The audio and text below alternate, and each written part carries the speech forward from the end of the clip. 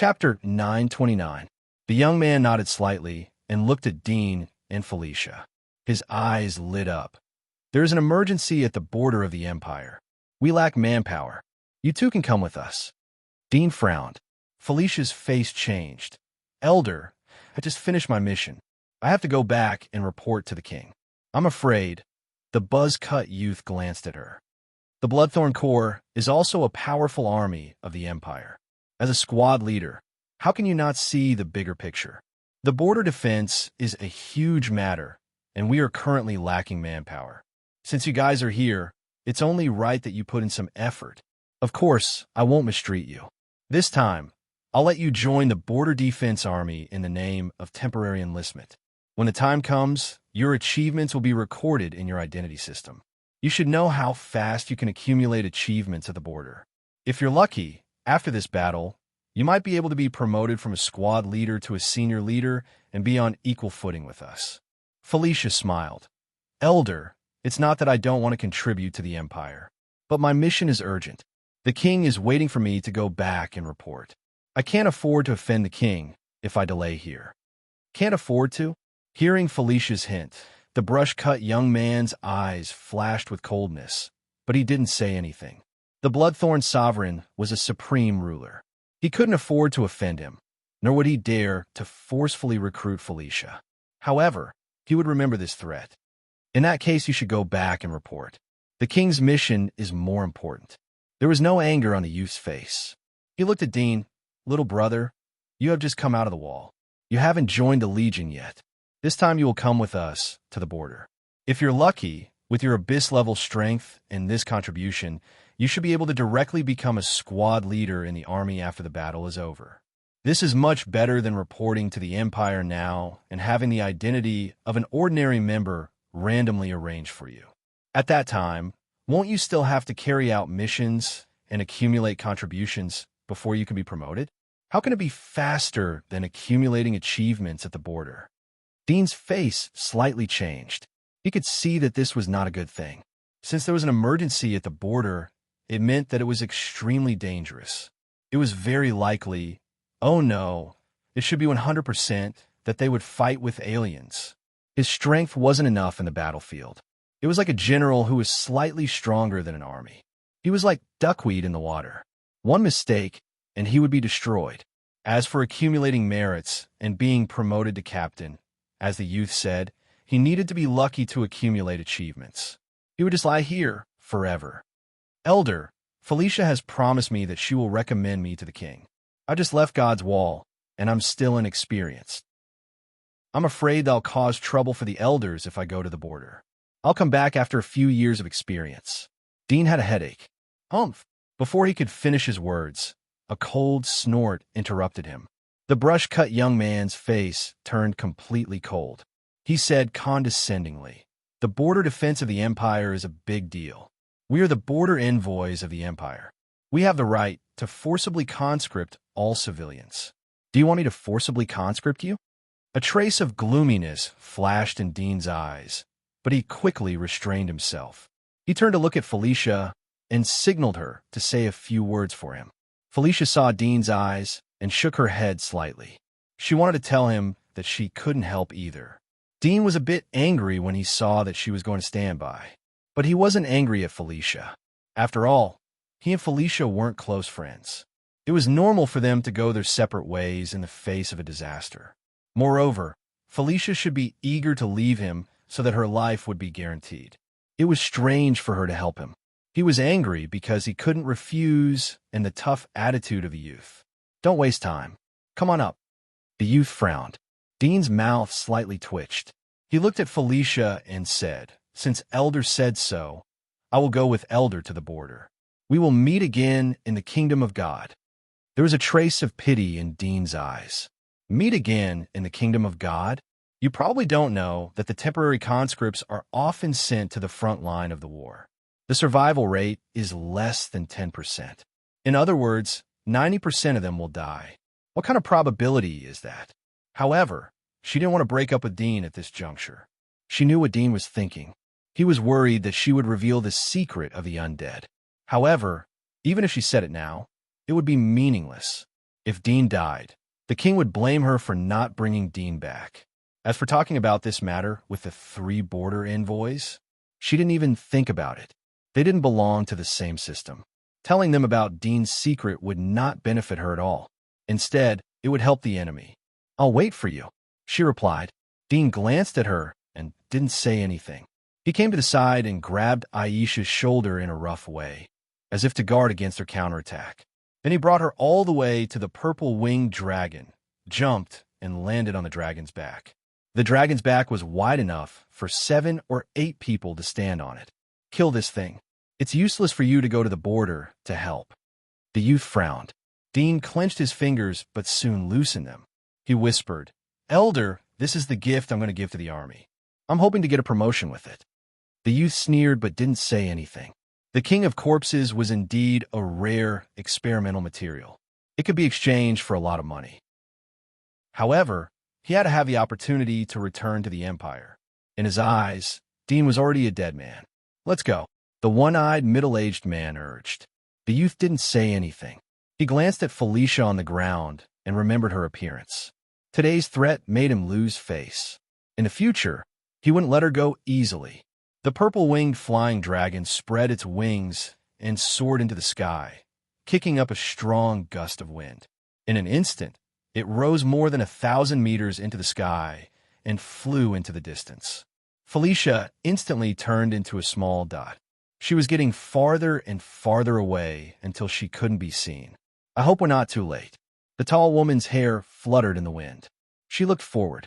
She wasn't afraid, even though she was thousands of meters high in the sky. Her eyes revealed a bit of worry. "I heard from the investigation team that the situation is a bit serious. I hope we won't cause any big trouble." "Don't worry. Nothing has happened on the War God's Wall for 100 years. It shouldn't be serious.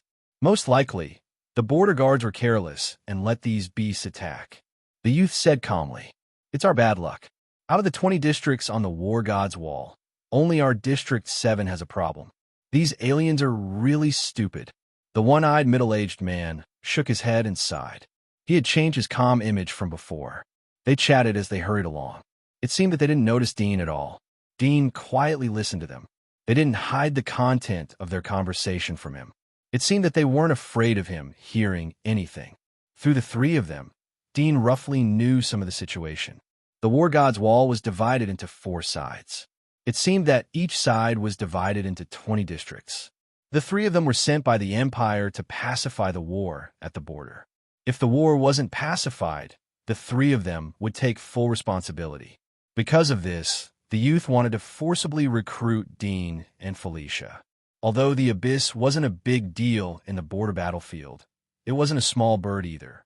After all, the Kingdom of God wasn't so terrible that everyone in the border guards was an Abyss. However, Felicia was backed by the Bloodthorn Sovereign, and she did not reveal what mission she was on. Although the young man with the brush cut was furious, he did not dare to force her. If it was an urgent matter and the Bloodthorn Sovereign blamed him, even if he defended the border and made a contribution, he might still fail because of this. After all, the character of the Bloodthorn King could be seen from the title of the Bloodthorn King. As the purple-winged dragon spread its wings and soared, the gray giant wall in front of Dean became clearer and clearer. The gray haze receded and appeared in his sight from small to large. This was a steep and towering giant wall. In Dean's mind, the God's Wall was already a magnificent building. In front of this towering giant wall, it suddenly lost its momentum. It was as if it was as small as a weak child. This was the real towering into the clouds. Dean was shocked. The war here was really a fight in the sky. The speed of the purple dragon was very fast. It brought them to the sky above the War God's Wall in the blink of an eye. The few of them followed the purple-winged flying dragon through the thin clouds. The moisture in the clouds brushed past their bodies, and the world above the clouds was especially dazzling. The countless clouds in the distance were like cotton candy, and also like a sprinkling ball of flour. Soon, the purple dragon plunged into the clouds. The wind whistled. In the whistling sound, Dean faintly heard a very sharp bird's cry and the rumbling of thunder. A lightning seemed to flash in his mind. It was the Thunderbird. Before he could follow the sound, the sudden acceleration of the wind forced him to grab the rope on the back of the purple dragon with one hand and pull Aisha with the other to prevent her from falling. The clouds suddenly receded and his line of sight became clear. Dean was shocked. He suddenly wondered if he had landed on the ground. In front of him was a vast flat square. There were countless soldiers stationed on it like ants. They stood like javelins, holding spears in their hands. Their military postures were neat, and their momentum was shocking. At the edge of the flat ground, Dean saw the green forest and a river. Obviously, this vast square was the top of the war god's wall. However, the width was big enough to form a battlefield. Dean suddenly understood why the war god's wall could protect the god's kingdom for so long. With such thickness, even if the demons of the abyss were good at digging walls, it would take several days to destroy it. Moreover, the war god's wall should be made of the same material as the giant wall. It was not made of ordinary rock. The great splitter had only left a few shallow claw marks on the war god's wall. One could imagine the toughness of the material. Whoosh! The purple dragon quickly braked and set off a hurricane. The hats and headscarves of the soldiers on the top of the wall fluttered. The flags inserted next to them were also fluttering. Soon, several figures rushed over from afar. The leader was an old man in his 60s, wearing a dark golden armor. His hair was white, and he was not wearing a helmet. His face was stained with blood, and his armor was also stained with blood. There were pieces of flesh in between the gaps of his armor. When he saw the young man with the brush cut and the others on the flying dragon, he let out a sigh of relief and said with a smile, "Finally, you guys are here."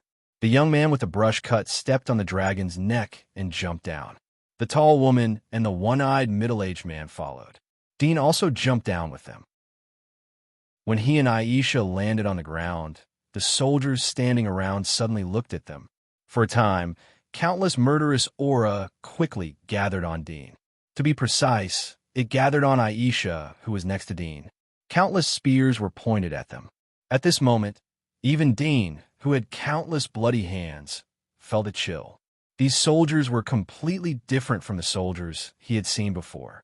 He could see through the heat source that these people were pioneers. Pioneers who were considered as masters in the God's Wall seemed to be the lowest level here. However, these people were completely different from the pioneers he had seen before. Their murderous aura was so strong that they seemed to climb out from the hell. Dean's hair stood up. He instinctively had an impulse to fight and resist. Well, the old man in his 60s frowned slightly. The soldiers around him suddenly received a message. They put away their spears and stood still. It seemed that the previous scene didn't exist at all, but the murderous aura still shrouded Dean. It seemed that once Aisha made a move, they would immediately attack. Who is this? The old man in his 60s looked at Dean with some doubts. Dean didn't seem to be a border envoy, and he had never seen him before. But he could see that the Corpse King seemed to be this young man's. Don't get me wrong. He came here temporarily when we were on the road.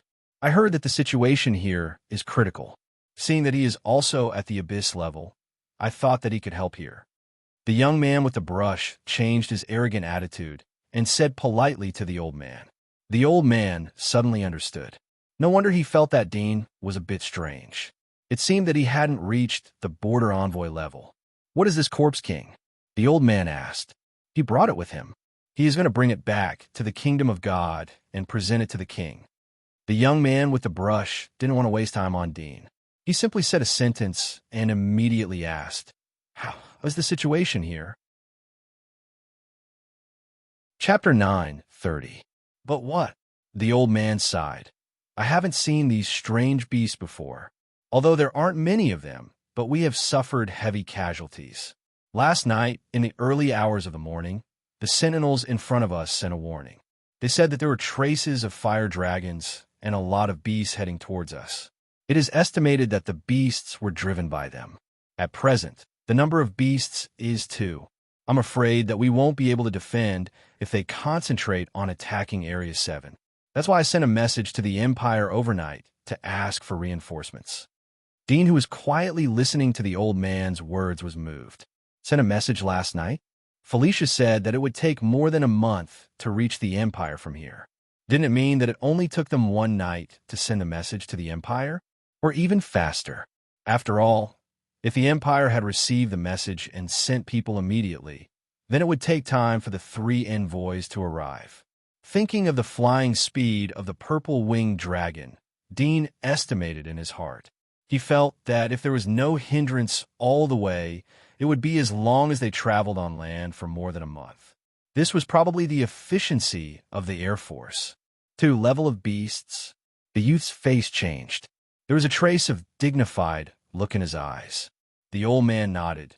The information we got isn't very accurate, but it is usually about 80% accurate. At present, I have sent people to patrol the front of the fortress. If there is any movement, they will immediately report back. I'm relieved that the 3 of you have come to reinforce us. If there is no accident, then we should be able to defend. The matter of border defense is an important matter. There can't be any accidents. Otherwise, it will be our dereliction of duty. The young man with the brush cut showed his attitude, and then glanced at the warriors around him. He frowned and said, "There aren't many of your weird, demonic beasts. How can you cause such heavy casualties among the warriors?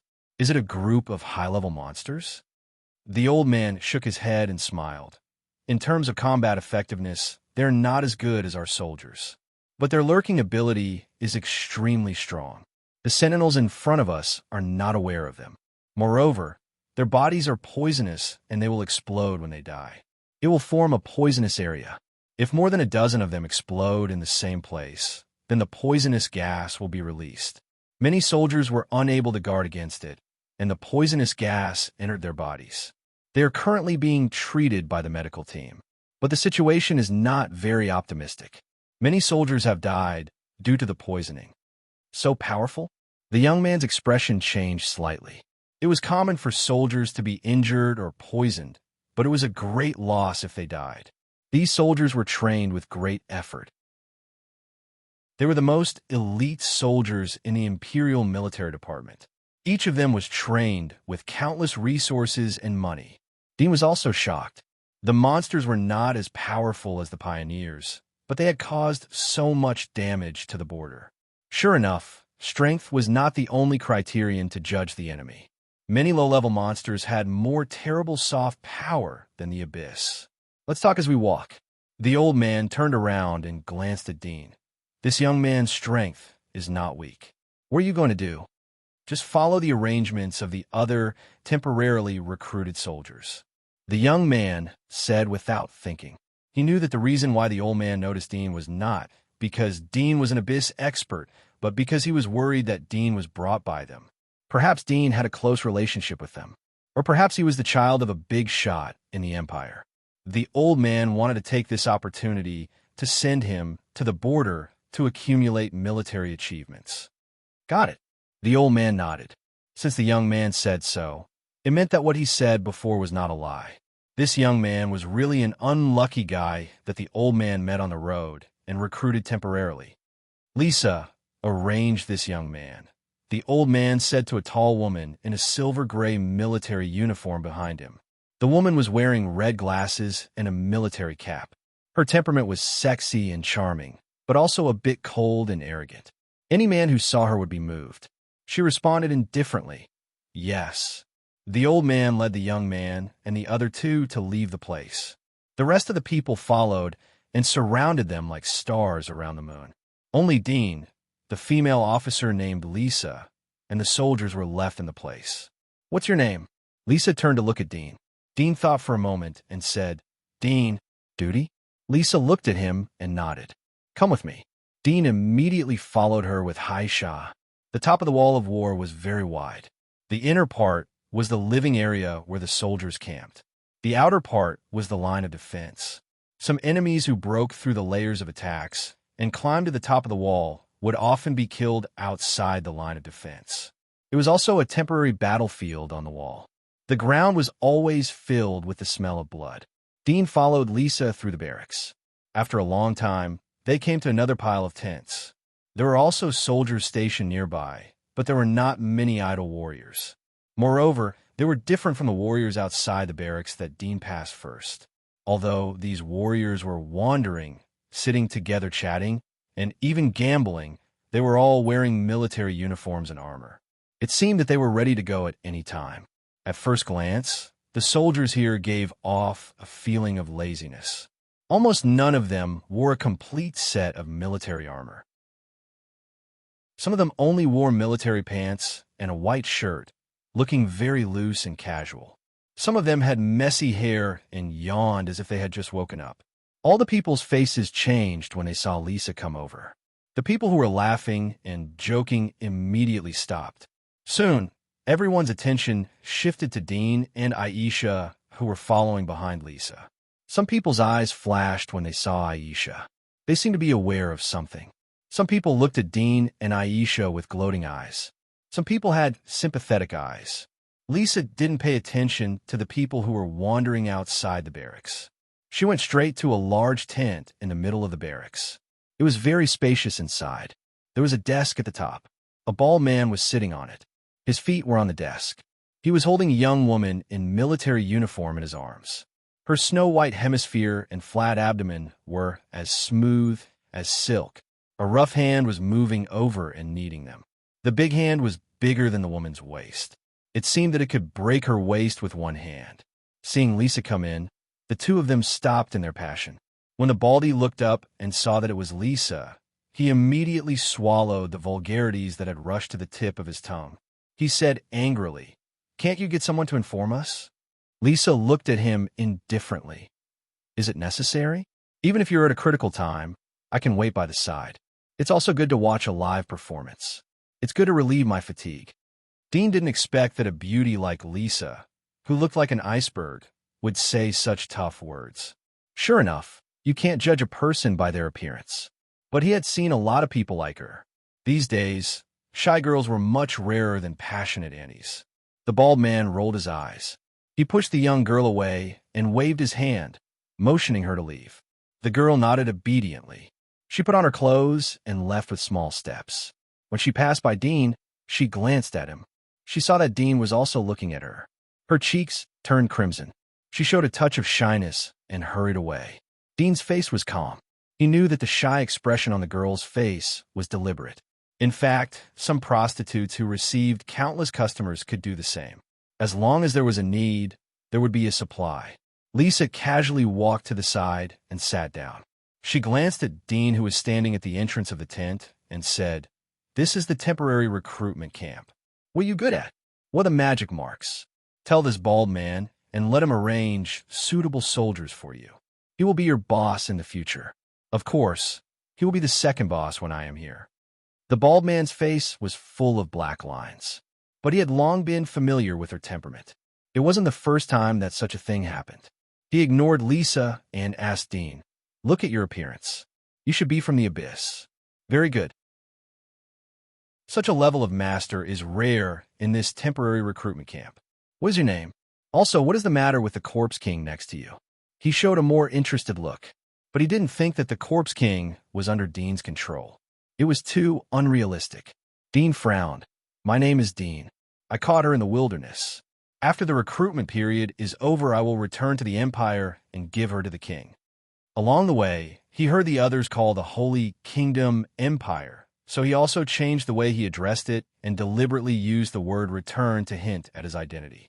At present, only 3 people knew that he came out from the wall. But he felt that the 3 of them wouldn't deliberately tell others that he came out from the wall and wasn't a person of the kingdom of God. As for the accent problem, Dean thought a lot of excuses. For example, he was sent out to perform tasks when he was a child. Also, he had internships in the wall and so on. "Is it for the king?" Baldy and Lisa glanced at each other slightly, but they did not show any strange expressions. Baldy nodded and said, "This Corpse King seems to be Abyssal grade. To be able to capture an Abyssal grade Corpse King, your ability is not small. However, Corpse Kings are easy to cultivate. There is no difference between Abyssal grade and Hunter grade. It should not be able to exchange for many things. Why don't you give it to me?" Dean frowned. "What are you going to do?" Baldy didn't care that Dean's tone was slightly rude. He used an expression of, "You are a man, so you should understand," and said, "Of course it is to have fun. You just came here. so you don't know how boring it is here. Drinking is prohibited, and gambling can't last more than an hour. The only thing left for entertainment is women. I'm tired of playing with the girls outside. I haven't been an undead for a long time. I really miss it. I miss it. Dean's eyes flashed with a cold light. His fingers clenched, but soon loosened. He lowered his head and restrained the killing intent in his body. After a moment, he slowly said, I'm going to give her to the king. I'm afraid it won't be good if I can't send her to him. The bald man chuckled. What are you talking about? You should have been temporarily recruited when you were out on a mission. You haven't returned to the Empire yet. How can you tell the king about this thing? Besides, why would the Sovereign King contact you? It's not a good habit to learn to lie the moment you arrive. Dean's fingers slightly trembled. He lowered his head and shook his head. I didn't lie. The captain of the 5th Squad of the Bloodthorn Legion, Phineas, was going to recruit both of us. But she has an important task and has to go back. I mentioned it to her. She should help me report to the king. So, Phineas? The bald man slightly frowned. He hadn't heard of this name, but it seemed that Dean wasn't lying. The smile on the bald man's face quickly disappeared. He stared at Dean while his fingers gently tapped on the table. The atmosphere in the tent seemed to be a bit depressing. If it was someone else, they would have been very nervous at this moment. But Dean was desperately restraining himself, restraining his own killing intent. How about you lend me a few days? I'll clean her up and return her to you. How about it? The bald man emphasized each word. There was silence in the tent. The silence lasted for a long time before Dean's voice came. What if I don't want to? The bald man's eyes suddenly turned cold. Just as he was about to speak, Laisha suddenly interrupted and said impatiently, Okay, let's talk business. What are you talking about? You fool around with women every day, and now you're a walking dead. Aren't you afraid that your thing will be infected or bitten by you? The coldness in the bald man's eyes faded as if nothing had happened. His face once again showed a smile. I'm just kidding. Why are you so serious? I was just joking. But the excitement of an undead is really different. You haven't experienced it yet. Besides, how can it be infected with an isolation membrane? Remember the undead I used to deal with? I broke its teeth and handed my work to it. Don't even mention how cool it was when it desperately bit me. Enough. Lisa frowned and scolded. It's not over yet. Did your sperm get to your brain? The bald man's face slightly changed as he knew that the joke had gone too far. He scratched his head. I'm just joking. Well, I won't say it. It's all your fault. You made me hold back my anger. Lisa stared at him. The bald man smiled and no longer mentioned the matter. He looked up at Dean and said in a serious tone, What is your magic mark? Tell me your specific strength so that I can arrange you into the corresponding army. Chapter 9:31. Splitter. A smile appeared on the bald man's face. It's a 3-star magic mark. TSK. It's quite rare. I remember that magic marks of a splitter are good at attacking. In that case, you can only go to the Vanguard Battalion. Lisa glanced at him. Don't you want to verify it? The bald man grinned. What is there to verify? I believe in Little Brother's character. You won't lie. Lisa rolled her eyes and glanced at Dean, who was silent. She slightly shook her head. His experience was too shallow. He had offended the commander of the temporary recruitment camp. If Dean had said that he had a perception-type magic mark or an investigation-type magic mark, then even if Baldy was dissatisfied with him, he wouldn't have dared to openly assign him to the assault camp in front of him. Private hatred could only be solved in private at the border. If anyone was involved in the war, then once it was detected, it would not be a small punishment. Now that Dean was assigned to the Vanguard camp, it was obvious that he could only live for a few days. Even she couldn't change anything. After all, Dean didn't have any background, so it wasn't worth her help. Dean was relieved when he saw Baldy's impatient appearance. He had gambled correctly. His vision was very accurate. He knew that if he offended the bald man, then the other side would definitely find fault with him. If he said that he had a perception-type magic mark, then the other side may not believe it. They might even ask to stimulate the demonic body on the spot to verify it. Although his demonic body was that of Splitter, but there seemed to be some differences with the average Splitter. In case they saw something wrong, then it would be more troublesome. Dean, splitter magic marks, abyss level. Baldy took out a book and wrote down Dean's information. Good. You have added a general to the team. You have to do a good job and kill as many enemies as you can on the battlefield. With the destructive power of your magic marks, it will be easy for you to accumulate achievements. I estimate that you will be rewarded when you return to the kingdom of God. Dean nodded, but didn't say anything. Although the bald man's words were very tempting, but his eyes and tone were obviously gloating. The Vanguard Battalion, as the name suggested, was obviously the cannon fodder that charged at the very front. While the speed at which they accumulated combat achievements was fast, the speed at which they were sacrificed was even faster. On a battlefield of this level, an abyss like him was nothing at all. Saying that he was a general was just a joke that the enemy was joking about. As for why the Baldy was in such a good mood, Dean knew the reason. Once he died, Aisha would be ownerless. How long is the temporary conscription period? Dudian asked. The bald man smiled and said, when the border guards withdraw their emergency alert state, your service time will be over. As for when the emergency alert state will be withdrawn, it will depend on when those fellows outside the border retreat. Dudian nodded and didn't say anything. Go wait outside first. I still have something to say to Commander Leisha. I'll bring you to report to the charge camp later and collect your battlefield single unit combat device. Individual combat device. Dean's eyes moved, but he didn't ask much. He turned and left. Leisha looked at Dean's back as he walked out of the tent. She slightly frowned and said to the bald man, you haven't asked him if he is a lower or middle abyss. The Baldy smiled disapprovingly and said, I say, Miss Lisa, have you taken a fancy to this pretty boy? I noticed that the way you look at him is not right. In the past, when those guys came to report, I didn't see you pay attention to them. Moreover, do you still need to ask? If he is a middle abyss, how could he be caught and brought to our temporary conscription camp? Those people are at the same level as us and have backers in the Empire. This kid obviously has no background. He deserves to be unlucky. Who doesn't know that our temporary conscription camp is just cannon fodder on the battlefield? Leisha's face was cold. Pay attention to your words. The bald man saw her change her face and quickly smiled. He didn't dare to push his luck. Yes, yes. My mouth is cheap. Leisha snorted coldly and said, I'm warning you. We need people now. This person is an abyss after all. You better not play any tricks. Even if he dies, that corpse king won't be yours. I'll keep it safe. The bald man's expression changed slightly. His brows furrowed, but he quickly relaxed and revealed a smile again. He chuckled and said, Miss Leisha, what are you talking about? Although this brat has a tough temper, I'm not that narrow-minded. Don't worry. Making the best use of everything is our principle here. I won't deliberately send him to his death. However, about the Corpse King, how about we discuss it later? Lisa knew that he was a ruffian in the army. He had been here for many years and was already a wily old fox. She couldn't be bothered to lower herself to his level. She got up and said, I'll send this person personally. Take care. After saying that, she left the tent. The bald man looked at her swaying waist and slightly licked his lips.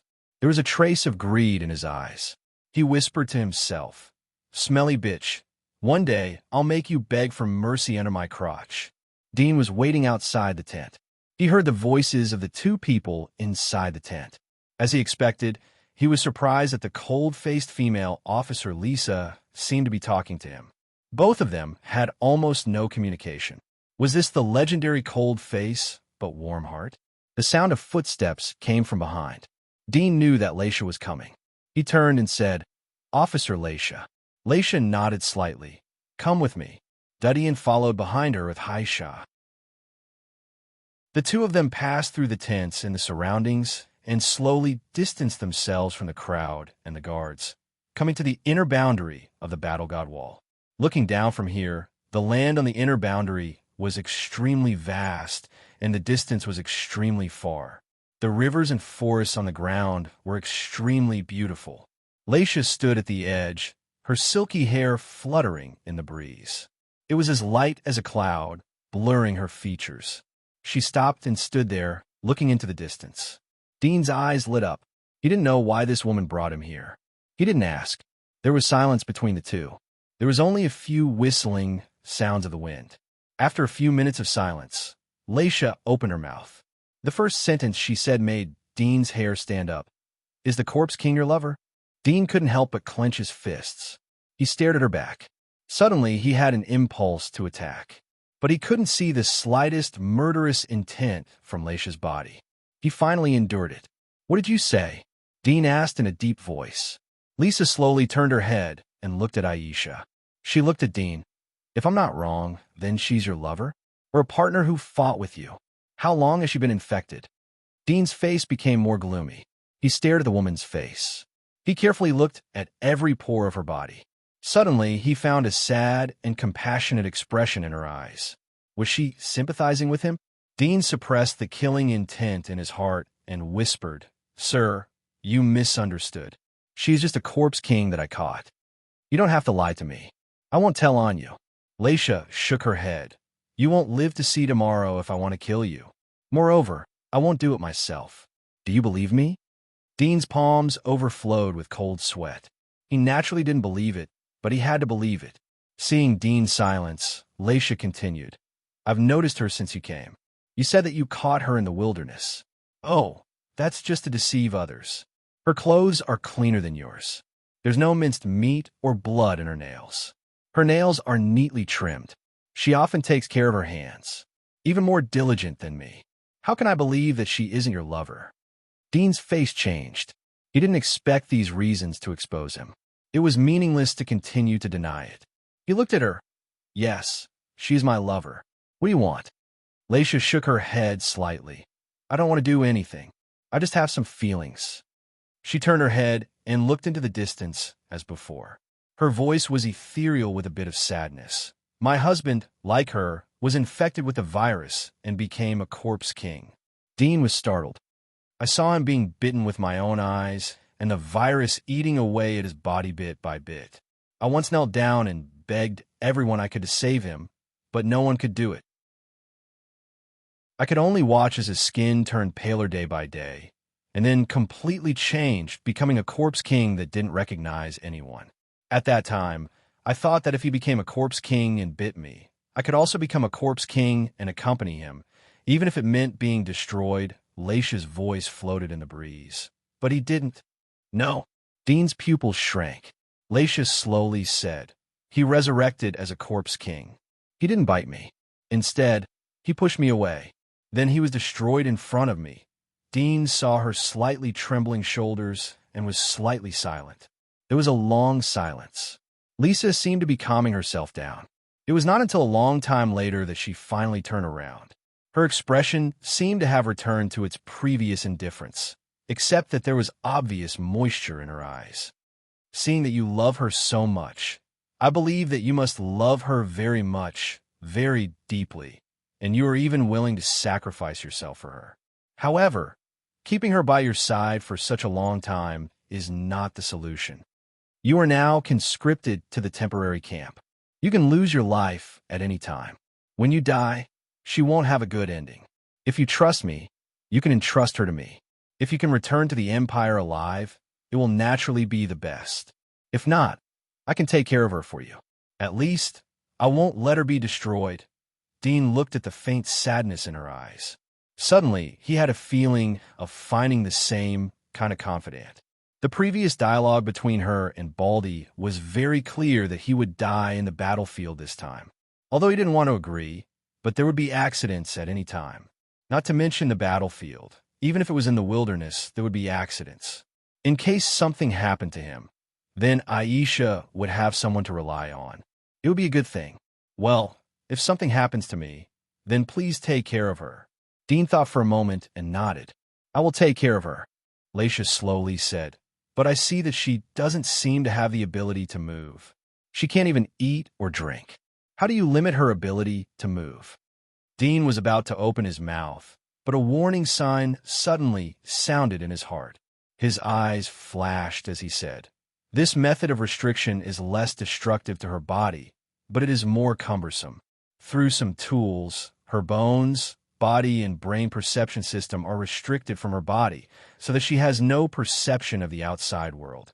That's why she is in such a state. Leisha's eyes flashed a trace of imperceptible disappointment. So that's how it is. This method is really good. I have heard of it before in the Empire. Once the perception of the undeads is blinded, they will stop moving like puppets. They have weak thinking ability or even none. In the case of no prey, they will basically be in a wandering state. That's it. Dean nodded. It's a bit complicated. Let's go and report first. I'll tell you the details later. Leisha nodded slightly and sighed. All right. She turned back to the aisle and led Dean all the way forward. Dean was behind her. Looking from the side, he could see her shoulders and chest bulge. The beautiful face seemed to have restored the usual indifference. He slightly frowned. He didn't know whether this woman was really like what she said or had another purpose. If there was another purpose, did she realize that the state of his control of Aisha was different from the General Corpse King? So, she wanted to find out from his hands. If that was the case, why didn't she report it?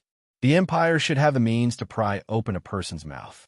Thinking of this, Dean suddenly felt that this woman was not as simple as she looked on the surface. Perhaps she was not just the deputy of the old general. Not long after the two walked, they came to a military camp next to the temporary enlistment camp. There were only 20 or 30 tents here. Hundreds of people were moving around and inside the tents.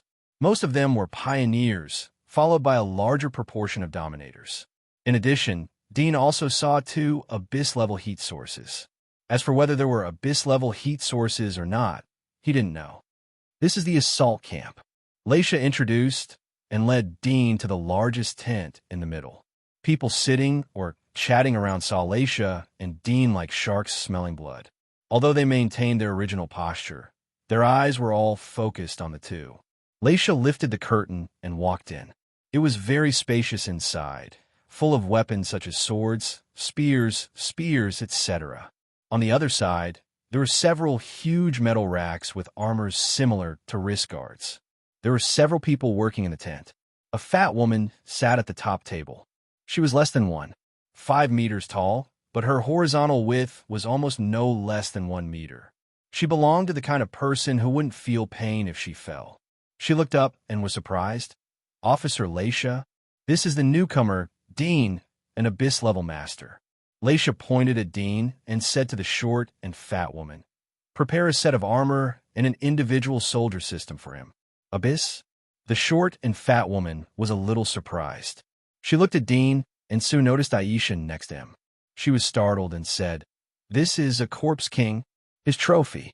Leisha said casually. The short and fat woman understood and didn't ask again. I know. I'll tailor it for him. All right, I'll leave him to you. I have to go back first. The 3 border envoys have arrived. I'll go and see how they're going to deal with this matter. Leisha turned and left. She gave Dean a careful look before leaving. The short and fat woman looked at Dean after Leisha left. Dean, I'll remember it.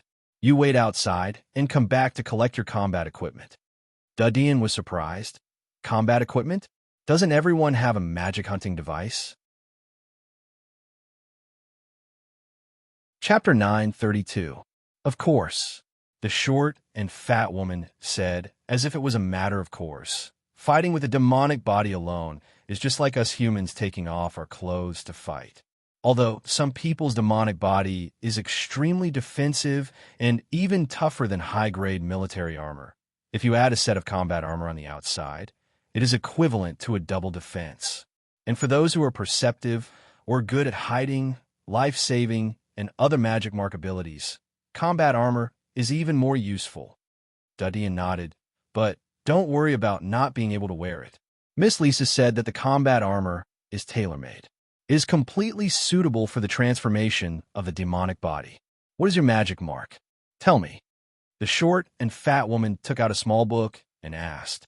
Splitter. Duddian answered truthfully. The plump woman scribbled a few notes on the notebook and then threw the notebook back on the table. She walked up to the metal rack with the black wrist guard hanging on it. This is your soldier's auxiliary individual combat system. It's a little different from the equipment, you know. She took one from the shelf and threw it to Dudian. Dudian raised his hand to catch it. He was stunned when he looked down. It was not a wrist guard. It was a bit like a wristwatch, but it was wider. There was a display screen on top of it. Put on the hand that you rarely use in combat. If you're right-handed, put it on your left hand. If you're left-handed, put it on your right hand to prevent it from being damaged in battle. Although this thing is very hard, the display board on it is not, the short and fat woman said. Dudian's eyes flashed. He seemed to think of something, but he was not sure. He did as he was told and put it on his left hand. At this time, the short and fat woman came over. First, she checked if he had put it on properly and helped him tighten it. Then, she stretched out her chubby fingers, which were trimmed to the point like sharp claws, and gently tapped on the side of the display board. Soon, the display board lit up. Dean's conjecture was confirmed, and he couldn't help but be stunned. The chunky woman saw Dean's reaction and gently smiled. Many people who came to the border for the first time were surprised by the auxiliary combat system. After all, they had only seen the light in the flame and the starry sky above their heads. The display board was blue.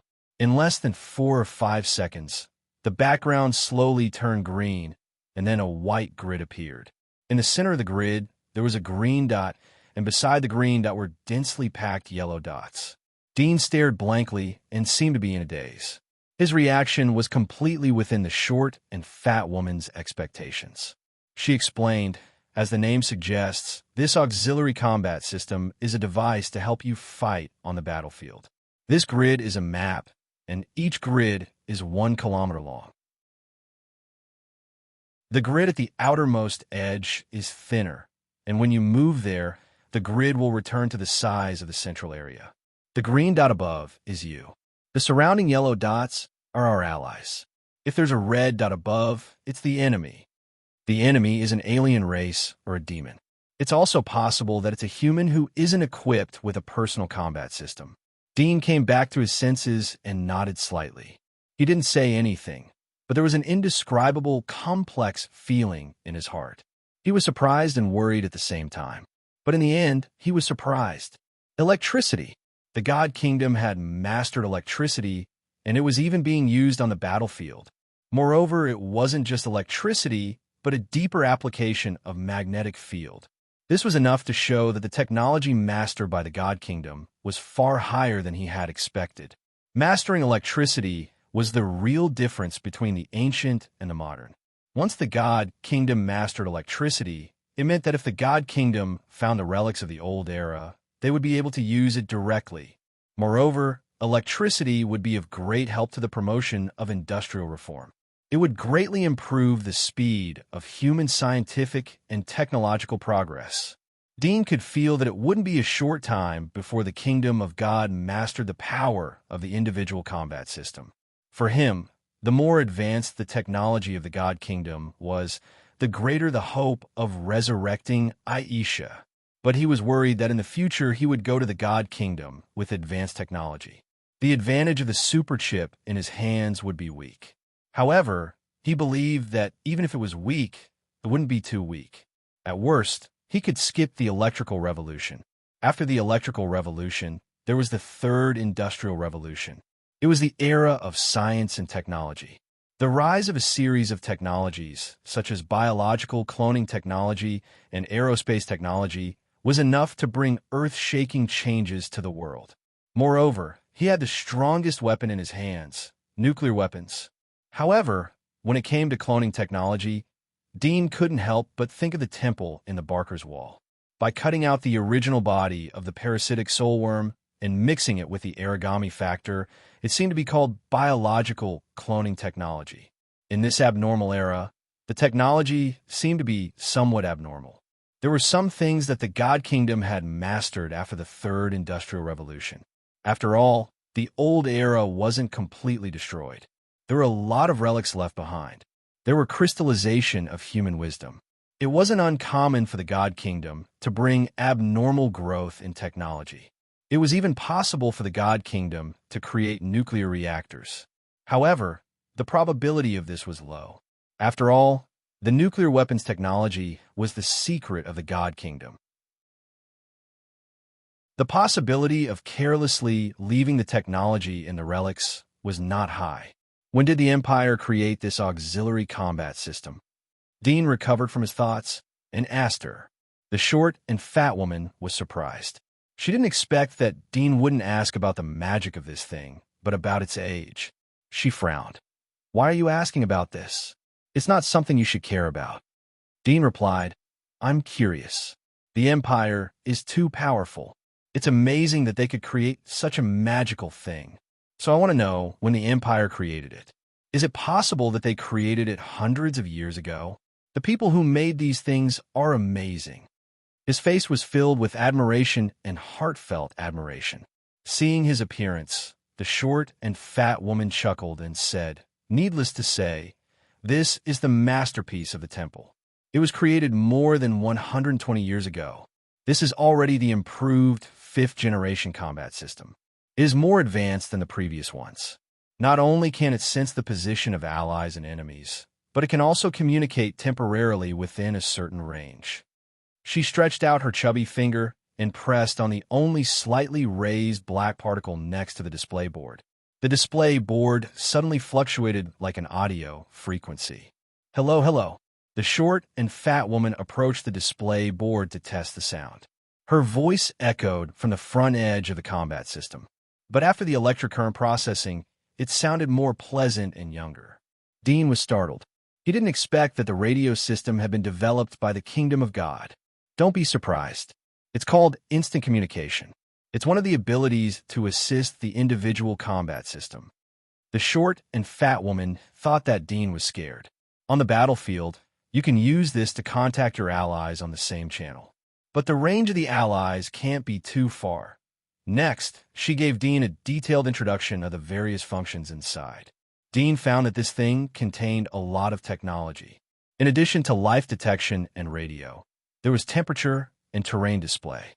It could be debugged and displayed on the grid. Moreover, it was completely waterproof. Even if it was soaked in water for a few days, it wouldn't be a problem. It could be used for a month if the radio wasn't used frequently. Remember, no matter what the situation is, you can't abandon this thing. You can't take it off even if you want to take a bath. Of course, there's no condition for you to take a bath here. The short and fat woman solemnly looked at Dean and warned him in a serious tone. Even if your arm is cut off on the battlefield, you must pick it up. Otherwise, the other allies' combat system will show your position. They will reinforce you and put you in danger. If you lose this thing, you will face the heaviest military punishment except death. I guarantee that it will be more painful than death. Dean nodded slightly, but in his heart, he thought that preventing the allies from saving him was secondary. Most of the time, it was to use this to see their position. It was to prevent people from avoiding the battle or even killing each other. On the battlefield, unless it was a soldier who had graduated from military school, people like Dean, who had to rely on themselves to climb up, would not save others in a situation of their own safety. It was tantamount to finding trouble for himself. As for the situation of his own safety, it was needless to say that he couldn't protect himself. It would be good if he didn't drag others down with him. Well, it's none of your business. You can go. I'll ask someone to send your combat armor to you. The short and fat woman waved her hand to send Dean away. Dean turned around and left with Aisha. Outside the tent, there was a short-haired young officer who also had a buzz cut. 9 out of 10 soldiers here had a buzz cut. Short hair was more convenient in battle. This was the experience concluded by the veterans. In a prolonged battle, the hair would be mixed with the enemy's blood or even internal organs. It was very likely that the hair would fall down and touch the eyes or even block the vision. Therefore, a buzz cut perfectly eliminated such potential dangers. Of course, the old-era soldiers didn't shave their hair for such a bloody reason. Are you new? Come with me. I'll take you to your residence, the young officer said stiffly. He seemed serious and indifferent. Dean nodded. The young officer took Dean to a tent about 100 meters away. The tent was rectangular, more than 20 meters long and 10 meters wide. It was a medium-sized tent here, but it was also extremely spacious. There were 40 beds in it, divided into 4 rows, with 10 beds in each row. At the moment, many of the beds were occupied. There were clothes and some small parts piled up on the beds, such as a monster's skull, claws, for pillows, and so on. Dean glanced around. There was nothing but 6 beds with uniform quilts. There were 34 people living here. Including him, there were 35 people. Without exception, all 35 people were men. It was estimated that the women were assigned to women's tents. The young officer led Dean into the tent and said, "You can pick any of the empty beds here. Remember, don't cause trouble here, or else you will be punished by military law. In addition, if there is an announcement outside, be sure to gather in the square within 10 seconds. Do you know where the square is?" Asked the others. He turned around and left as if he had completed his task. After he left, Dean turned his head and saw many people in the tent looking up at him. To be precise, they were looking at Aisha, who was next to him. Greed, evil desire, naked eyes, without the slightest concealment. Dean's face turned cold. He took Aisha to an empty bed inside the tent.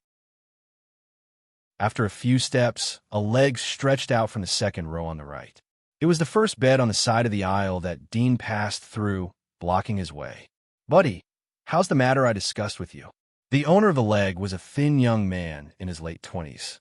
There was a fire scar on his face, which looked a bit scary. At the moment, he said with an excited smile on his face. Dean stopped for a moment. Everyone's eyes showed a playful look. Dean lowered his head and seemed to be afraid to speak.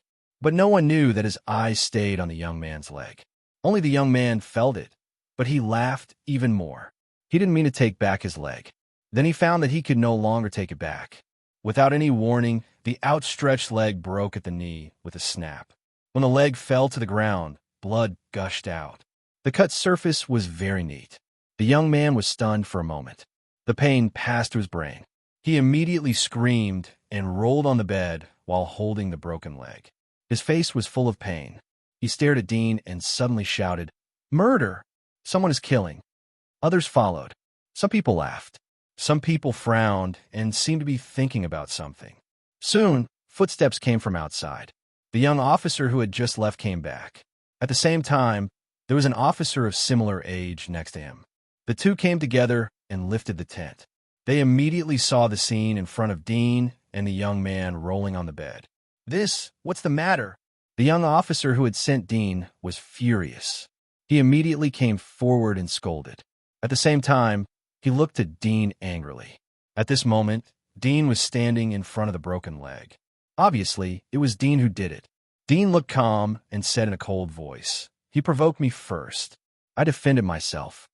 Hearing Dean's words, the young man was so angry that he almost vomited blood. He immediately held back the scream and cried to the young officer, "Sir, you have to help me. He didn't do anything.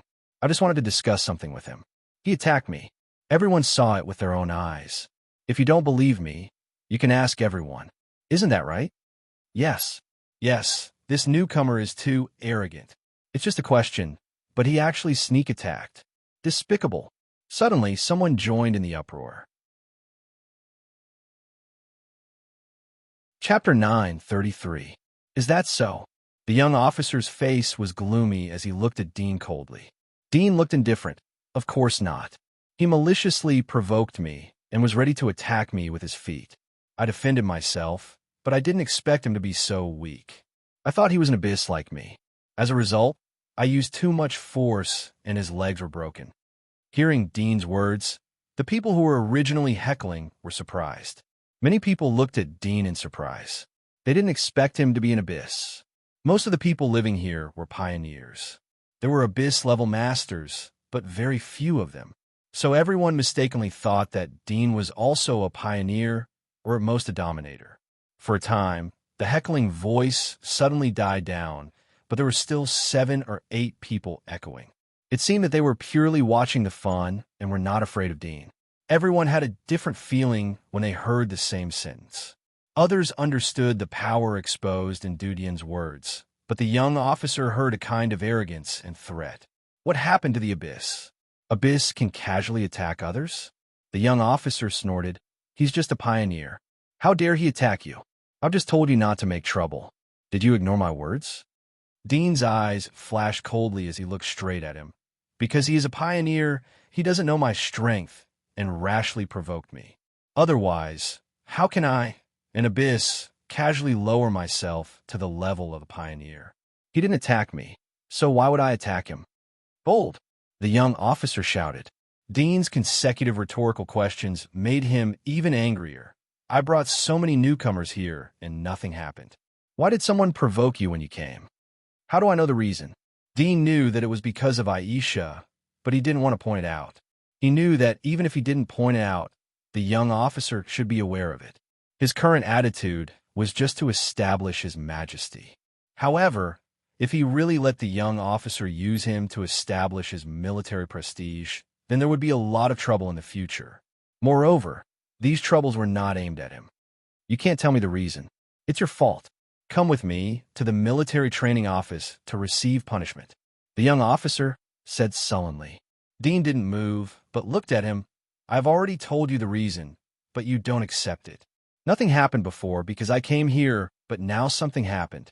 Am I responsible? What is the truth of the matter? You can ignore it?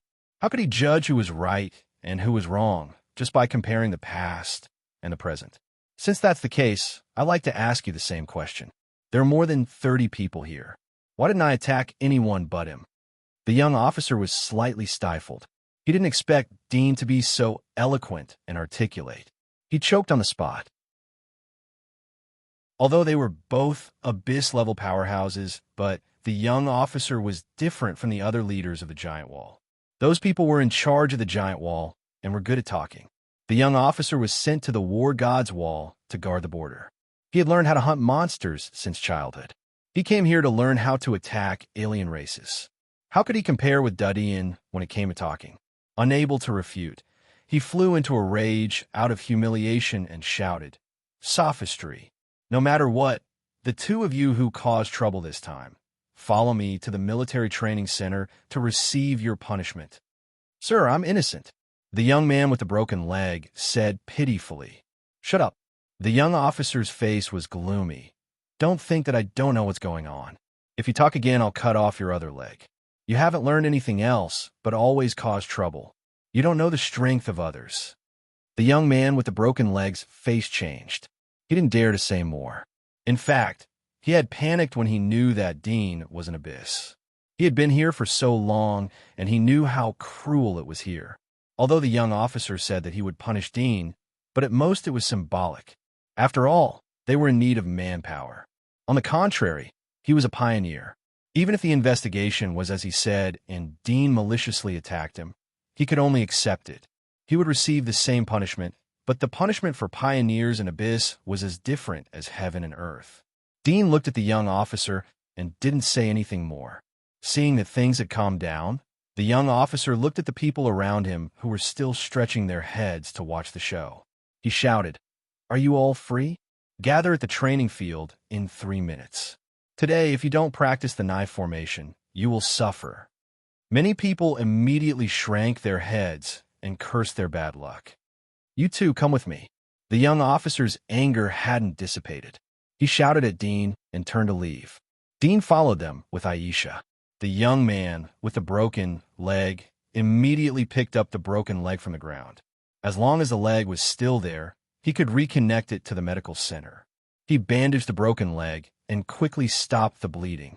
He took out his hunting tool from under the bed and used it as a crutch to follow the young officer. He hadn't walked out of the tent when he heard a burst of laughter and ridicule from behind. The young man with the broken leg's face turned green and white. He gritted his teeth and walked out of the tent. In the military training tent of the assault camp, an old blonde general with thick eyebrows glanced at the young officer after listening to the young officer's statement. Then he looked at Dean and Aisha and finally glanced at the young officer. "Didn't you tell them that he is an abyss when you took him to report?" The young officer was surprised. His palms overflowed with cold sweat. He bowed his head and said, "Sir, it's my fault. It's good to admit your mistake, but it's better not to make mistakes." The blonde general's voice was calm as he slowly said, "You know what kind of place it is? To put it bluntly, it is a group of mobs. When they lack women, even if you give them a sow, it will be played to death let alone undead. Yes, sir, this subordinate knows his mistake. The young officer bowed his head. The blonde general didn't pay attention to him anymore. He looked at Dean and the young man with a broken leg and sighed. You don't even know the strength of the enemy, but you rashly provoked them. I really don't know how a person like you mixed up to the pioneer level. Is it because you have been here for a long time, without women and entertainment, that your brain is stuffed with shit? The young man with the broken leg was red. He gritted his teeth and lowered his head. He didn't dare to complain and mention the broken leg to gain sympathy. He at least had a little insight. He knew that doing so would only make him more humble and more disgusted. You take the initiative to stir up trouble. If it was in normal times, you should receive 100 lashes. Considering the current situation, the punishment will be retained, but 100 points will be deducted from your battle record. In addition, you will have to wash everyone's clothes for a week, including underwear and socks. The blonde general indifferently said. The young man with the broken leg was stunned. He didn't expect the punishment to be so heavy. He did not think about the 100 military lashes that had been delayed. Just the deduction of 100 military lashes and the fact that he had to wash other people's socks and underwear was enough to make him feel extremely pained. The people here were all conscripted at the last minute. They were not like the people who had graduated together with them in the military academy, where there was a sense of camaraderie. This place was no different from a prison, just that their range of activity was a little wider. He wouldn't be able to lift his head in the tent if he had to wash socks and underwear for others. He would be ridiculed by everyone. Sir, He opened his mouth and wanted to beg, but the blonde general's eyes made him forget the words that were about to come out of his mouth. He was stunned for a moment. The blonde general looked at Dean. You said that the Corpse King is your trophy. During the training period, hand it over to the military storage for safekeeping. Wait until the end of the battle to collect, sir. Dean frowned as he saw the sharpness in the old general's eyes. But he was a person who had seen great winds and waves. He quickly restored his composure. Miss Lisa has allowed me to carry my things with me. This is a gift to be handed over to the Bloodthorn King. I hope you can accommodate me. The blonde general saw that Dean was not afraid. He slightly frowned. He didn't get angry because of Dean's interruption. He pondered for a moment. In that case, you will be responsible for all the troubles caused by the Corpse King in the future. Are you willing? Yes. Dean knew that he had no choice. All right, go. The blonde general waved his hand. Dean was surprised. He didn't expect to be criticized. Although he expected that he wouldn't be heavily punished, but he didn't think that it would be so light. His understanding of this place became clearer. Who said that the military law was strict? Treat everyone equally? There were differences in treatment everywhere. This place was no exception. However, he was in a good mood because he wasn't punished. No one wanted to suffer. The young man with the broken leg was stunned. Was it over? Wasn't he going to be punished? How come he didn't need to wash the socks and underwear? Why should I be punished? What are you doing? Get out. The young officer saw that the young man was in a daze. The young man with the broken leg slightly gritted his teeth. His heart was unwilling, but he could only carry his broken leg and limped away. Dean walked past him like a gust of wind. After all, 2 legs were faster than one. The young man with the broken leg gritted his teeth, but he could only endure. He turned to the young officer. Sir, can I get my leg treated first? In case it takes too long and can't be healed. I'm afraid I'll become a burden on the battlefield. I also want to serve the Empire. The young officer frowned but nodded. Come with me. They turned and left in another direction. Dean returned to the tent with Aisha. The tent was empty when he came in. Most of them were gathered on the training ground. Chapter 9:34. 2 hours later, people returned to the tent. They whispered and talked about the military. The tent was lifted and someone came in. Soon they noticed Dean in the tent and were surprised to see him. Hey, wasn't he punished? Why is he still here? What about the unlucky guy? Some people whispered curiously. These people returned to their respective beds. Their eyes quickly fell on the raised bedding next to Dean. Although the bedding was fluffy, they could still see that there was a person hidden inside. It should be the corpse king that Dean had brought before. The tent gradually became lively as more and more people returned to the camp. Many people looked at the quilt next to Dean from time to time. Their eyes flashed, but they endured it. It could be seen from the fact that Dean returned so quickly that the punishment was not big. On the contrary, no one had seen the figure of the person who stood out. It was inevitable that people would speculate about his fate. "I heard that you are the Abyss." A warm voice echoed as Dean closed his eyes and rested on the bed. Dean slightly opened his eyes and saw a blond man. He was handsome and had gentle eyebrows. His blue eyes were like the ocean. He didn't have the slightest hostility. Instead, he felt a sense of familiarity. "You too?" Dean looked at him. "Just like you, my name is Zash." The golden-haired man chuckled. "You haven't received your combat armor yet, right?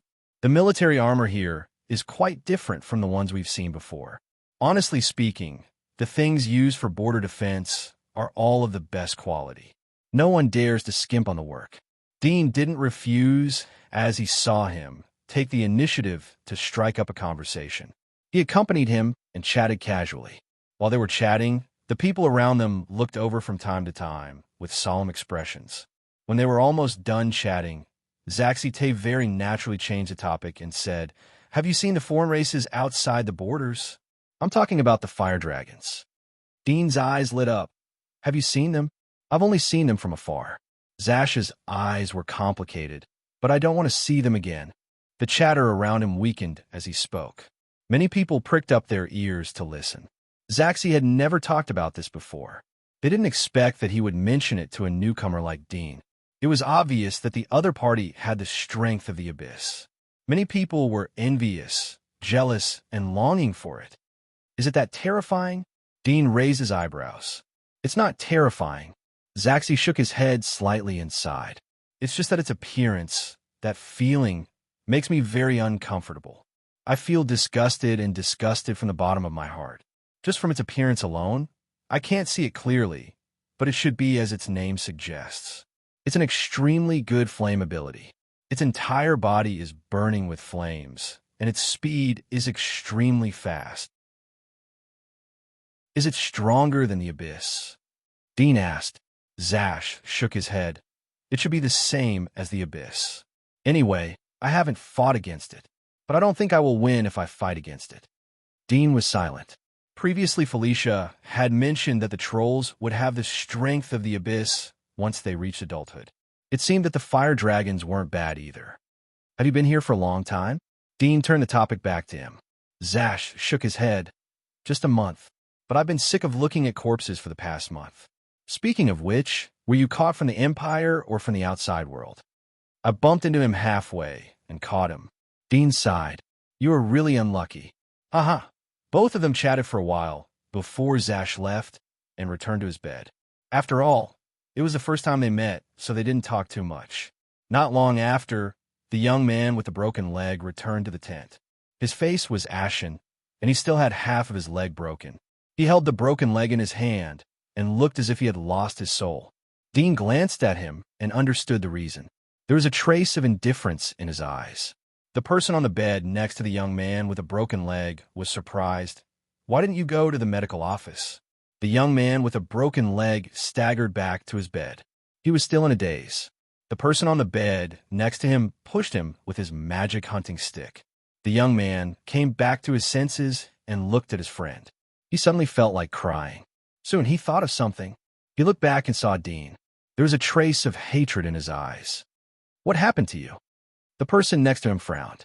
The young man with a broken leg gritted his teeth. "The doctor said that my leg can't be treated." "What?" The person next to him was stunned. "How is it possible?" "The medical skills here are advanced. Broken legs and hands can be easily treated. Why can't your leg be treated?" The young man with a broken leg clenched his fists. "The doctor said that the peripheral tissues were completely damaged when my leg was cut open.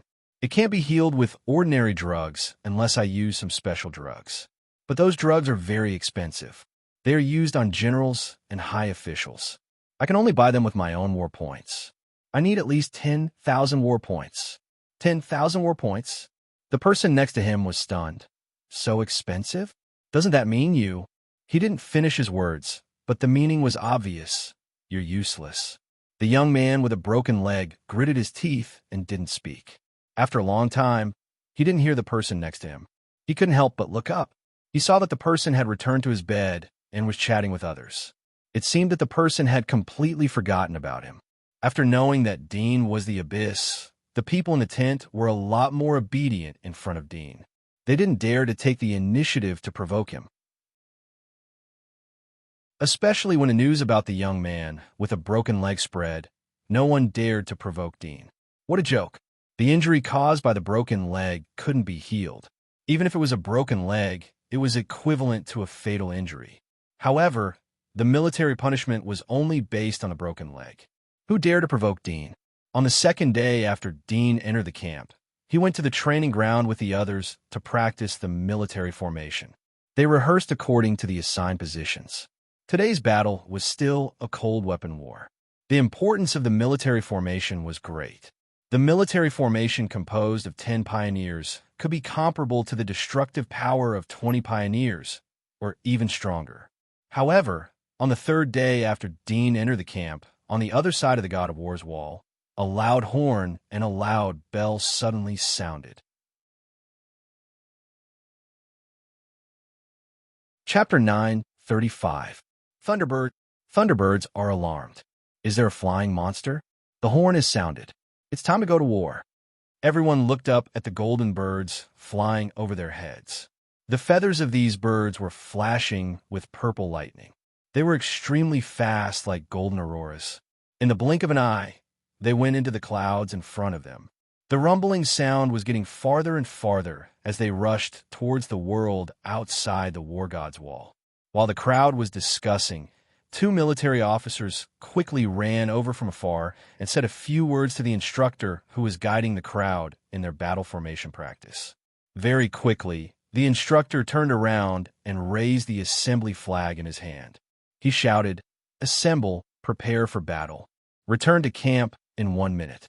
Put on your combat armor and the single soldier support combat system. Assemble here. Those who missed this spot, be careful." He waved the flag, and everyone immediately scattered and rushed towards the tent. Dean's heart sank. He didn't expect the war to come so fast. He wasn't fully prepared, but he had to bite the bullet. He flew over the heads of others at the fastest speed and rushed into the tent. He took out the combat armor from the bed and put it on. As for the combat system, he had worn it on his wrist.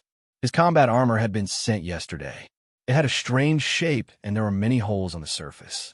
Dean had seen the positions of these holes.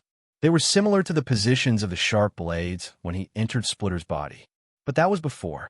Since he had absorbed the flesh and blood of the origami, his body had undergone a lot of changes.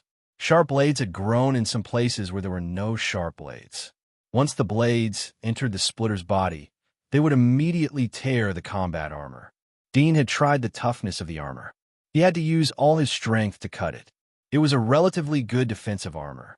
Although he felt that it was useless to wear it, Dean still wore it. If it was torn in the battlefield, he would say that it was damaged during the battle. Anyway, it was impossible to create satellites to monitor their every move in space. Dean put on a thin animal coat and a combat armor. He picked Aisha up from the bed and took her back to the square. The whole action was done in one go. It had only been 53 seconds since they arrived at the square, but there were still a lot of people rushing over. The instructor noticed that Aisha was in Dean's arms. He frowned. "What is this?" Dean immediately said, "This is the Corpse King. If the situation is critical, I can lift the restrictions on her body and throw her into the middle of the enemy. It will give us more opportunities." "Nonsense," the instructor shouted. "This is a war, not a child's play. During a battle, how could you have the time to remove her restrictions? Even if you did, what if she pounced on your own people?" "Take her back immediately," Dean said. "If the enemy doesn't break through our encirclement, she will stay in place and won't cause us any trouble. But if the enemy breaks through the encirclement, then it will be good for us. I promise that once the restriction is lifted, she will be sent to the center of the enemy. At that time, the enemy may attack her. We will have more opportunities to annihilate the enemy." Nonsense. I told you to take her back. The instructor shouted. If you don't listen to me, then I will kill her now. Dean's eyes were gloomy. He looked at him coldly. Now we are short of people. The situation is urgent. One more corpse king to help us fight. Can't you even distinguish this point? Bold. The instructor was furious. He had always been grumpy. Some people were clumsy when he commanded Dean's temporary army. He had overdrawn his patience. Now Dean contradicted him. He was about to stride forward when he was suddenly pulled by the officer next to him. The officer whispered a few words and looked at Dean at the same time. When he finished, the instructor's face was slightly angry. He snorted, "If the situation is not urgent, I won't spare you. The Corpse King will be sent to the Undead Division. They will push her to the front line of the battlefield. You will gather and hold the line of defense given to you by the officer. Anyone who dares to retreat will be killed on the spot, according to the military law." Dean frowned. He quickly understood. Push her to the front line of the battlefield? Obviously, there were a lot of undead gathered at the border. They used her as a bomb type of throwing range weapon.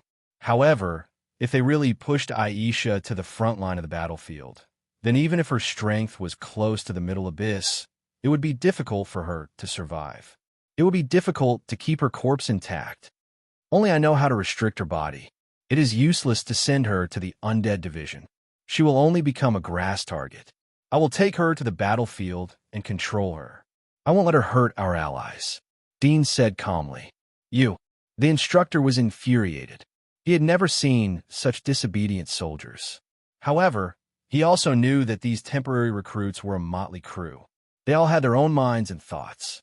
It would be a fool's dream to gather their wills together. On the battlefield, the will of the army couldn't be unified. It was a scattered sand. That was why the temporary army could only serve as cannon fodder. At this time, the vast and longhorn sound echoed in the distance again. Everyone's eardrums buzzed, and their blood seemed to boil. The instructor and the two officers next to him changed their faces. The instructor turned to look at Dean. His eyes flashed with coldness. He clenched his fists.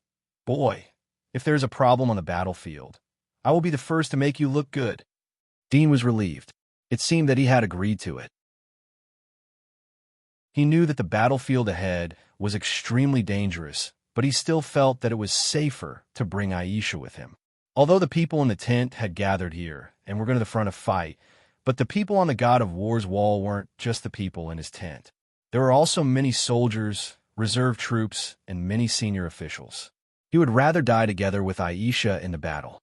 He didn't want to suffer for the rest of his life. You, where is your combat armor?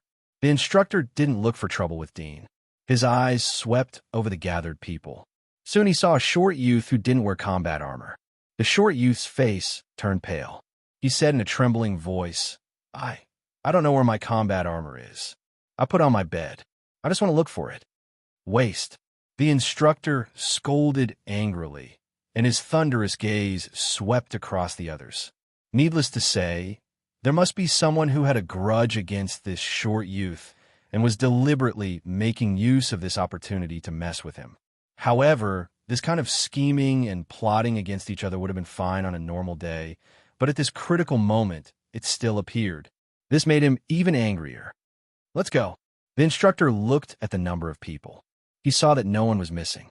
He immediately waved his hand and then led the way with the two officers next to him. Dean and others lined up in a square formation and followed closely behind. Soon, everyone crossed the center line of the war god's wall and came to the other side of the wall. There were many military equipment with strange shapes. There was a metal platform that looked like a huge bow and arrow, as well as a fully metal chariot. There were bright lines drawn on the ground with paint. It was like a car's guiding line on the highway. It was also used to distinguish and guide people. Everyone followed one of the guiding lines to the other side of the war god's wall. The vast world outside the wall suddenly appeared in front of everyone's eyes. This was the first time that Dean could clearly see the scenery outside the wall. It was like a fairyland under the white clouds, but it was like a scene of purgatory on Earth. There were many corpses near the war god's wall. There were humans and monsters. The color of the soil had turned dark brown. When the wind blew from above, a strong smell of blood assailed the nostrils. This smell of blood wasn't the smell of rust of fresh blood. It was a mixture of extremely fishy and rancid odor. There was also the stench of feces and other foul smells. Even Dean, who was a veteran of hunting all year round, felt stomach discomfort and wanted to vomit after smelling this stench.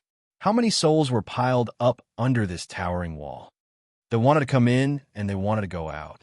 In the blurred area in front of the war god's wall, there were a large number of troops and various military facilities. At this moment, there was a faint sound of restlessness coming from the distant white area. "Go down!" the instructor shouted and stepped onto a steam-powered airship with the other two officers. The steam-powered airship was docked next to the war god's wall. It was obviously a product of the kingdom of God. Although they had produced a single soldier system and mastered electricity, the steam-powered airship didn't seem to be obsolete. There was a long row of 20 to 30 airships docked next to the war god's wall. Dean and the others boarded the airship in turn under the instructor's reprimand. There were a total of 37 people sitting in 10 steam-powered airships. Under the push of the pilot, they slowly descended from the war god's wall. The steam-powered airship stopped behind several large phalanxes in front. Dean got off the airship and looked back. There was a strong sense of impact. The war god's wall was too majestic. Especially when standing under its feet, the impact was even stronger. Within 300 to 500 meters of the war god's wall, the soil was messy. With a casual sweep, one could see scattered fingers, eyeballs, and other tissues that hadn't been cleaned up. The giant wall below the war god's wall was dark brown in color and was stained with an unknown amount of blood. At this time, the instructor took Dean and the others along a straight path, all the way through those large phalanxes. These phalanxes were standing straight and dignified. At first glance, one could tell that they were regular troops. Before long, the instructor took Dean and the others to a towering fortress. This fortress was 400 to 500 meters high. It was built with boulders and wood. It was covered with people and a lot of flags. The instructor led everyone to the left side of the fortress. There were several small phalanxes that had been arranged neatly. However, compared to the large phalanxes behind them, their momentum was obviously lacking. There were also temporary conscripted troops like Dean and the others. The instructor led everyone to the side of the small phalanxes. Then he trotted to the front of the 3 officers wearing a sword mark badge on their shoulders. He raised his hand to salute and then reported. One of the officers said a few words to the instructor. The instructor returned to the front of Dean and the others. It seemed that he was their leader. Dean's eyes flashed as he looked at the instructor's back in the crowd.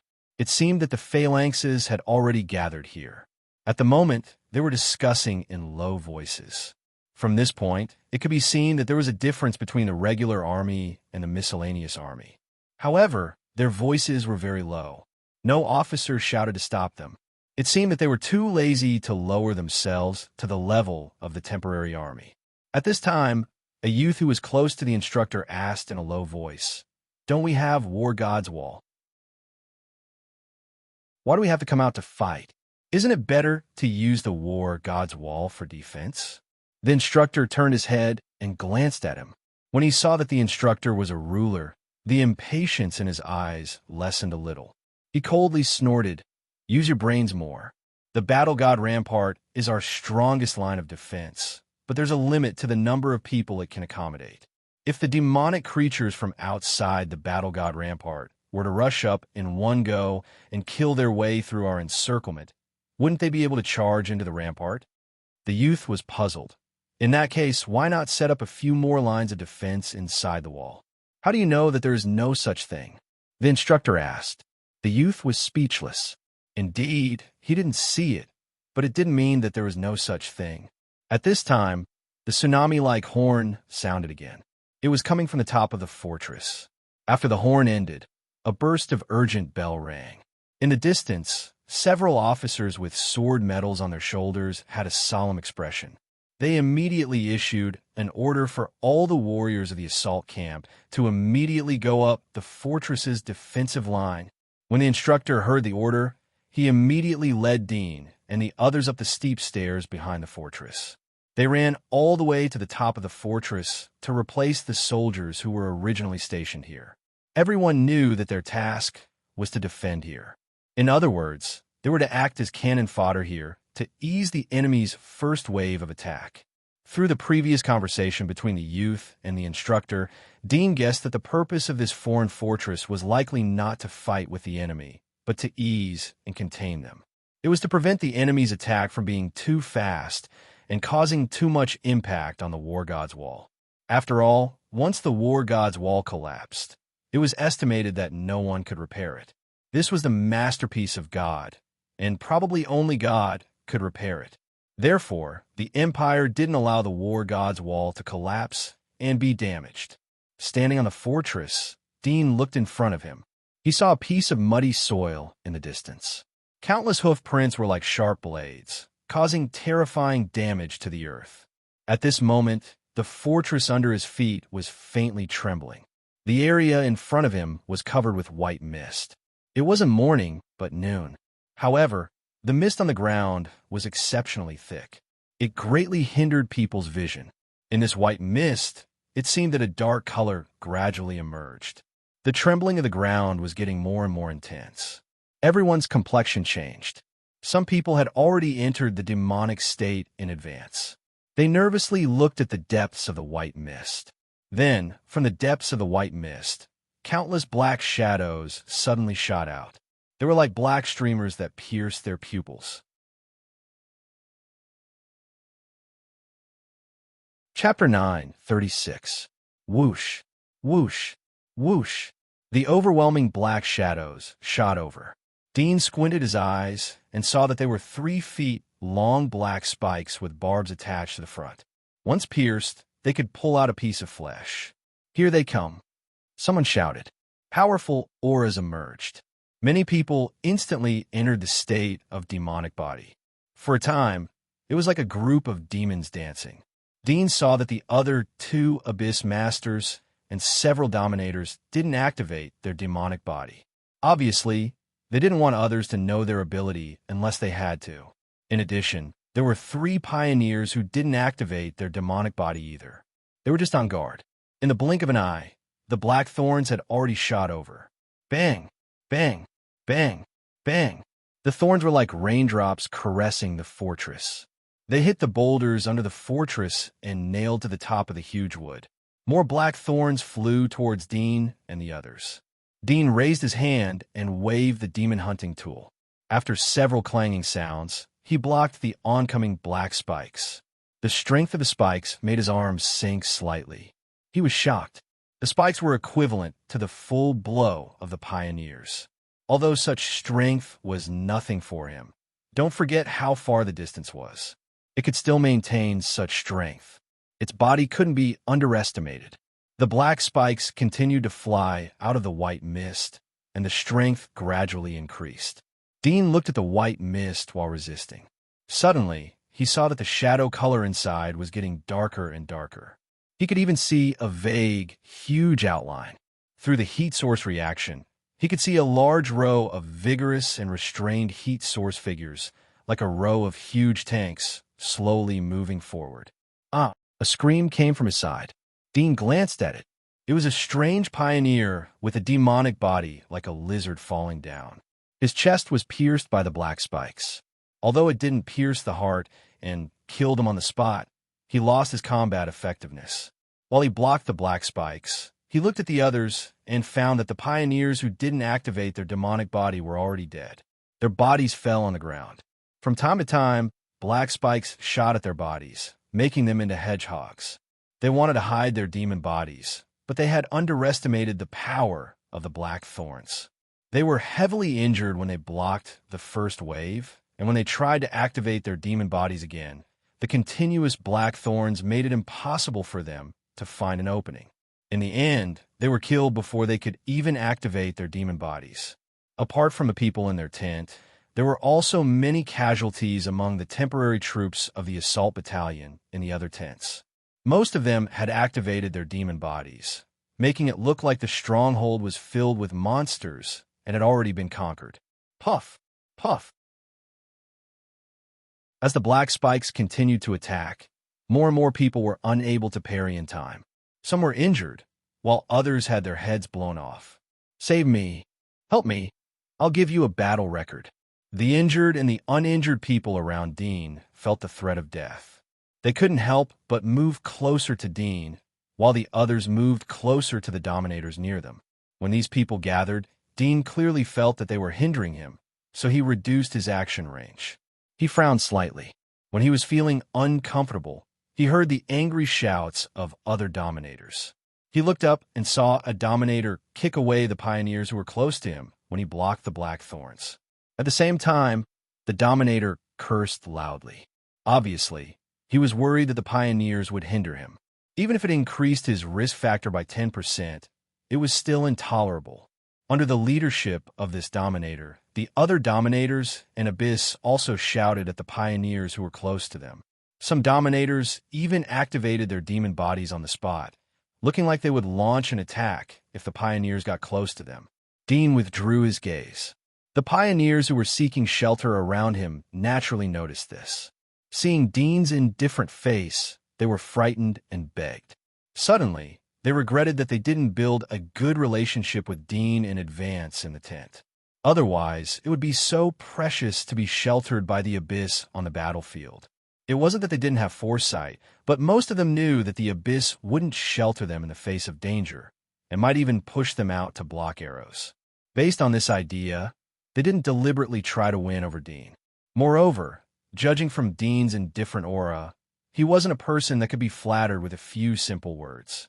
However, it was only at this moment that they realized that they had overlooked something.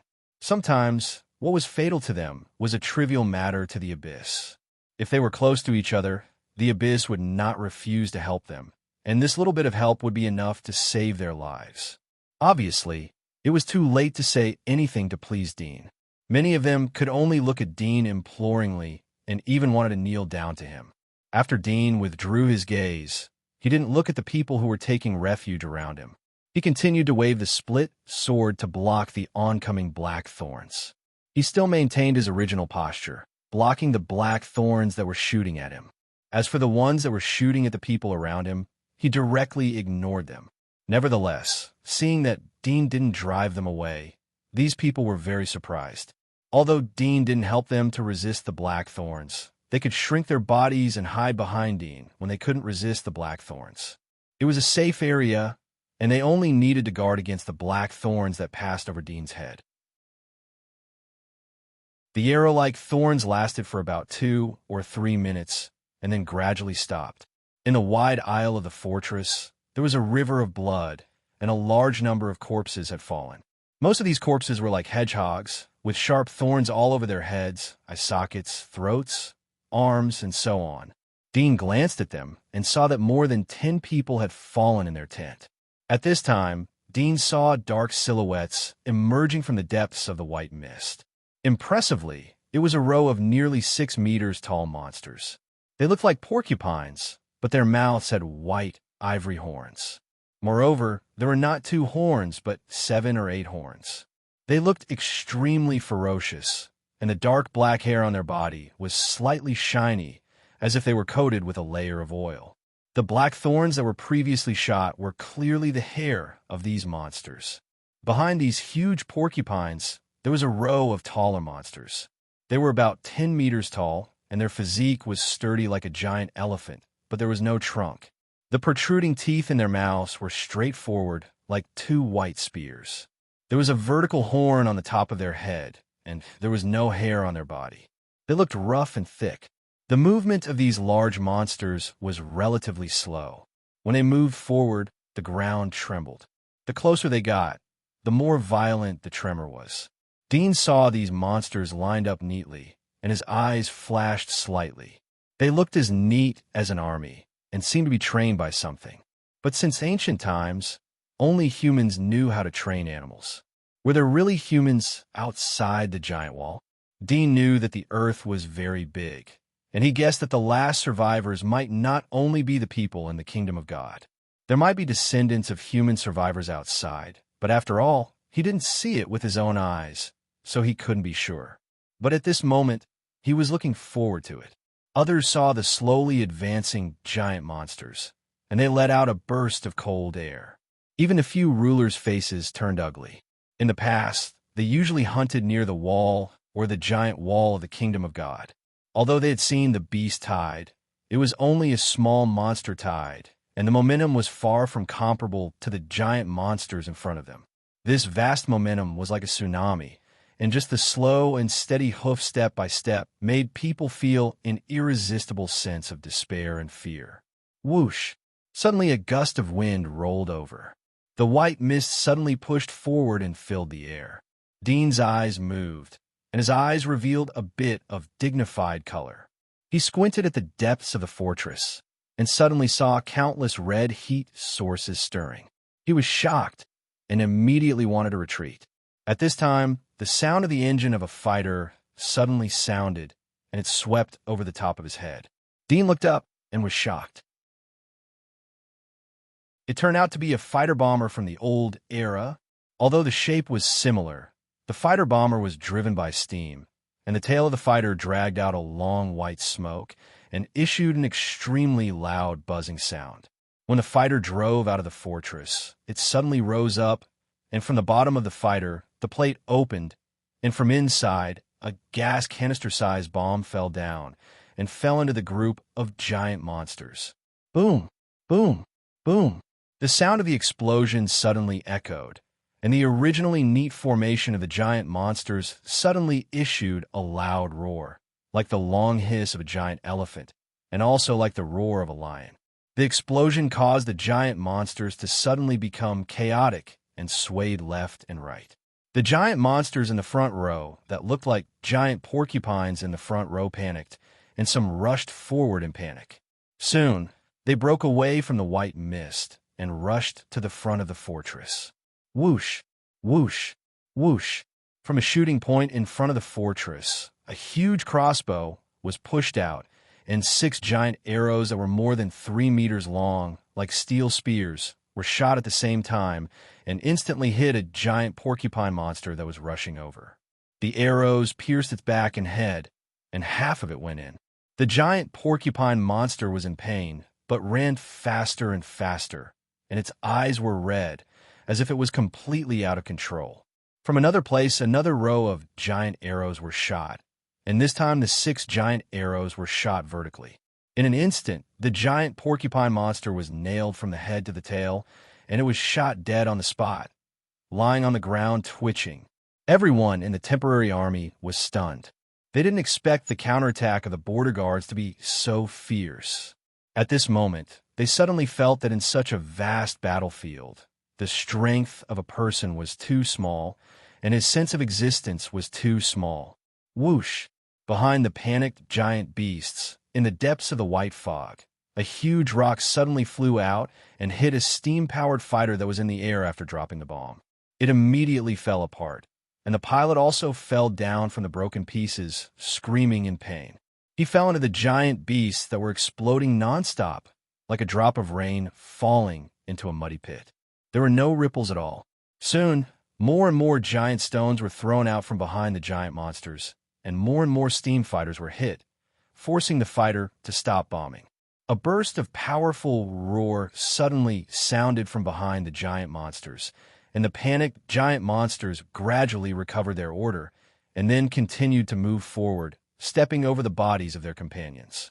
The white fog gradually spread to the fortress, and the vision of Dean and others was compressed again. The giant porcupine monsters in the front row came to about 500 meters in front of the fortress, and the hair on their bodies suddenly stood up, and then they shot out another blackthorn. Dean raised his hand to parry, and found that the strength was much stronger, and it was comparable to the attack of a desolate level master. Some of the pioneers who had resisted the sharp black thorns by themselves were pierced through by the enhanced black thorns and screamed miserably. The others were shocked and immediately shrank to Dean's side, and some of them clung to the wall of the fortress. Fire! At this time, Dean heard an angry shout, and then he suddenly felt a trace of coldness. Countless arrows flew from the top of his head, almost covering the sky, and fell into the giant monsters. Whoosh! Whoosh! 10,000 arrows were shot at the same time, 2 rounds in a row, like 2 fireworks. The giant monsters howled in pain. Although these giant monsters had rough skin and thick flesh, their bodies also had weak points, such as nostrils and eyes, which would be pierced by the arrows. After 2 rounds of 10,000 arrows, suddenly a dry heat came from behind Dean, and the surrounding temperature seemed to rise suddenly. Then he saw the sky was fiery red, and another 10,000 arrows were shot at the same time, but this time the arrowheads were burning with flames, which looked more spectacular. The arrows broke through the white fog, dispersing a lot of the fog, and fell into the group of giant monsters, and suddenly there was a burst of fire. The distance of 500 meters was not long, and although the giant monsters moved slowly, this distance had reached the point where they launched the attack. The ground suddenly trembled violently, and the earth turned over. This vibration was transmitted to the feet of the people, and from the feet to the body, and even to the heart and brain, it made people feel shocked and tremble. Dean squinted and saw that the giant porcupine monsters in the front row had already stopped shaking their hair and rushed to 100 meters away from the fortress. The real battle was about to begin. At this time, Dean suddenly heard someone call him. He turned around and saw that it was Zashi, who had talked to Dean before. "Dean, the fight is about to start. Let's get ready to escape." Zashi approached and whispered to Dean. Dean was slightly startled. Escape? Zashi was surrounded by a few dominators and some of the more capable masters of the inner wilderness and the pioneer level. All of them looked at Dean with a bit of expectation in their eyes. "We're just cannon fodder here. When these monsters rush over, we'll be the first to die. After we die, the regular soldiers behind us will attack. Then, it'll be their turn to fight. Instead of waiting for death here, we might as well escape," Zashite said quickly. Dean turned his head and looked at the huge phalanx of regular army. He frowned. "Where are you escaping to? We will die if we go back." "We won't go back," Zashi flatly said. "We will die if we go back, and we will die if we stay here. I think we will escape to another place, and the farther away from the war god's wall, the better. Maybe there are people living on the isolated land outside. Even if there is no one living here, we can survive by eating grass. I don't believe that the monsters here are so powerful. These monsters are obviously trained by something, and we only need to find an area where the monsters are weak to survive."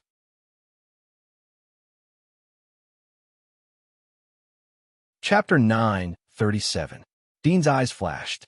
He was a little excited. He always believed that the possibility of survivors outside the wall was very high. According to his previous conjecture, God's kingdom should be in the Russian region of the old era. Based on this deduction, on this Asian continent, there was still China, which was the most fertile land. Tens of thousands of miles away, there was also the American continent and the European continent. He felt that there should be survivors there. After all, the survivors in this area had developed into the kingdom of God. The other areas might not perish because of this. Human reproduction speed had always been very fast, and their survival ability was very strong. As long as there was a little fire, sooner or later it would burn thousands of miles. However, this isolated area was completely unknown to him. It would be a bit risky to leave the wall. Moreover, it would be difficult to sneak back once he became a deserter. He wouldn't be able to go to the kingdom of God to explore the secret of resurrecting the corpse king. "Don't hesitate. They are coming," Zash urged anxiously as he saw that Dean was tempted. Dean retracted his thoughts and looked at another abyss not far away. This was the second abyss in their tent beside Zaxi. His name was Jason. "Isn't he going to participate?" Dean asked. Zash shook his head. "He wants to stay. I try to persuade him." "Ha! He thinks that he can survive the war because he is an abyss." "Ridiculous." Dean whispered. "I'm sorry, but I want to stay too. My relatives are still in the wall. I can't go." "Relatives?" Zash looked at Dean. He sighed as he saw Dean's firm eyes. He knew that a person like Dean had a firm heart. Dean couldn't be persuaded with just a few words. Moreover, his relatives. He thought of his wife. His lovely child had just learned how to speak. His life was very happy when he was arrested and sent to the army. Unfortunately, everything had changed. He wanted to live, so he had to choose to abandon them. I know. He raised his hand and patted Dean's shoulder. Your choice may be right. At least you won't regret it. He turned to the people around him. We will withdraw from the flank while the beasts are attacking the city. All of you throw away the personal support system. It could track our position. Others were disappointed to see that Dean didn't want to participate. For them, it would be easier to escape after they had escaped. Boom! The fortress suddenly shook violently. Dean and others looked down and saw that the huge porcupine monster was like a row of tsunamis hitting the fortress. The boulders at the bottom of the fortress were smashed and broken. The broken stones rolled down from above. Whoosh, whoosh, whoosh. Huge rocks flew out from the depths of the white fog and crashed into the fortress. Immediately, a huge hole appeared in the protective wall built on top of the fortress. Some of the soldiers were smashed into meat paste on the spot. Go! Jashite shouted in a low voice. With him in the lead, he led more than a dozen people along the side of the stronghold. On this huge fortress, their movements were inconspicuous. At this moment, the other parts of the fortress were in a complete mess. Behind the fortress, there was a continuous stream of soldiers charging over to replace the fallen soldiers. Dean frowned as he looked at Shite leading more than a dozen people downstairs. But he didn't say anything. He stepped forward and stood in front of Aisha. He stretched out his hand and gently threw away the boulder that was rolling towards him. The falling boulder was pulled by Dean and thrown towards the bottom of the fortress. Although it was common to use softness to overcome hardness, it was rare to use it to the extreme. At this moment, Dean suddenly saw a large number of red dots emerging from the depths of the white mist. The next moment, a roar came out, and some short, about 2 meters tall monsters jumped out from the middle or under the legs of the giant porcupine monsters. They looked like featherless chickens, with rough greenish-black skin, sharp horns on the top of their heads, mouths full of sharp teeth, and 4 eyes. They were extremely terrifying. These monsters were flexible and had amazing jumping power. They jumped directly onto the huge spikes protruding out of the fortress. They used the spikes as footholds to jump towards the fortress. Attack! An officer roared in the distance. Dean grabbed the neck of a 4-eyed monster that jumped in front of him and threw it to the back of the herd. However, another one rushed up as soon as he repelled it. Dudian punched with both hands. At this time, 2 or 3 monsters climbed up from the side of the fortress. They screamed and rushed towards Dean. Dean sighed in his heart. Previously, Jashite had left with more than a dozen people, which led to an empty space around him. There was no one to defend him. He held the splitter and waved it in a very fast and strange posture. 3 4-eyed monsters that jumped up were beheaded. Green blood spurted out and splashed on the corridor of the fortress. At this time, more and more 4-eyed monsters climbed up the stronghold, and the giant porcupine monsters at the bottom of the stronghold had retreated to the second line. Behind them, the giant elephant-like monsters sprinted and slammed into the stronghold. The entire stronghold shook slightly, as if it was about to collapse. The huge wooden support behind the fortress made a cracking sound. Some of the support broke, and the bark on the surface exploded. Dean stretched his head to look at the bottom of the fortress. His face slightly changed as he saw more and more 4-eyed monsters rushing out of the fortress. With the help of the giant porcupine monster and the giant elephant monster in front of them as a stepping stone, they bounced to the top of the fortress. There were countless of them. Damn! Dean cursed, turned around, and retreated with Aisha. When he left, he saw that most of the people in the same tent who didn't participate in the escape had fallen under the claws of the 4-eyed monsters. There were too many 4-eyed monsters, and almost all of them had the strength of pioneer level. Their attacks were ferocious, and the sharp sound they made was frightening. Many people didn't have the chance to show their real strength and were bitten off. Jason, who didn't participate in the escape, was surrounded by 4 or 5 4-eyed monsters. He still hadn't activated his demonic body. He seemed to notice that Dean was ready to retreat. He repelled two four-eyed monsters around him and winked at Dean. Dean understood his meaning and cooperated with him. He had no opinion and nodded slightly. Jason quickly swept away the four-eyed monsters around him and ran toward Dean. There are too many of them. We can't hold this place. Let's retreat while defending, Jason said quickly. Dean nodded. This was the first time he talked to Jason, and it was the first time he cooperated with him on the battlefield. He was about to retreat when he saw Jason quickly make a gesture. Dean's eyes moved and stared at him. We can't hold this place. Let's retreat a little. We can't let these damn monsters get close to the war god wall. Jason's eyes were awe-inspiring. He was very determined, as if he was a hot-blooded warrior protecting the country. But the gesture he made at the same time had another meaning. Dean immediately understood why he did this. It should be because he had seen the magic of the auxiliary combat system. He was worried that this thing could monitor their words and actions, so he didn't dare to speak his real thoughts directly. Perhaps this was the reason why he didn't want to participate in Zaxi T's escape plan. Cautious, Dean had an impression of him and responded with a gesture. Jason took the lead and led the way. The meaning of his gesture was very simple. They should stay close to the fortress and try not to attract the attention of the regular army. Dean also had the same idea. He followed Jason and rushed down the fortress. He looked back and saw a large number of four-eyed monsters climbing up the aisle. Some of the four-eyed monsters directly jumped down from the fortress and rushed towards the soldiers behind the fortress. The huge battlefield was in chaos.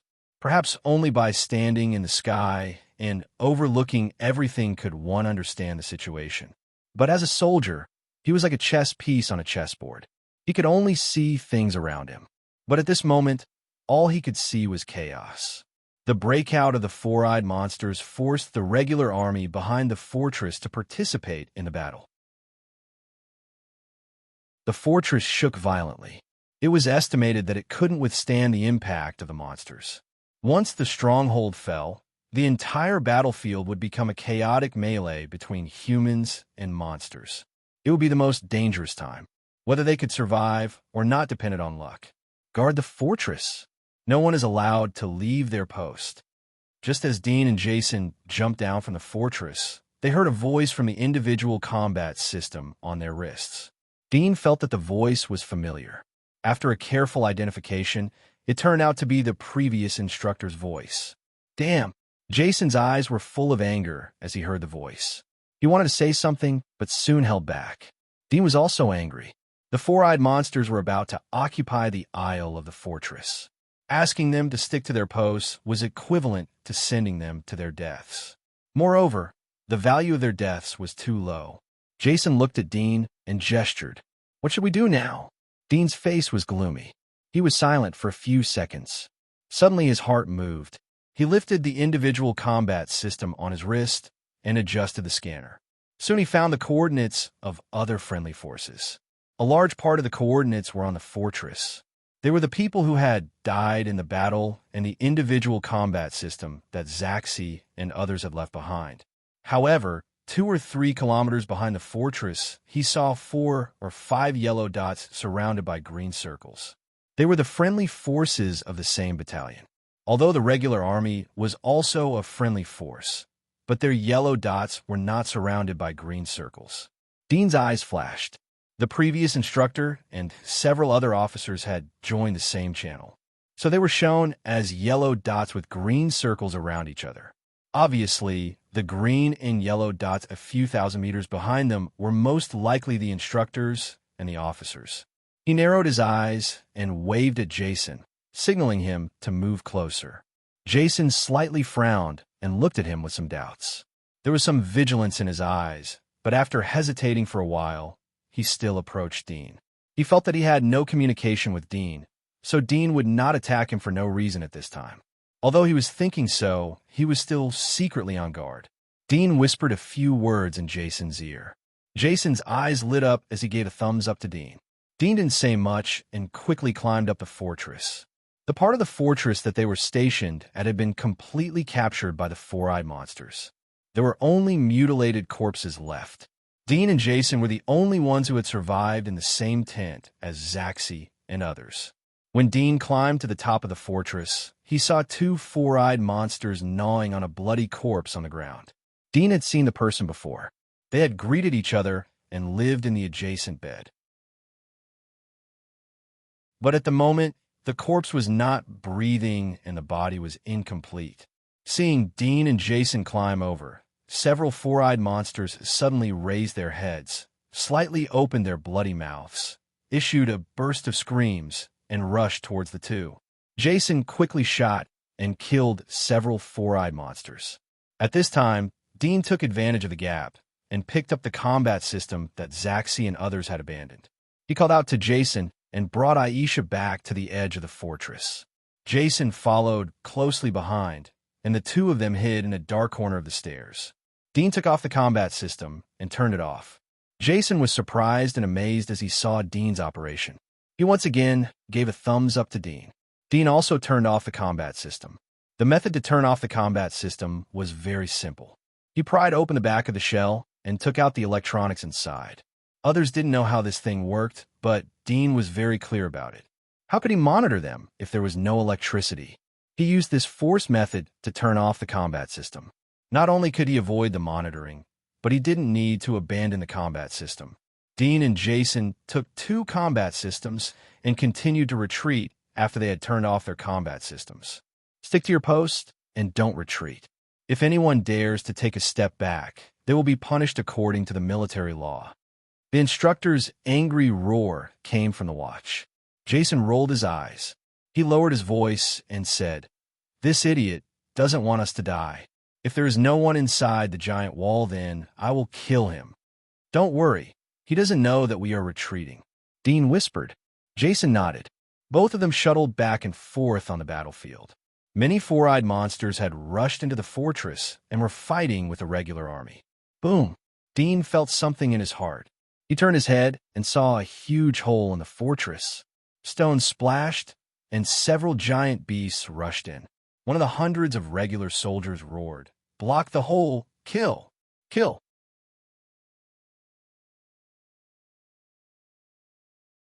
Chapter 9:38. Roar. The giant beasts roared furiously and charged wildly in the regular army. Many soldiers were trampled to death, and some were kicked by the raised hooves and swept away. The entire formation was broken, but the scattered soldiers were not as chaotic as the temporary army. Instead, they still surrounded the giant beasts closely and cooperated in small groups.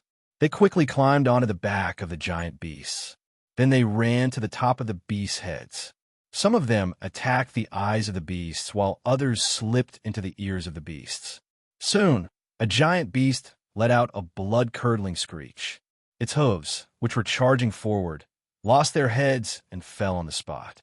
The surrounding soldiers immediately swarmed up and covered the beasts like ants. Soon the screams stopped.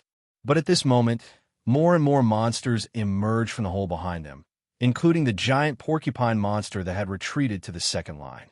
As soon as it emerged, it howled and charged forward, shaking the hair on its back and shooting out countless black spikes at the reinforcements. In addition, a large number of four-eyed monsters drilled out of the holes. Next to the holes, there were beasts that used their horns to hit the cracks. The holes were getting bigger and bigger. Damn! Jason was frightened as he saw this scene, although he didn't have a good impression of the regular army. But he also felt frightened when he saw such a wild and vast offensive of the monsters, especially when he saw a large number of the regular army being slaughtered. Perhaps he would die like this and turn into the mud under the hooves of the behemoth. He would accompany the soil outside the giant wall forever. "Go!" Dudian aimed at the route and shouted. Then he took Haisha and rushed in the direction where Zaxi and others had fled. Although he didn't intend to escape, but he could temporarily avoid the limelight and return after the battle was over. Anyway, his combat system had been shut down. It could be said that it was damaged during the battle. At that time, he could disguise himself as a lucky person on the battlefield and not a deserter. Jason followed closely behind. He saw two four-eyed monsters coming from the side. He immediately rushed forward and killed one. Dudian also killed the other one. His movements were clean and neat. Jason's eyes narrowed, but soon returned to normal. Most of the warriors in the charge camp had magic marks that were good at attacking. Moreover, both he and Dean were abyss level. Killing the four-eyed monster was like cutting melons and vegetables. However, Jason's attack was mainly based on strength. Dean's attack was extremely sharp and directly cut the monster. "Where are we going?" Jason frowned as he saw Dudian's escape route. Dudian whispered, "Avoid the frontal attack of the beasts. First we will go to the side of the battlefield to avoid the limelight. Don't forget that our combat system has been shut down. We won't be regarded as deserters." Jason understood, but he quickly thought of a problem and said in shock, "But if that's the case, wouldn't the combat system we're carrying with us expose our route? And then they'll be exposed as well." Dudian whispered, "We can't do anything about it. If we don't have the combat system, then we won't be able to see the situation of the battlefield. It's easy to fall into the encirclement of the beasts."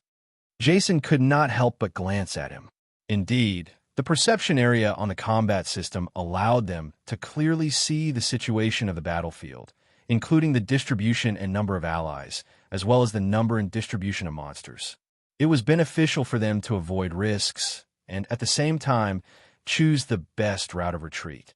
However, if the combat system was really monitoring them, it would be equivalent to betraying Zaxite and the others who had previously escaped. He remembered that Zaxi had talked to Dudian several times. Both of them seemed to have a good chat, but he didn't expect that Dudian would betray him without hesitation. If Zaxi knew about it, then he would go all out to find Dudian. There was a bit of fear and vigilance in his heart towards Dudian. Although he would do the same, but Dudian took the initiative to do it. He had to pay attention to it. Who knew if Dudian would also cheat him? Hiss! Hiss! Dean and Jason fled along the fortress.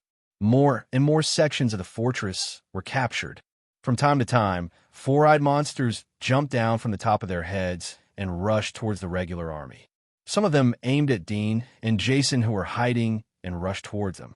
However, they were quickly beheaded by the two and didn't stay for long. Bang! A four-eyed monster's head was cut off and fell from the fortress. It almost hit Jason. Jason couldn't help but look up. He found that the fortress was completely lost. He became more anxious. At this time, a deafening roar came from the watches in their hands. "You four bastards! Who allowed you to go there? If you take another step forward, you will be dealt with as a traitor." Jason's face slightly changed as he looked at Dudian. Dean ignored him and continued to move forward as if nothing had happened. He had previously taken 4 combat systems, so the instructor regarded him as 4 people. "Bastard, do the 4 of you think that I don't know your names? Your combat system has a record of it. Whoever takes another step forward will be added to the list of defectors. I'll give you one more chance. Rilla, Nello, did I call your names wrongly?" The instructor's angry roar came from the wristwatch again, and it was mixed with a strong, killing intent. "Fuck!" When Jason heard this, he couldn't help but curse. This bunch of bastards, they really tampered with it. Dudian slightly narrowed his eyes and opened an instant message button on the watch. He pressed his throat and spat out a word. "Get out." Jason was stunned as he stared at Dudian. "What are you doing?" Scolding him. Jason almost vomited blood. "Of course I know you were scolding him. Why are you scolding him? Although this bastard is a bastard, what if you irritate him? What if he chases after you?" Dudian's expression froze for a moment. No. Jason was speechless. "Forget it. We've already scolded him. Let's run. If he chases us, we'll be able to see it. If he dares to chase us, we'll just throw this thing away or turn it off." Dudian nodded slightly, but there was a trace of disapproval in his eyes. But he was running in front, so Jason didn't notice it. At this time, the instructor's voice came again from the watch in their hands, but this time there was no anger, but extraordinarily gloomy. "Well, you continue. I want to see how you will escape." Jason stared at the watch and suddenly found that the previous instructor's green circle was moving towards them. He was speechless. This bastard is really narrow-minded. He really chased after us. He looked up at Dudian, who was running in front of him, and complained in his heart. "Why do you care about this mad dog? If he likes to scold, then let him scold. Now he is stimulated and chased after us. He wanted to say a few more words, but suddenly froze. He saw that Dudian didn't answer. There was a trace of suspicion in his eyes. Did you deliberately lead him over? Dudian turned his head. Deliberately lead him over? What for? Jason saw Dudian's innocent face. It seemed that he didn't mean it. He couldn't help but frown. Was he overthinking? He was not sure, but he secretly calculated in his heart. He left a way out for himself. He suddenly felt that it wasn't absolutely safe to escape with Dudian. Who knew what Dudian was planning? If he really deliberately led the instructor over, did he want to borrow the instructor's hand to kill Zaxite and others?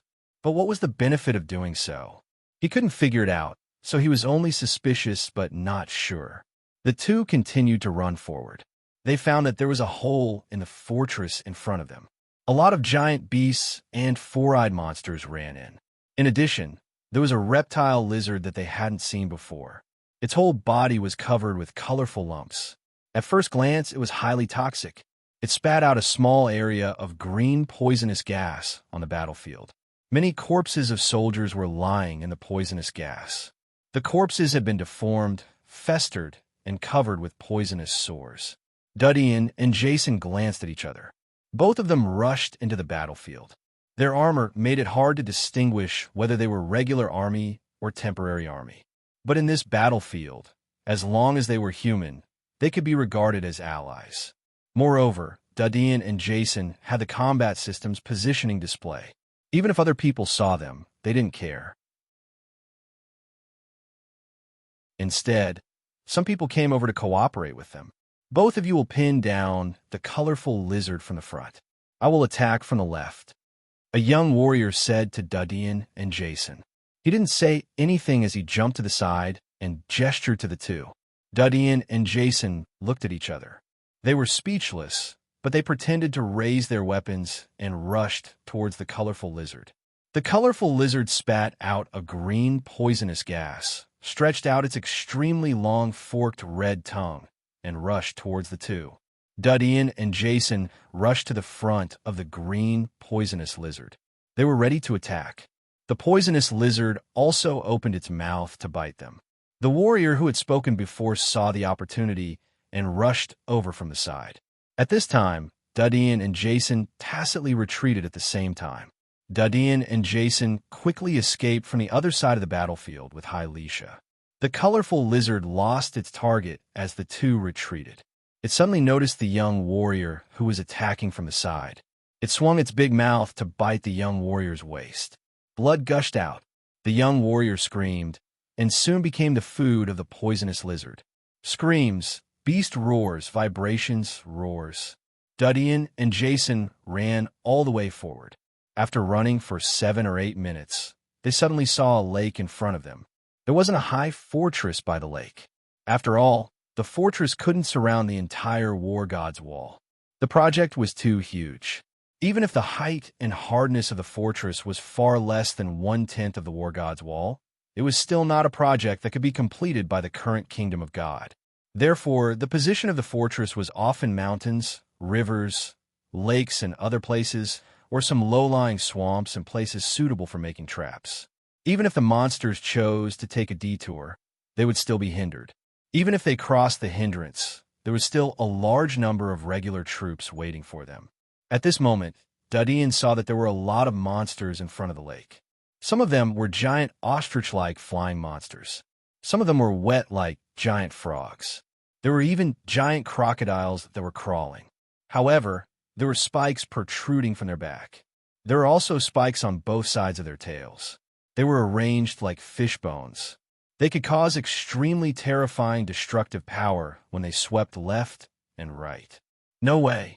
Jason's face changed as he saw the chaos in front of them. Dudian whispered, "Can you fly?" Jason glanced at him and immediately understood what he meant. He smiled bitterly and said, "No, I'll take you." Dudian said, "Are we really going to retreat from here?" Jason hesitated. The war god's wall is very big. I've heard from the border envoy that this is the 7th region. Only here will be attacked by the monsters. The other areas should be very safe as long as we cross over here. Dudian said quickly. Jason hesitated for a moment, but nodded. All right, let's go. At this time, he suddenly glanced at the watch and was surprised. Did he stop? Dean looked at the wristwatch and saw that the previous instructor and the other two green and yellow dots had stopped in their tracks. Did he give up chasing us? Is there something bothering him? Dudian frowned. Jason saw that there was a trace of displeasure on Dudian's face. He felt that his guess was correct. Dudian deliberately lured them over. Let's go. There are more and more monsters rushing over. This fortress won't last long. Jason reminded. Dudian nodded. He didn't activate the watch again. It would be too obvious. Not only Jason would see it, but the instructor would also see it. It would be counterproductive. The demon hunting tool in his hand melted in half. Part of his body was demonized. Sharp blade-like wings grew out of his back. He held Aisha in his right hand and Jason's shoulder with his left hand. There was no lack of warriors who could fly on a battlefield. They flew in midair, shooting with bows, crossbows, and other weapons. There were also some who threw special weapons such as grenades that would explode as soon as they were thrown, shooting out countless tiny spikes that could easily injure allies. They could only be thrown into the depths of the demon horde, but the effects were quite obvious. These tiny spikes that exploded were astonishingly sharp, and when they pierced into the bodies of the demons, they would scream in pain as if they had been stabbed by a knife. It was like the screams of a strong man being stabbed by a needle. It was quite amusing to watch, but demons were different from humans. This could only mean that these tiny spikes were far more terrifying than they looked. Dudian flew at low altitude with Aisha and Jason. It immediately attracted the attention of many soldiers. Some people seemed to realize that the three of them were deserters, but they had no time to care. They had to keep their posts on the battlefield. If they failed to catch deserters, they would be punished. As for deserters, someone would take care of them. Dudian and Jason were relieved to see that no one paid attention to them. Dodging the venom and stone attacks from the monsters on the ground, Dudian quickly flew over the lake. He saw a long black back swimming in the clear water of the lake. It was the mutated, giant crocodile-like monsters.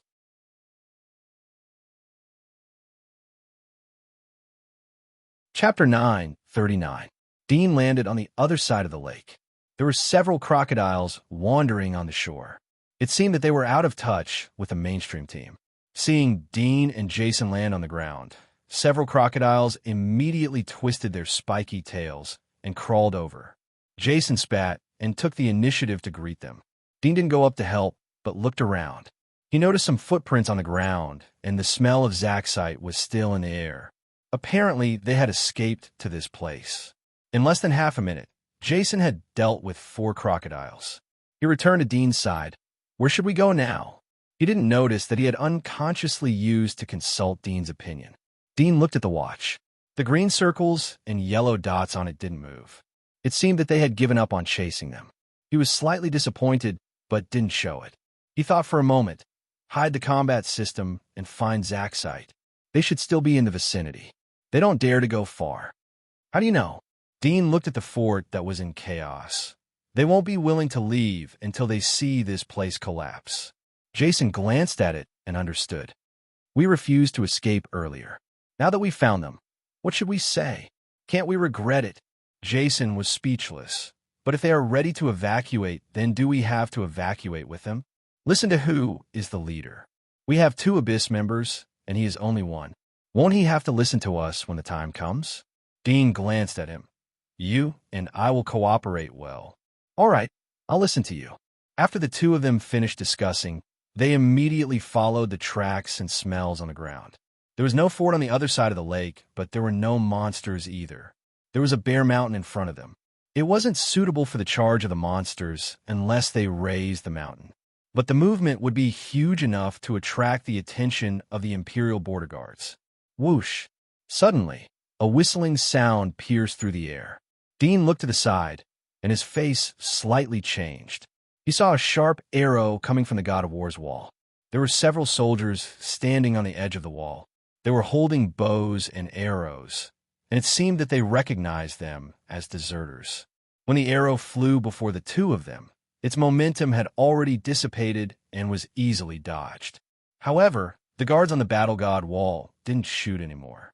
They merely watched coldly. This arrow seemed to be a warning to them. Jason cursed.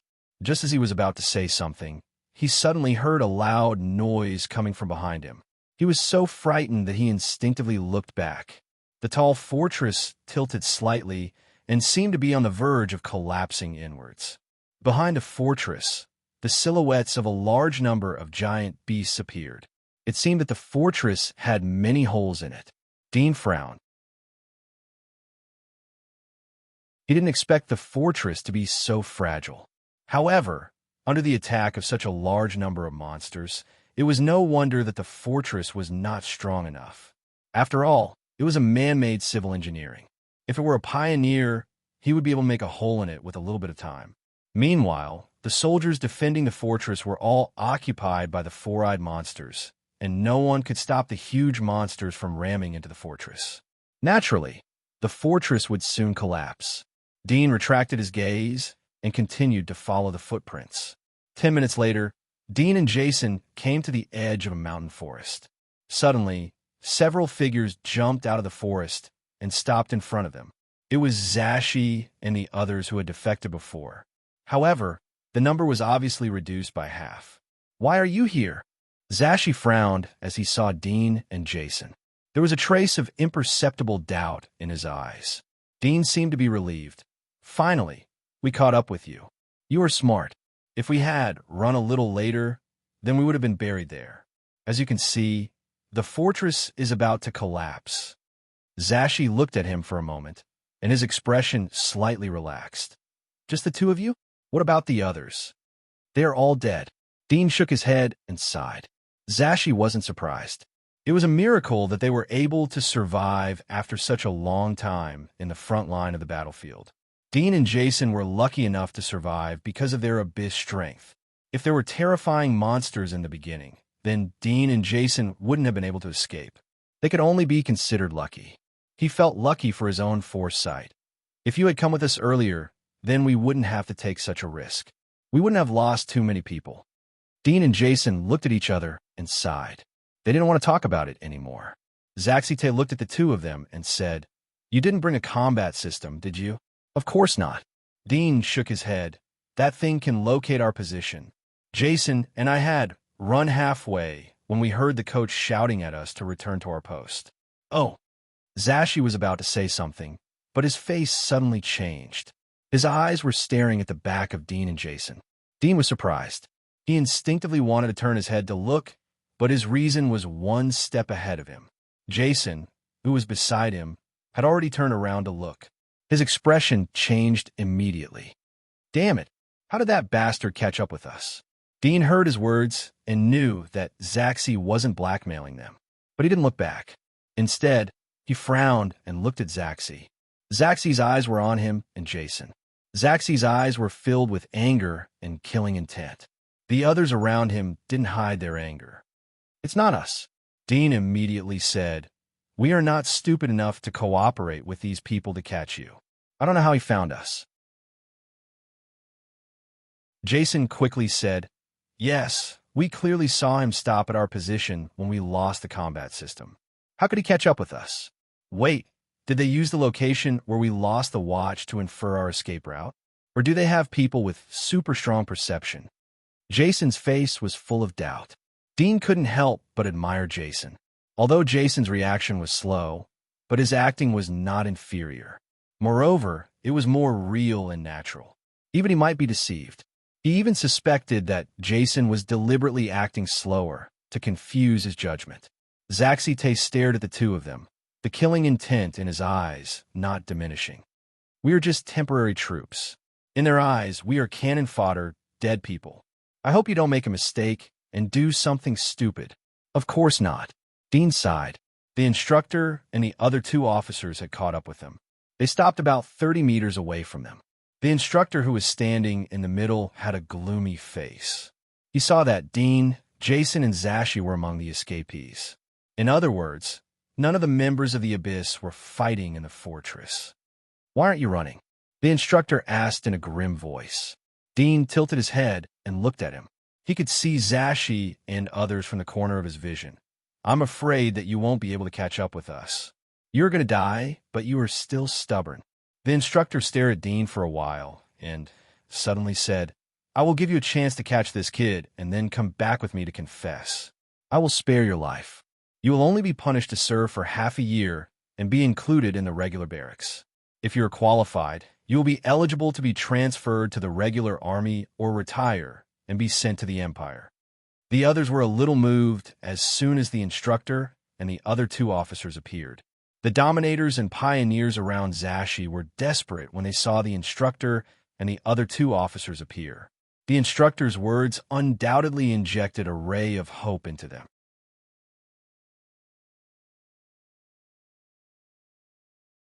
Chapter 940. Isn't it shameful to say such a low-level provocation? Dean's flat tone calmed the others down a little. The instructor sneered.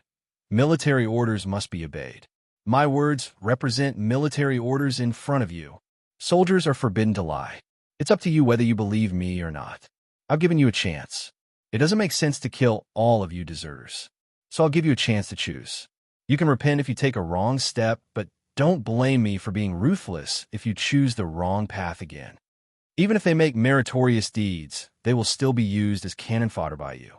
The next time they are sent to the front line of the battlefield, they will die sooner or later."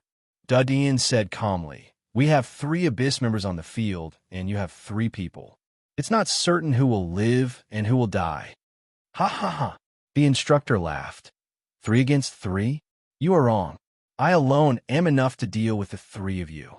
You should have heard that there are high and low levels in the Abyss. You're just the lowest level of the Abyss. I happen to be a little stronger than you.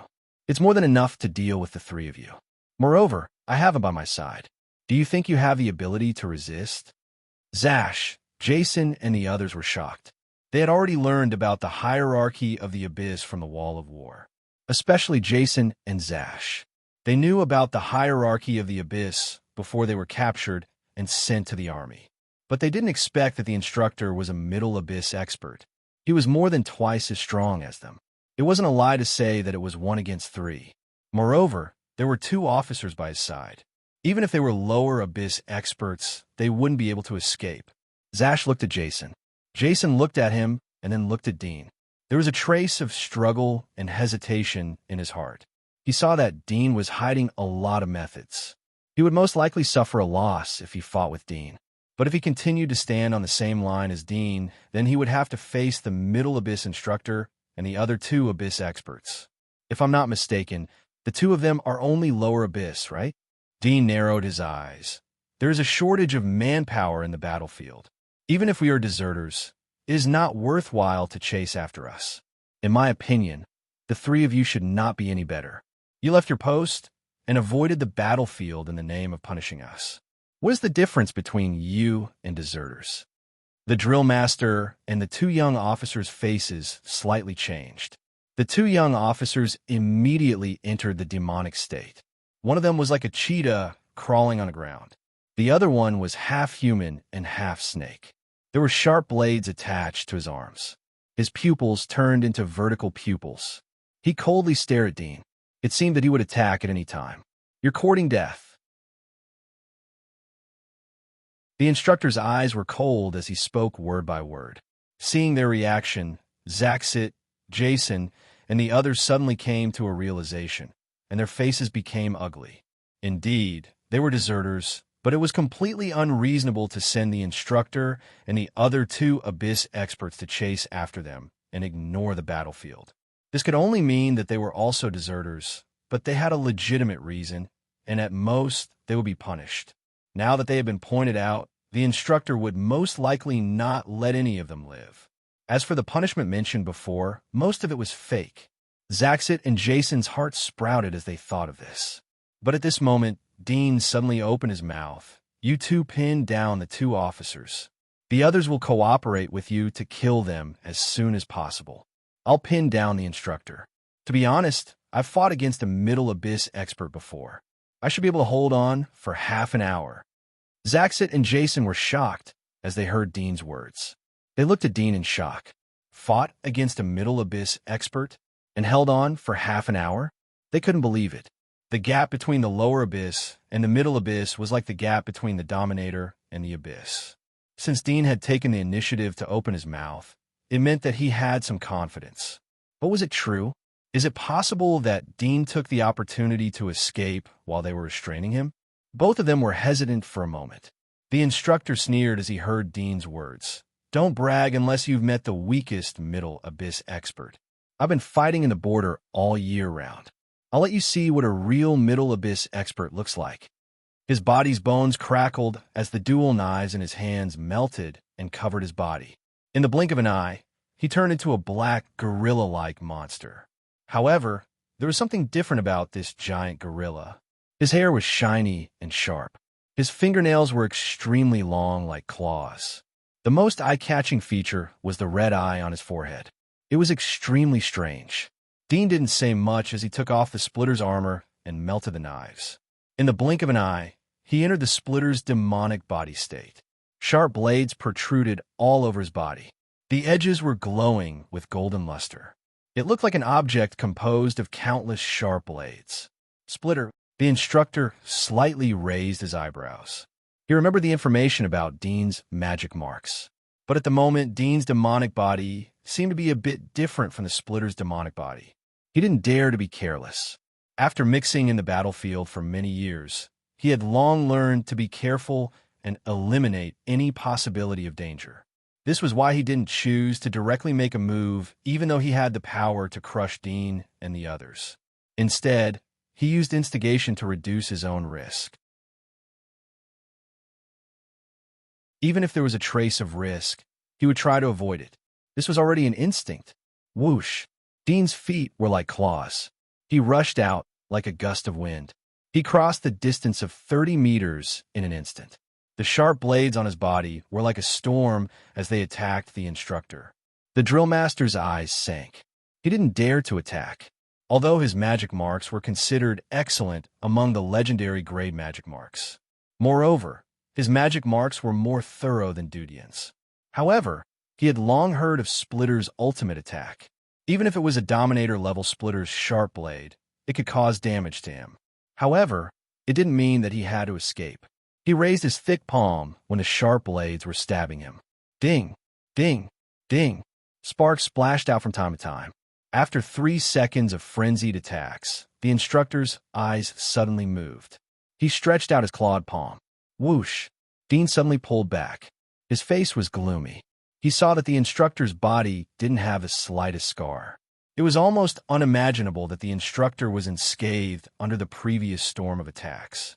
It was not because of the latter's terrifying defense, but because all his attacks were avoided by the opponent.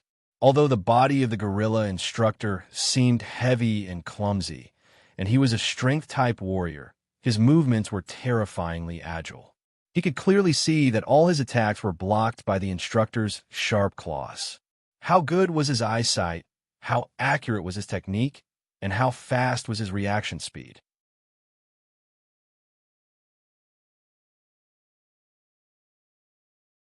Chapter 941. You can run fast. The gorilla instructor retracted his rough palm and looked at Dean coldly. Looking at your speed, you are indeed stronger than the average lower abyss Abyssal. But that's it. As soon as the word E fell, his burly body suddenly pulled up and shot out like an arrow from the bow. It seemed that he arrived in front of Dean in an instant, his huge body full of pressure. Dean only felt a strong wind blowing on his face, and his vision suddenly darkened. Then he saw a hairy chest. His pupils shrank, and all the sharp blades on his body shot out in an instant. At the same time, his body retreated at high speed. Bang! Dean felt pain in his waist and abdomen. He felt as if he had lost his strength and flew out uncontrollably. Dean didn't fly far when he felt a soft force supporting his back. It offset the impact, and then he was gently put down. He used his omnidirectional perception and saw that it was Jason who caught him. At this moment, Jason had also entered his demon form. His demon body was like a werewolf, with erect ears on the top of his head, hair covering his cheeks, and both of his hands were sharp claws, but the palms were soft and thick pads of flesh. His knees were bent forward like two scimitars, and his entire body had become extremely lean. His eyes were faintly emitting a dark blue glow, very mysterious. "Are you okay?" Jason put Dean down and asked in a low voice. Dean shook his head. He saw that there were several wounds on Jason's chest and wrists. Blood was oozing out. He looked at Jason and then at Zash and the others who were still in human form. He took a deep breath and said, "I'll deal with him. You hold the others. We have no way to retreat. If I die, he won't let you escape." Zaxitane knew that Dean's words were directed at him. His mouth slightly twitched, but he didn't agree nor deny. Dean ignored them after he finished speaking. His eyes gradually became dignified. This was the first time he fought against a middle-level abyss. Indeed, as the previous instructor had said, the gap between the middle-level abyss and the lower abyss was like the gap between the Lord and the abyss. In the past, he didn't care about the middle abyss. First of all, he had coerced Felicia. Secondly, he had absorbed the ice worm, which made him think that he was in the middle abyss. Dean didn't know how big the gap was between a middle-level abyss expert and a middle-level abyss expert who didn't have a demonic body after fighting with the drill master. Moreover, he understood that he wasn't in the middle abyss. The result didn't make him depressed. Instead, it made him more excited and expectant. It meant that his potential was higher than he had expected. "There's no blood." The gorilla instructor looked at Dean's waist and abdomen. He was surprised to see that Dean's waist and abdomen were dented but not torn. Wasn't Splitter's defense very weak? Dean slowly moved to the side and prepared to move the battlefield. The drill master sneered as he saw Dudian's plan. He looked at the two officers. "I'll leave the rest to you. You should have no problem with 2 small fries, right?" "Of course. I hope you can let me play to my heart content." The 2 military officers slightly grinned, and their originally serious faces suddenly revealed a sinister grin. They rubbed their palms and warmed up their muscles, completely ignoring Jason, Zaxi, and the others. As for the rest of the Dominators and Pioneers, they were like air in their eyes. They were not even included in the list of small fries. Zaxi and Jason's eyes flashed. They were angry, but more dignified. Although the 2 officers didn't look like they were in the middle abyss and had the same physique as them, they were officers who had been stationed at the border of the Empire for many years. They had rich combat experience. They might not be able to beat them. However, they still had the advantage of numbers. Although the others could not interfere in the battle of the abyss level, a few sovereigns among them could still help. As long as they could restrain the abyss level for a bit, they might be able to seize the opportunity to defeat it. The battlefield was divided into 2 parts. Dean and the gorilla instructor were transferred to an open space hundreds of meters away. The instructor took the initiative to stop and looked at Dean cruelly. "Boy, your demonic body seems to be a bit different from the general demonic body. Did you eat something special?" "I ate your mother." Dean replied lightly, as if he was saying a very ordinary sentence. The instructor's face turned gloomy, but he soon revealed a sinister smile. "You want to provoke me? Boy, you're thinking too much. After I kill you, I'll take your body back and dissect it for research. I'll be able to find the abnormality of your devil body." "All right, you seem to care a lot about that undead. She should be one of your relatives, right? Or your wife. What do you think will happen if I take her? I forgot to tell you, many people here don't mind taking the undead." Whoosh! A sharp blade suddenly flew out and shot towards the gorilla instructor. The scarlet instructor quickly raised his hand and flicked his sharp nails. With a swoosh, the sharp blade flew to the side and stabbed into the ground. The bones in Dean's shoulder trembled slightly, and soon another sharp blade grew out. He stared at the instructor without saying a word. Drill Master saw Dean's angry look and knew that he was right. He smiled. Dean tried to provoke him, but now he was provoked. He had the upper hand before the fight started. The outcome was basically clear. "Boy, look behind you." The instructor's smile disappeared, and he suddenly shouted. At the same time, he flew out and almost instantly rushed in front of Dean. Who would have thought that under the situation of crushing strength, the instructor would still choose the method of sneak attack because it was safer? and he liked to be safe the most. Dean was obviously shocked by his words. He turned his head, but he seemed to react after turning half of his head. But it was too late.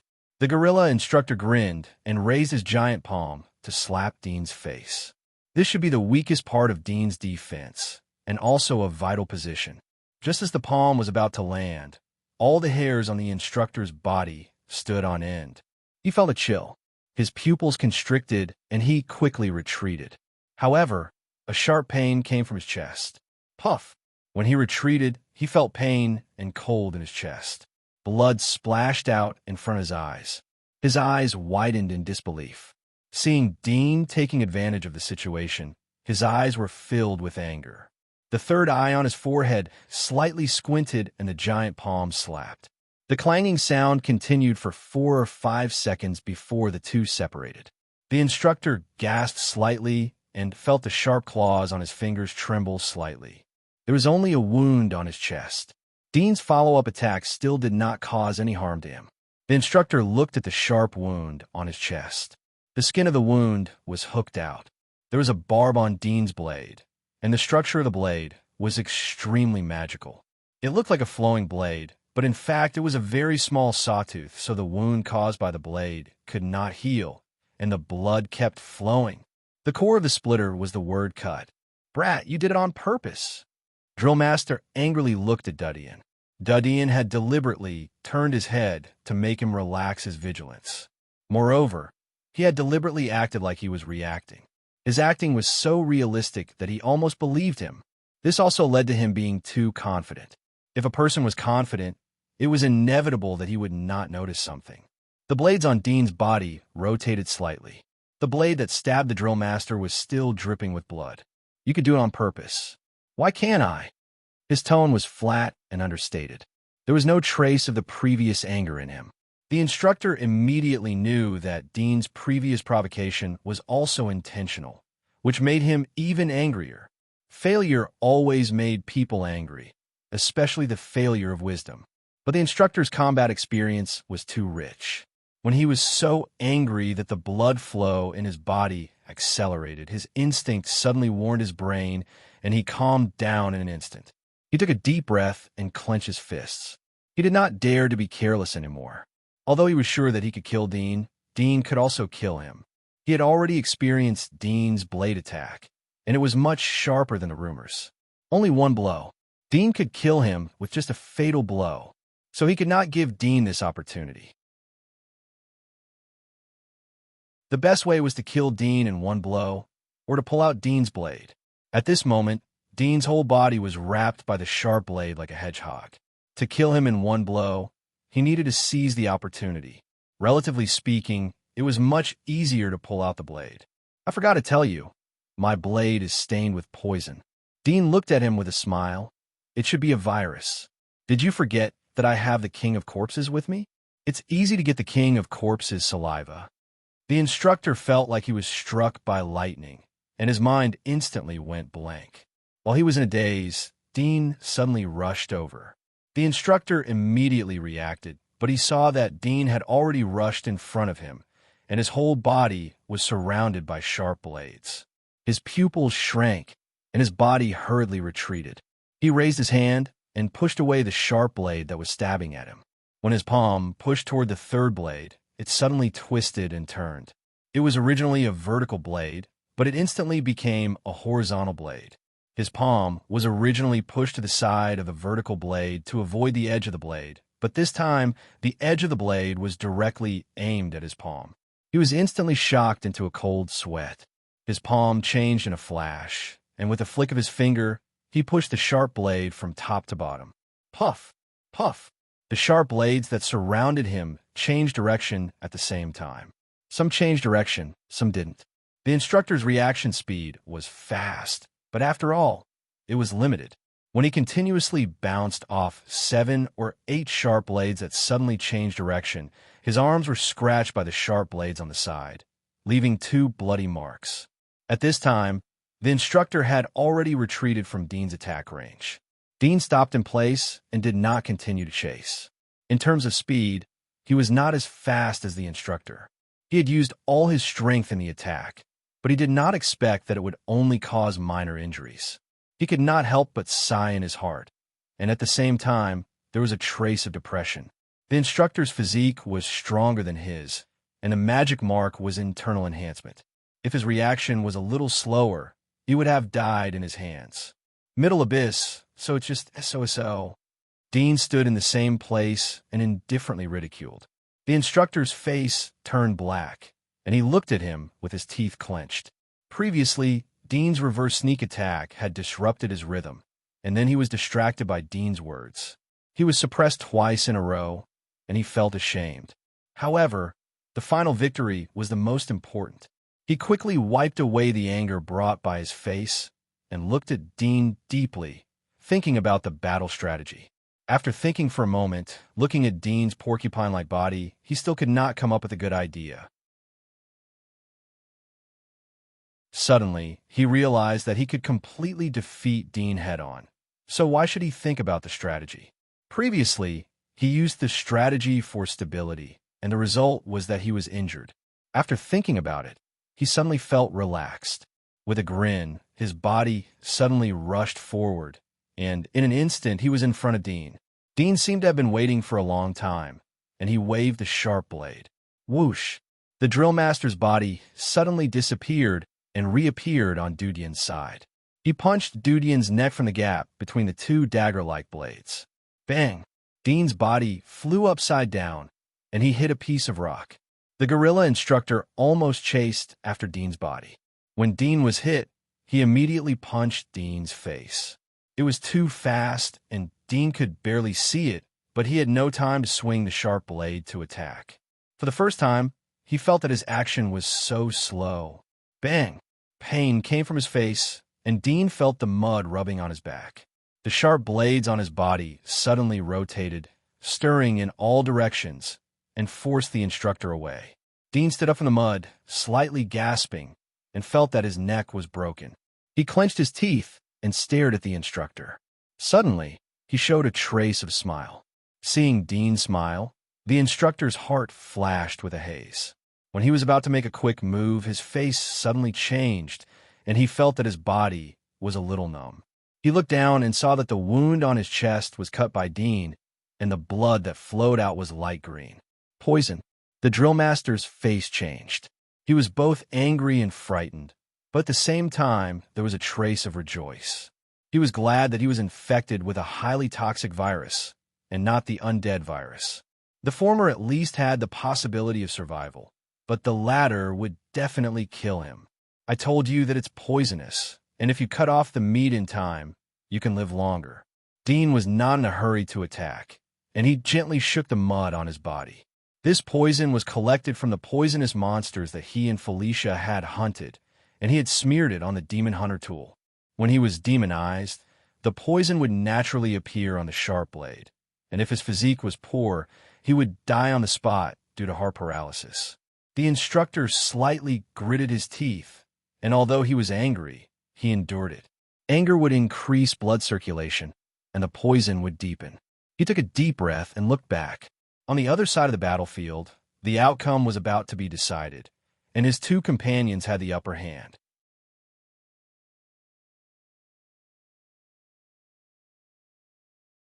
Chapter 942. Do you expect them to help you?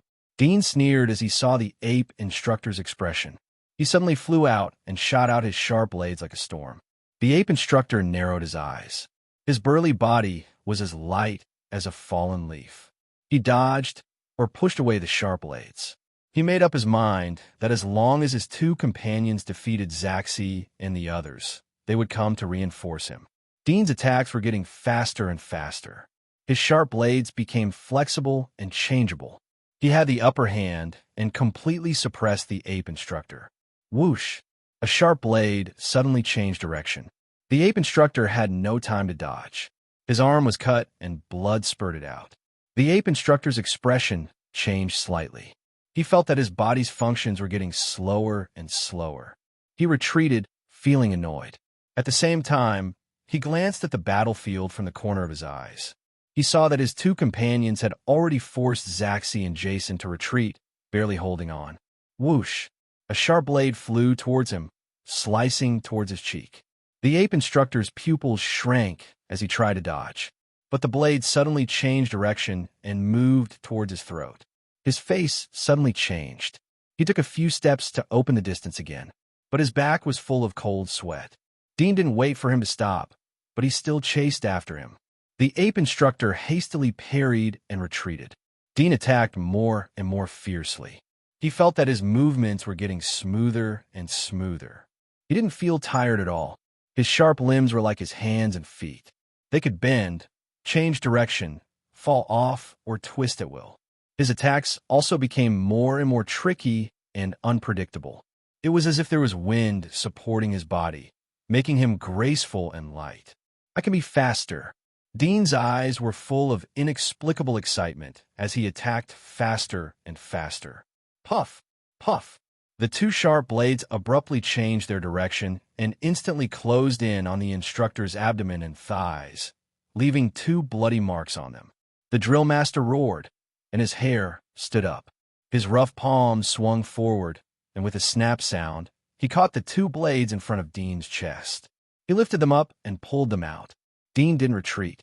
Instead, he rushed towards him at a faster speed. His hands were like a peacock's tail. His fingers were like hooks as he grabbed the ape instructor's chest and pulled the distance between them closer. The instructor's face changed. He raised his hand to tear Dean's face, trying to force him back.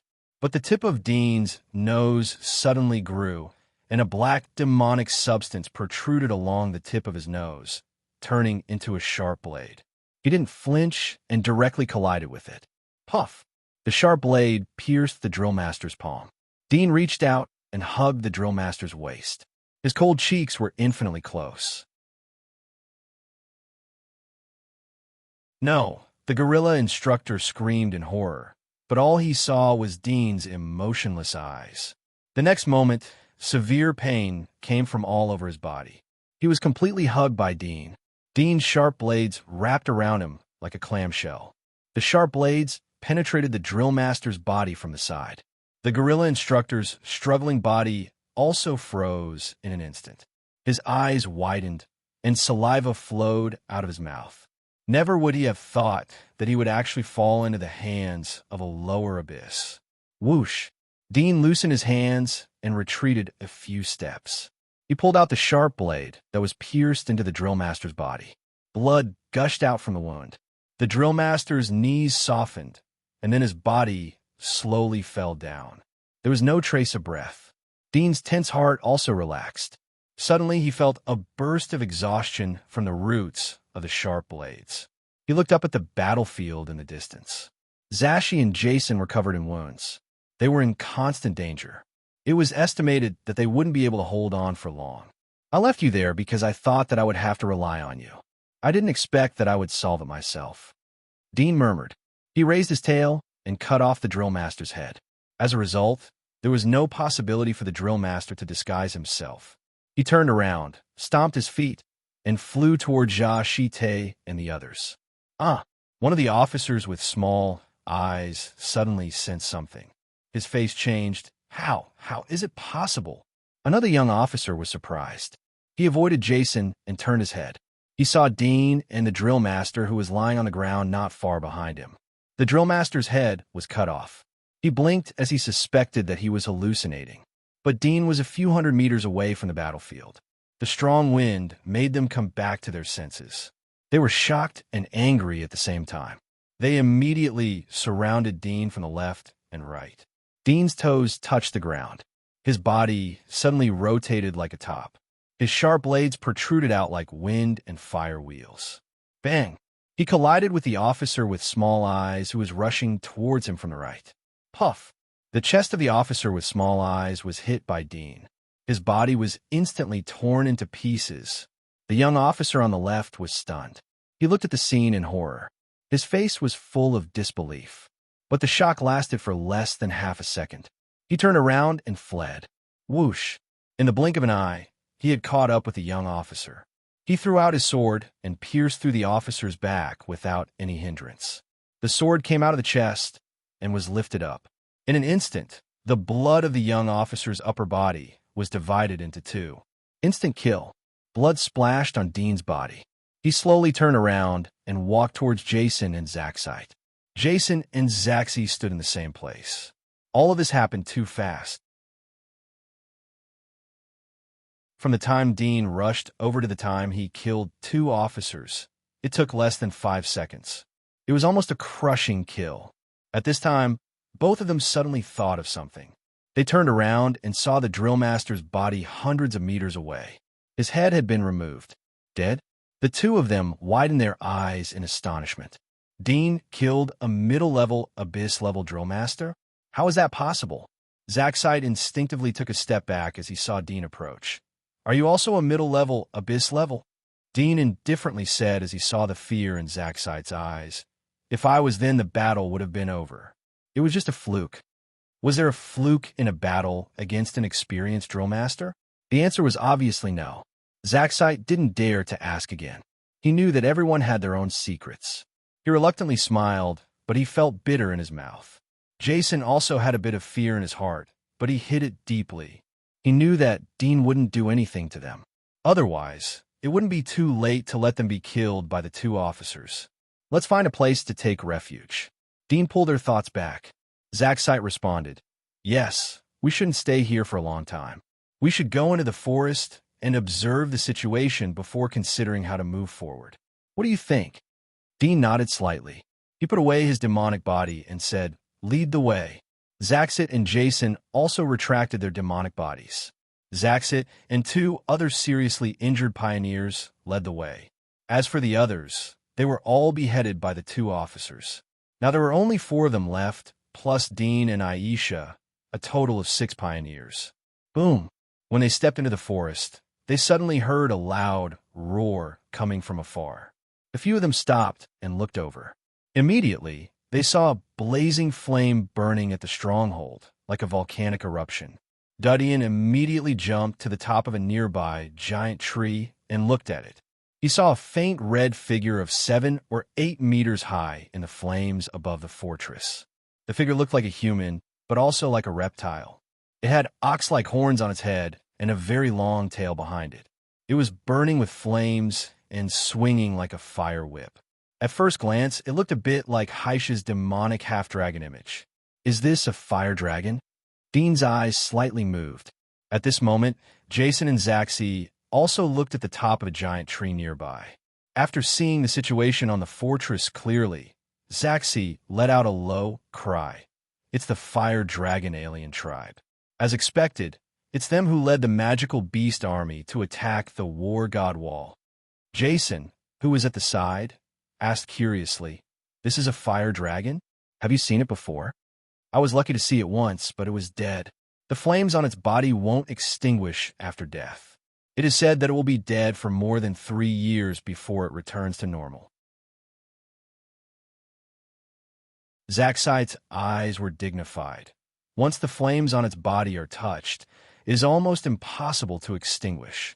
The only way is to erase the place that is touched. If the hand is touched, then cut off your hand. This is the fastest way to save your life. Otherwise, the flames will continue to burn along your hand until you turn into ashes. Jason was shocked. Is it that exaggerated? Can't water extinguish it? Of course. Zaxite's voice was low. This isn't an ordinary flame. Have you seen an oil fire? The more water is poured, the faster the fire spreads. Although it isn't an oil fire, but it is more special. The only way to extinguish it is to completely wrap the fire with a wet cloth. Jason raised his eyebrows. It isn't that terrible. We can just jump into the water. Zaxite wryly smiled. It's easy to say, but there is no pool for you to jump into during the battle. Generally speaking, fire dragons don't appear in places with water. They can only be seen in bare wastelands, piles of rocks, and other places. How do you know? Jason looked at him in surprise. I heard it from a veteran. Zaxite sighed. Dean looked at the fire dragon on the fortress. He saw that the fire dragon was running amok in the encirclement of the regular army. The fire dragon's body touched the soldiers and ignited them. Everywhere it went was a sea of fire. Dean suddenly had an idea as he looked at its crazy attack and roar. Why was it so desperate to climb over the God of War's wall? From Zaxide's words and the behavior of the fire dragon, it was completely in line with the characteristics of an intelligent creature. Although it may not reach the same level of intelligence as humans, but it was by no means an ordinary monster. Why are the aliens outside the God of War's wall attacking the God of War's wall? This idea grew in Dean's mind. He slightly frowned and turned to look at the God of War's wall in front of him. It was towering and straight into the clouds. Such a giant wall isolated the kingdom of God and the giant wall. It also isolated the aura of humans. In that case, why did these aliens try to climb over this wall? Was it because they couldn't go down in the God of War's wall? Or was there something inside the wall that they longed for? Or did they also want to go out? Rumble. At this time, a vibration came from the edge of the forest. The few of them turned around and saw a black horde of beasts slowly advancing towards a stronghold. Zaxide's face changed as he said to Dean, "The scale of this group of monsters is too big. Moreover, there are fire dragons involved. The fortress will definitely not be able to hold. They will probably retreat to the God of War's wall. We should also find a place to hide so as not to encounter the stragglers." Dean nodded. At this point, he could only continue to hide. If they returned to the fortress at this time, they would be sent to the front line. Even if they mixed with the regular army and returned to the God of War's wall, they would be pulled out. After all, the Imperial border guards have been fighting for many years. They were very good at preventing deserters. "Let's retreat first," Dean said. Seeing his order, Zaxide and Jason immediately took the two wounded pioneers and moved forward along the forest. There were some crawling monsters in this forest. Their physique wasn't high. Generally, they were at the level of hunter or limitless. This place was close to the God of War's wall. It was usually cleaned, so there were no large monsters entrenched here. Zaxi and Jason's determination to survive was getting stronger and stronger as they walked through the forest. They used to think that the outside of the giant wall was as terrible as what the army had said. Now they found out that there were low-level monsters in the area. Not all areas had the chance to encounter other races. On the way, the roars and shouts from the fortress were getting farther and farther away. Zaxite and Jason led the team in front. They waited until the sounds of killing gradually disappeared before they slowly stopped moving forward. They found a place to rest, eat, and drink, and then continued to move forward. "Let's sleep here tonight." Jason looked at the two seriously injured pioneers. They had suffered a lot along the way, but they were sensible enough not to say anything about taking a rest. Most of them were afraid that Dean and others would abandon them as burdens, so they endured the pain and followed the pioneers. Zaxide saw that there were no large monsters around. He nodded. "The environment is good. Dean, what do you think?" Dean shook his head. "Sooner or later, the battle in the fortress will be decided. The possibility of the aliens being defeated is very high. Once they're defeated, the monsters will flee in all directions.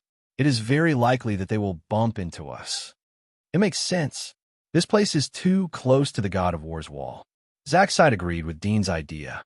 Jason hesitated. "But it is too far away. We can't see the situation of the battlefield. When will we return? Do we really have to stay here for a lifetime? Just a few of us?"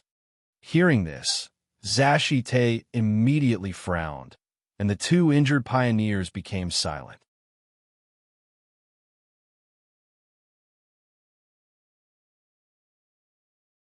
Chapter 943. Okay. Jason reluctantly agreed. He didn't want to defect and wander outside the wall for the rest of his life. But the battlefield was chaotic, and he was likely to be sacrificed if he went back. He could only temporarily avoid the battlefield. The decision was made. Everyone was led by Dean and moved forward. Half a day later, they left the forest and came to a tall mountain. The mountain was 200 to 300 meters tall, and there were many monsters living there. The lord of this place was a reptilian monster that looked like a crouching spider, but its legs were sharp blades. Its strength was comparable to a ruler, and it was killed by Zaxi with 2 slashes. They occupied the mountain and rested here. From the top of the mountain, they could vaguely see the scenery outside the giant wall more than 20 miles away. They could also see the scene behind the beast tide. From time to time, There would be loud and majestic beast roars coming from the black beast tide. It seemed to be in order. The aftermath of the beast tide could be faintly felt even from more than 20 miles away. Zaxit and Jason's eyesight wasn't weak, although they couldn't see the shape of the monsters in the beast tide, but they could see the scale of the beast tide. Was the scale of the beast tide so big before? Jason was shocked as he turned to Zaxit and asked. Zaxit was startled. Don't ask me. Although I came earlier than you, but I haven't really been to the battlefield. But it should be on a similar scale. No wonder they recruited unaffiliated people like us at the last minute. The battle has been going on for 5 to 6 hours since dawn. Not counting the magical beasts that have already invaded the fortress, there should be about 50 to 60,000 of them in this area, right? I guess so. Jason was not sure. I can't see the end. Fortunately, we ran out in advance. If we listened to that grandson and defended the fortress, we wouldn't be able to survive even if we had 10 lives. It's too horrible. Although we have seen a lot of beast tides in the giant wall, the monsters were generally weak. The human wave tactic was useless in front of us. However, there are big guys here. There's so many pioneers. Even if we were surrounded by the beasts in the upper abyss, we would still lose a layer of skin. Dean's eyes were dignified, and he was equally surprised. The battle had lasted for 5 or 6 hours, but the scale of the beast horde was still so huge. Most likely, the fortress had already been captured. He didn't know whether the indestructible wall of war could defend against this invasion. Look, it's the fire dragon race. Zaxit suddenly raised his finger. The few of them looked in the direction of his finger and immediately saw streaks of fiery light appear in the black tide behind the horde of beasts. They swept past the horde of beasts like meteors. The scarlet color formed a sharp contrast with the pitch-black horde of beasts. They moved quickly, as if they were leaping through the horde of beasts. They quickly moved from the back of the horde of beasts to the front of the horde of beasts until they disappeared from everyone's sight. 28, 29. Jason's lips slightly moved. When he counted to 33, he took a deep breath. 33. Dean's eyes flashed, but he didn't speak. Suddenly, an idea appeared in his mind. This idea made him feel that it was too bold and even rebellious. He knew from Felicia that the fighting strength of the fire dragons was not inferior to that of the trolls. The adult trolls had the power of the abyss, and some of them were even stronger than the middle abyss. The same was true for the fire dragons. Felicia had taught Dean the way to judge the strength of the fire dragons, and that was to look at the color of their flames. The fire dragon race with blue flames was the weakest infant. Its combat power was lower than the abyss. The fire dragon race with red flames was comparable to the lower abyss. The fire dragon race with golden flames belonged to the royal family of the fire dragon race. Its strength was close to the upper abyss. Only the Lord of the Abyss could barely deal with the golden flames of the fire dragon race. Felicia also said that the fire dragons were the most powerful of the fire dragons. Their flames were snow white and looked like steam. They were the kings of the fire dragons, and only the 7 kings could kill them. The previous 33 fire dragons had red flames. 2 of them had a trace of gold in them. Such combat power was enough to defeat the 3 border guards who brought Dean. However, the 3 border guards relied on the natural protection of the Wall of War. It wasn't difficult for them to block more than 30 fire dragons. I heard that the strength of the fire dragons is related to the strength of their flames. Zaxit started to talk about the fire dragon's strength according to the color of the flames.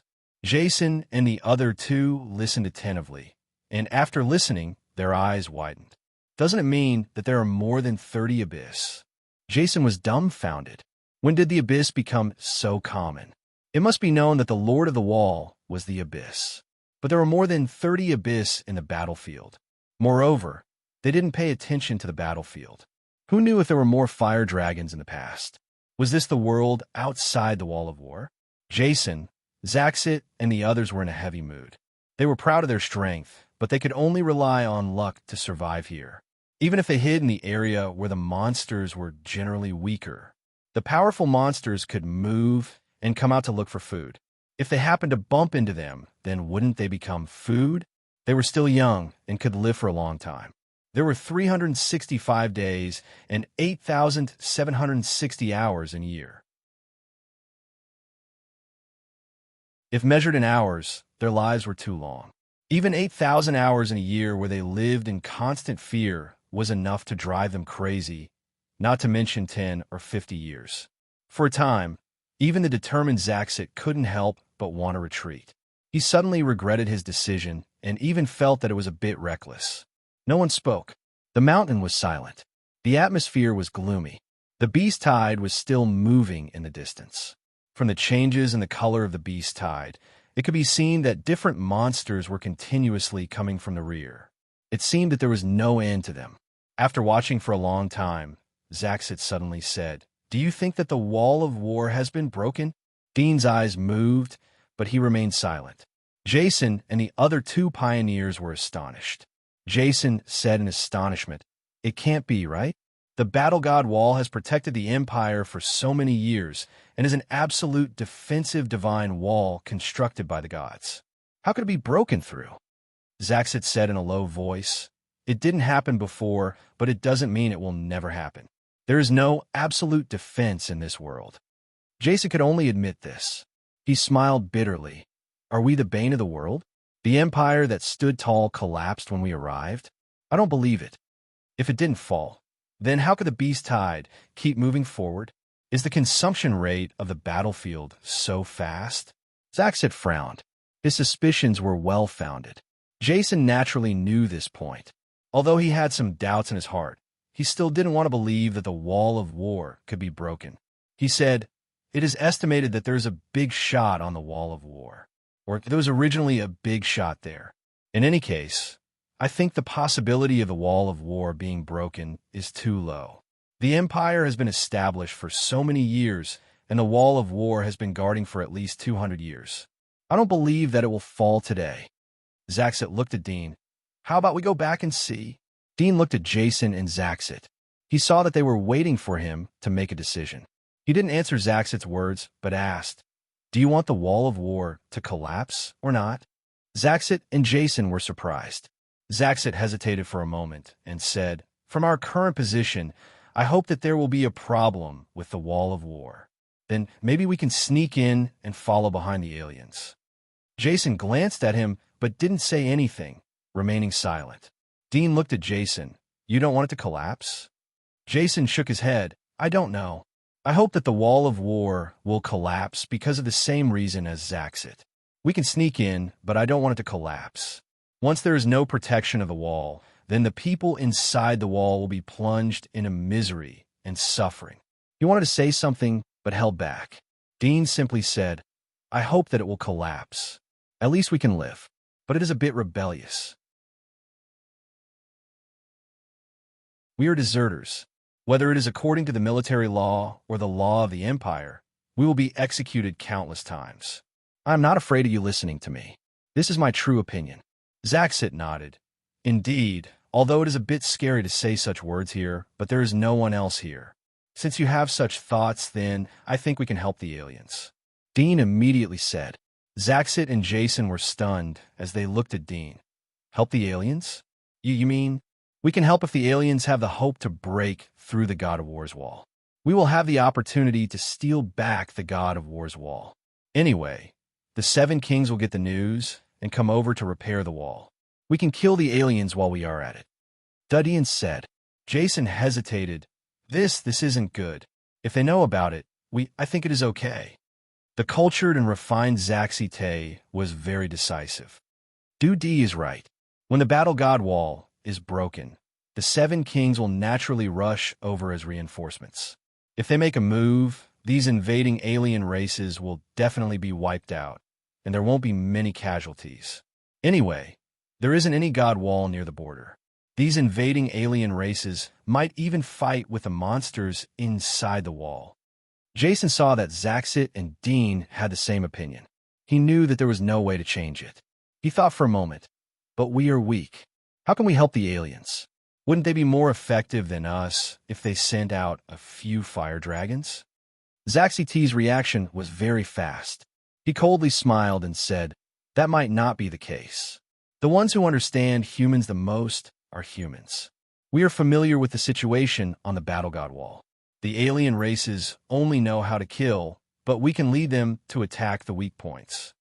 Dean nodded. "It is the simplest way to kill with a borrowed knife." Jason sighed. "That's true." They discussed the details, and then, under Dean's suggestion, they stayed on the mountain for a few hours to watch the battle. The sky gradually darkened. It was dusk, and the clouds of fire covered the sky. The number of beasts had become sparse. From time to time, there were fire dragons rushing out from the beasts towards the front of the battlefield. In the evening, Dean, Jason, and Tashi ate dry food and groped their way back. They were dozens of miles away from the Wall of War by the early morning. They could see the huge outline of the Wall of War. They saw the flames of war raging in the 7th area of the Wall of War. Flames were splashing on the towering Wall of War. The roars of beasts and shouts of killing seemed to be coming from the sky. It was extremely shocking. Dean, Jason, Zaxit, and others were surprised and sighed when they saw this scene. They were surprised that the beasts had continued to attack for so long. Moreover, the regular army on the Wall of War was able to hold on for so long. They sighed because the wall outside the Wall of War was stained with blood. It was as if there was a waterfall of blood pouring down from the highest point. More than 3,000 meters of the Wall of War was bathed in blood. On the ground outside the Wall of War, the corpses of the beasts were piled up like a mountain. There were tens of thousands or even hundreds of thousands of corpses. They formed a steep slope. The beasts from behind climbed up the slope of the corpses toward the top of the wall, or jumped up. However, from time to time, boulders would roll down from the wall and gunpowder shells would be thrown to kill the beasts climbing the wall. Every time the shells exploded, the entire Wall of War seemed to tremble. Fortunately, the shells were far away from the Wall of War and didn't explode on the wall. The aftermath of the shells burned black marks on the wall. Dean, Jason, and others didn't expect that the Wall of War wasn't broken. They didn't even see the hope of breaking it. Dean frowned and stared at the wall in silence. Half an hour later, the battlefield was still filled with waves of charging and stubborn defense. The corpses of the demonic creatures fell from the war god wall like raindrops, raising the height of the slope by another 10 to 20 meters. They actually held on. Zaxit's face was ugly as he gritted his teeth. Jason was silent. No one could see what he was thinking. Dean stared for a moment and turned around. "Let's go and wait for a while." Zaxit was unwilling. "Aren't we going to harass them? If the Wall of God of War was crumbling, then we would have a little role. But now it is still impregnable. The role of the few of us in such a battlefield is too small. We can't change the outcome." Duddy sighed. Zaxite also understood this, but he was still somewhat unwilling. This was their last and only hope of survival. "Let's wait for a while. Maybe there will be a change." Dean comforted him and left without looking back. Dean leaned against the hillside and continued to look at the battlefield after returning to the mountain. He was waiting for an opportunity. 2 days passed in the blink of an eye. Dean and others returned to the front of the Wall of War to observe the situation. But in addition to the height of the corpses piled up outside the wall, the battle was still the same. They saw that the fire dragons weren't able to break through the defense of the wall. Many fire dragons' corpses fell on the slope and were pressed down by more corpses.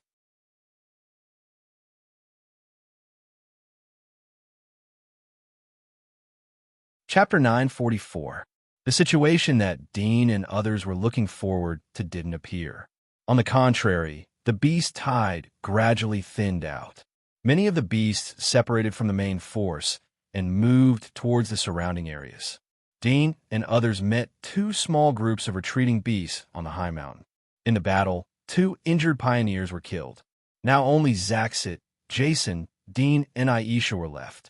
Originally, there were more than a dozen people in the escape team. In just a few days, only a few of them were left. Zaxit's intention to escape gradually faded. He suddenly felt that it was better to stay in a wall than to be punished. He couldn't imagine what would happen if Dean and Jason were gone and he was the only one left. Would he gradually lose his humanity because of the monsters? Would he not even speak in the end? What should we do now? Zaxit and Jason looked at Dean. Even if they were used to being in a high position and had independent thoughts, they couldn't help but be at a loss at the moment. Dean was also confused. He didn't expect that such a huge attack from the aliens wouldn't cause much impact on the War God's Wall. In the past few days, they often returned to the edge of the battlefield to observe. They tried to help when the monsters were strong, but they never had the opportunity. Now that the battle was about to end, it was obvious that such an opportunity wouldn't come again.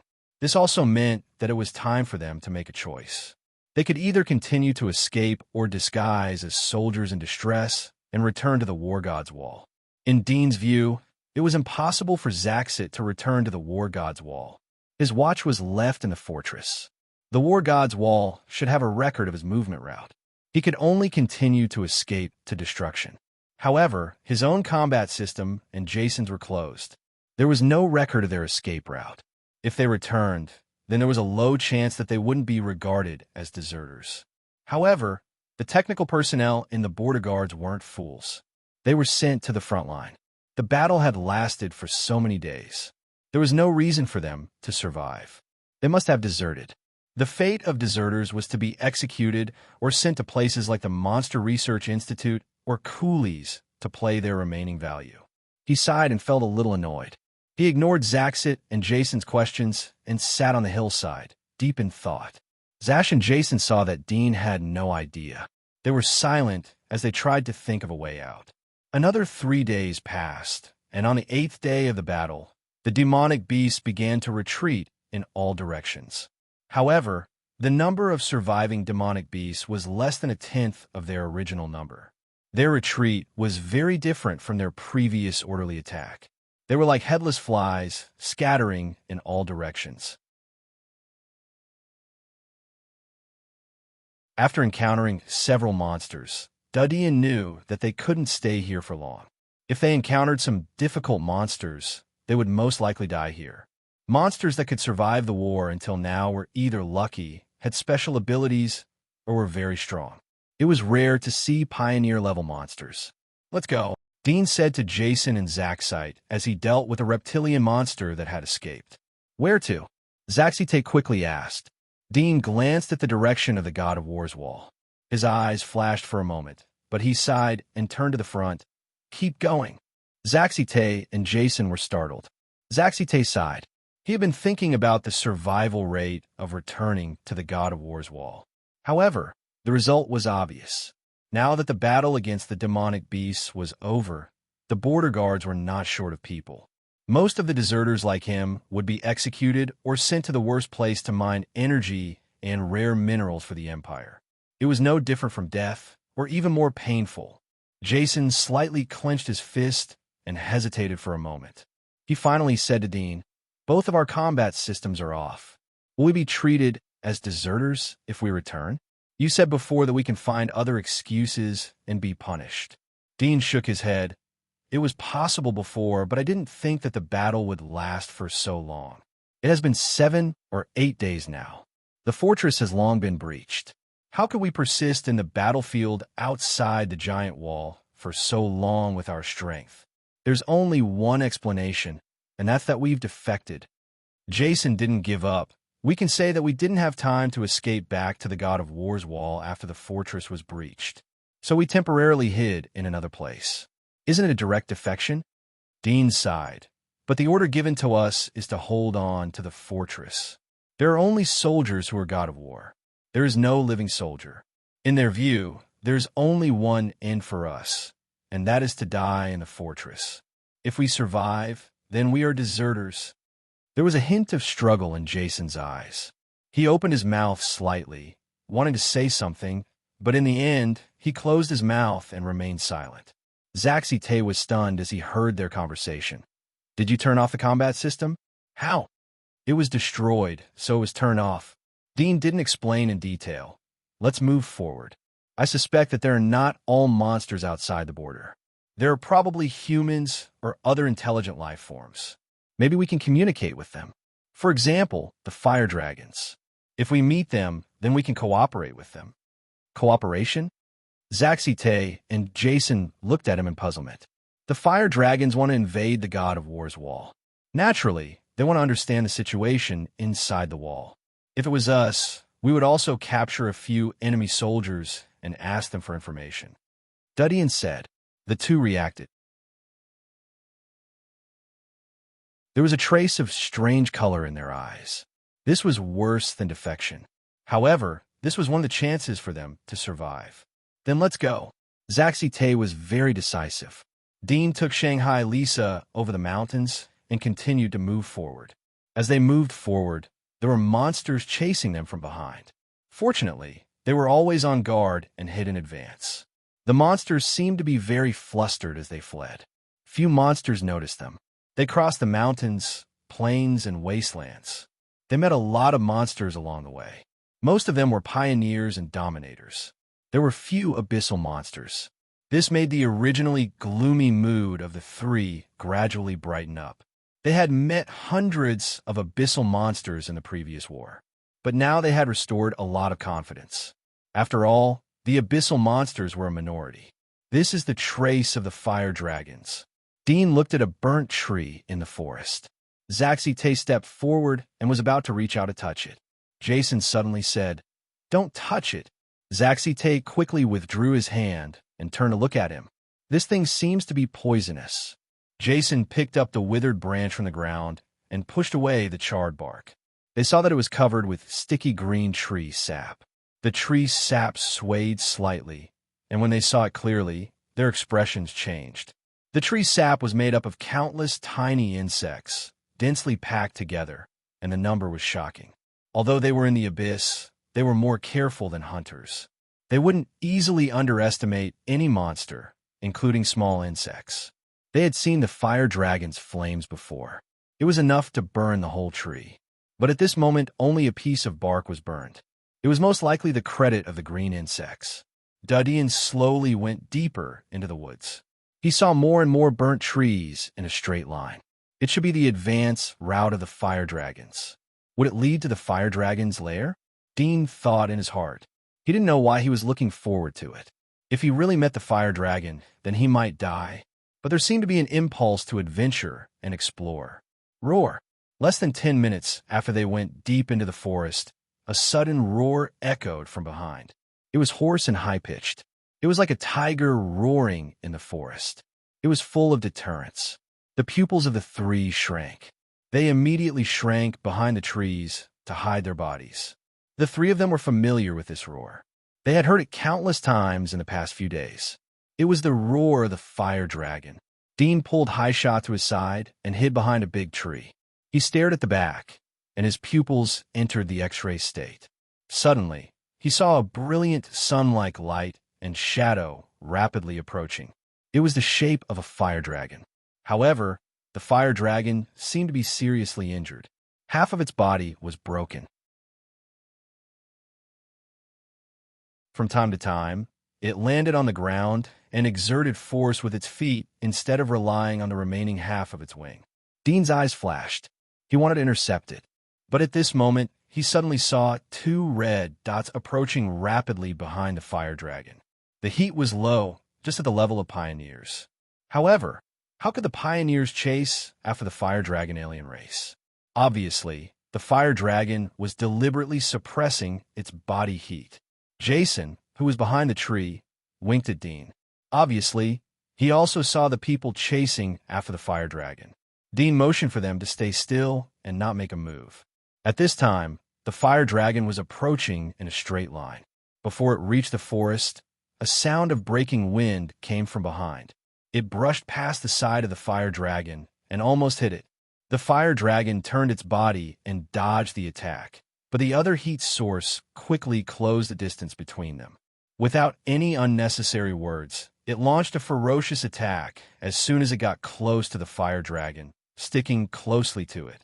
At this time, the three of them could clearly see the situation of the battle with their naked eyes. The faces of the two heat sources were human, but their bodies had been demonized. One was like an upright, giant crocodile with an elongated face.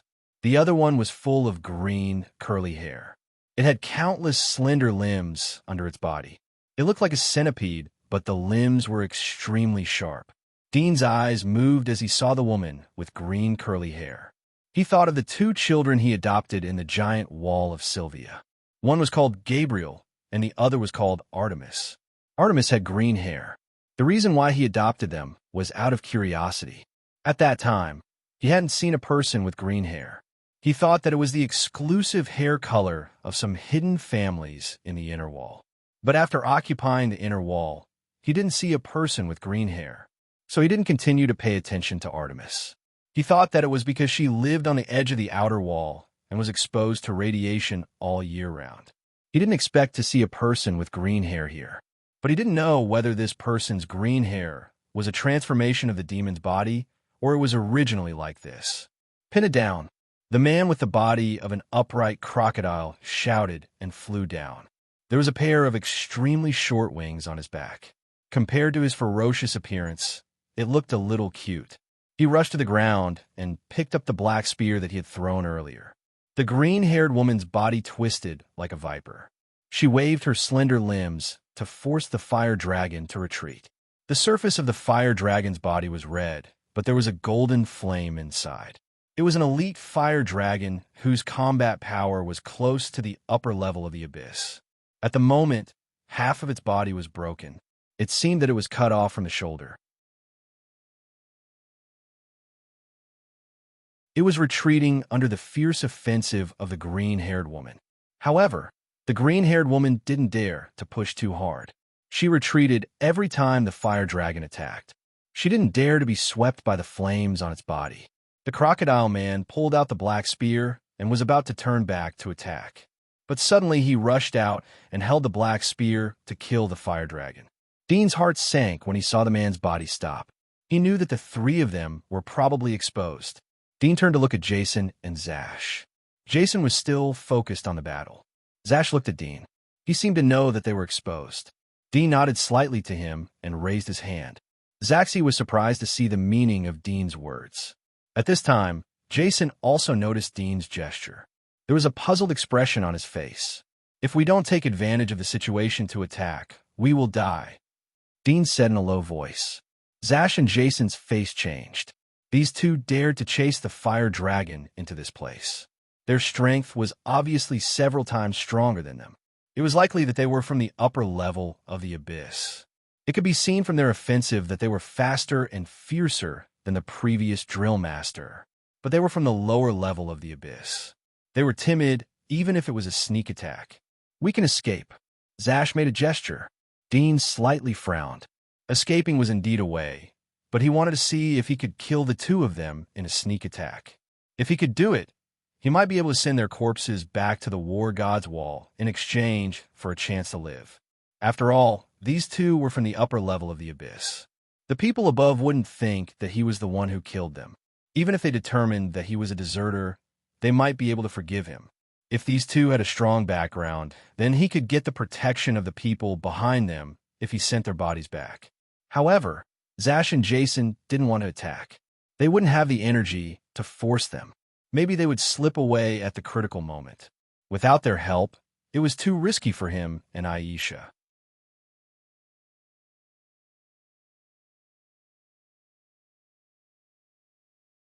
Chapter 945. Zash and Jason looked at each other. They were reluctant, but Dean was the strongest. They couldn't stop him since he insisted on staying. Roar! The roar echoed. The fire dragon was completely suppressed by the two. It couldn't get out of the encirclement of the two. There were new injuries on its body. The old injuries hadn't healed yet. The more it fought, the more tired it became. The crocodile-shaped, short-winged man's black spear didn't seem to be afraid of the fire dragon's raging flames. He waved the black spear and attacked fiercely, shaving off a few inches of the fire dragon's scales. When the flames covered the black spear, they were instantly extinguished, as if they were absorbed by the spear. The green-haired woman seemed to be worried. Although she cooperated with the crocodile-winged man to contain the fire dragon, she didn't dare to get close to it. Both of them had a tacit understanding and rich combat experience. They didn't give the fire dragon the slightest chance to break out of the encirclement. They didn't force it too much. They just slowly dragged it down and consumed its strength. Dean looked at them for a moment and sighed in his heart. The two of them were too stable. They didn't give the fire dragon any chance to counterattack. He was afraid that the fire dragon would be exhausted to death if this continued. They could join forces to quickly kill the fire dragon, but they chose to prolong the war of attrition. The reason was obvious. It should be that the other side was saving their strength to guard against their sneak attack. "Let's go," Dean helplessly signaled to Jason and Zash. Zashi and Jason were relieved when they saw Dean's gesture. They were worried that Dean would be stubborn and want to reap the benefits of the fisherman. Obviously, that kind of good thing was unrealistic. The two of them quietly lifted their feet and followed Dean to retreat. The crocodile-winged man who was fighting with the fire dragon glanced at the distant woods through the shoulder of the fire dragon. At this moment, the fire dragon seemed to be aware of the flaws. It roared and flew towards the crocodile-winged man. It opened its mouth and spat out a thick flame. The flame was extremely fast. It was faster than their bodies. The crocodile-shaped, short-winged man's expression changed slightly. The flame spewed out by the fire dragon was extremely lethal. Even he didn't dare to be hit by it. Earlier, he had been paying attention to it and was ready to dodge at the moment it opened its mouth. But now it happened so suddenly. He hurriedly raised his hand and waved his black spear like a windmill. Countless spear shadows flew towards the flaming cannonball. The raging flames were smashed, and wisps of flames drifted away. Some of the flames came into contact with the crocodile-shaped, short-winged man's body and immediately started burning. The crocodile-shaped, short-winged man was very decisive. His demonized arm slapped forward, tearing off the skin and flesh where the flame touched and flinging it to the ground. The flame was erratic, but it did not extinguish. When he dug out the flames on his body, the crocodile-like, short-winged man realized that the fire dragon had already taken the opportunity to charge forward. However, before it could get far, it was already stopped by the green-haired woman. If not for the green-haired woman, the attack just now might have given the fire dragon an opportunity to escape. Damn it! The crocodile-winged man gritted his teeth. He endured the pain and rushed forward with his spear. The fierce battle lasted for more than 10 minutes. The fire dragon finally ran out of energy. It looked up to the sky and wailed. The crocodile-winged man's spear pierced through its chest. Blood spilled. It fell to the ground. Meanwhile, the green-haired woman and the crocodile-winged man both looked to be in a sorry state. One of them had half of her curly hair burn off and was emitting a burnt smell, which greatly affected her appearance. The other had bloody holes all over her body, which was bleeding profusely. "It's finally dead." William heaved a sigh of relief. He felt a wave of fatigue, but he did not relax. He swooped down with his spear and pierced the neck of the fire dragon. The spear pierced through its neck and beheaded its head. Only then did he feel relieved. He said to the green-haired woman who was slowly descending, "There was some movement in the forest earlier. Did you notice it? There were 3 people. They seemed to be from the abyss." Shanima's eyes were cold. "They must be deserters. We meet such fools in every war. They like to die." The corner of William's mouth curled into a cold smile. "Looks like they're smart enough to know to retreat in time. Previously, I thought they would ambush us. Just as I was about to suppress this alien dragon man, I was going to pretend to be weak and injured to lure them into attacking us." Shanima said coldly, "Are we going to get rid of these scum?" "No need. They don't need us to deal with them. Don't waste our energy." William smiled. "Don't forget, they have other values. There are always idiots like them who like to be bait. They think they have a chance of survival. They don't know that they're just pathfinders for us." "That's true." Shanima nodded. Apart from the officers of the Crusaders, no one else should know that their battle armors are equipped with special tracking devices and mirrors. Their every move is being observed. I hope they get better and better. A free pathfinder is much better than spending a fortune to explore the isolated land every year. That's called recycling. William smiled. Let's not talk about this anymore. We should hurry up and move the fire dragon's corpse back. I wanted to capture it alive, but unfortunately, with our strength, we can't capture a golden fire dragon alive. Let's hope this corpse can provide us with some value. Shot him aside. William nodded. He took out a string of rope from his small military bag and tied it to one of the fire dragon's legs. The rope was pitch black and looked like a metal chain. It made a clanking sound, but it also looked like rubber. It could be stretched longer. At this moment, it was being burned by the fire dragon's leg, but there were no signs of it catching on fire. Let's go. William grabbed the rope and dragged the dragon. Shanima nodded. She undid her demonic body and used her hunting sword to pick up the dragon's head. She followed behind William. Wait. Suddenly, Shanima cried out. William was stunned. He turned back. What's wrong? Shanima looked at the dragon's head. Her eyes widened. She was a little stunned. A trace of palpitation and fear appeared in the depths of her eyes. Whoosh! The three of them followed the traces of burning trees in the forest. After running for more than half an hour, the three of them gradually stopped. Dean looked back for a moment and sighed. It seems that they didn't catch up. Zaxi Tay and Jason looked around, but they didn't find any traces of the two, so they were slightly relieved. Are we going to follow the traces of the dragon? What if we find their lair? Zash looked at Dean. He hoped that he would change his mind. Dean had the same concerns in his heart, although he was deeply interested in the lair of the dragon, but his life was more important. However, if they didn't explore the fire dragon's lair, they could only wander outside the borders in search of survival. However, this was definitely not a long-term solution. If they were unlucky and encountered something extremely terrifying, they would be directly killed and turned into food.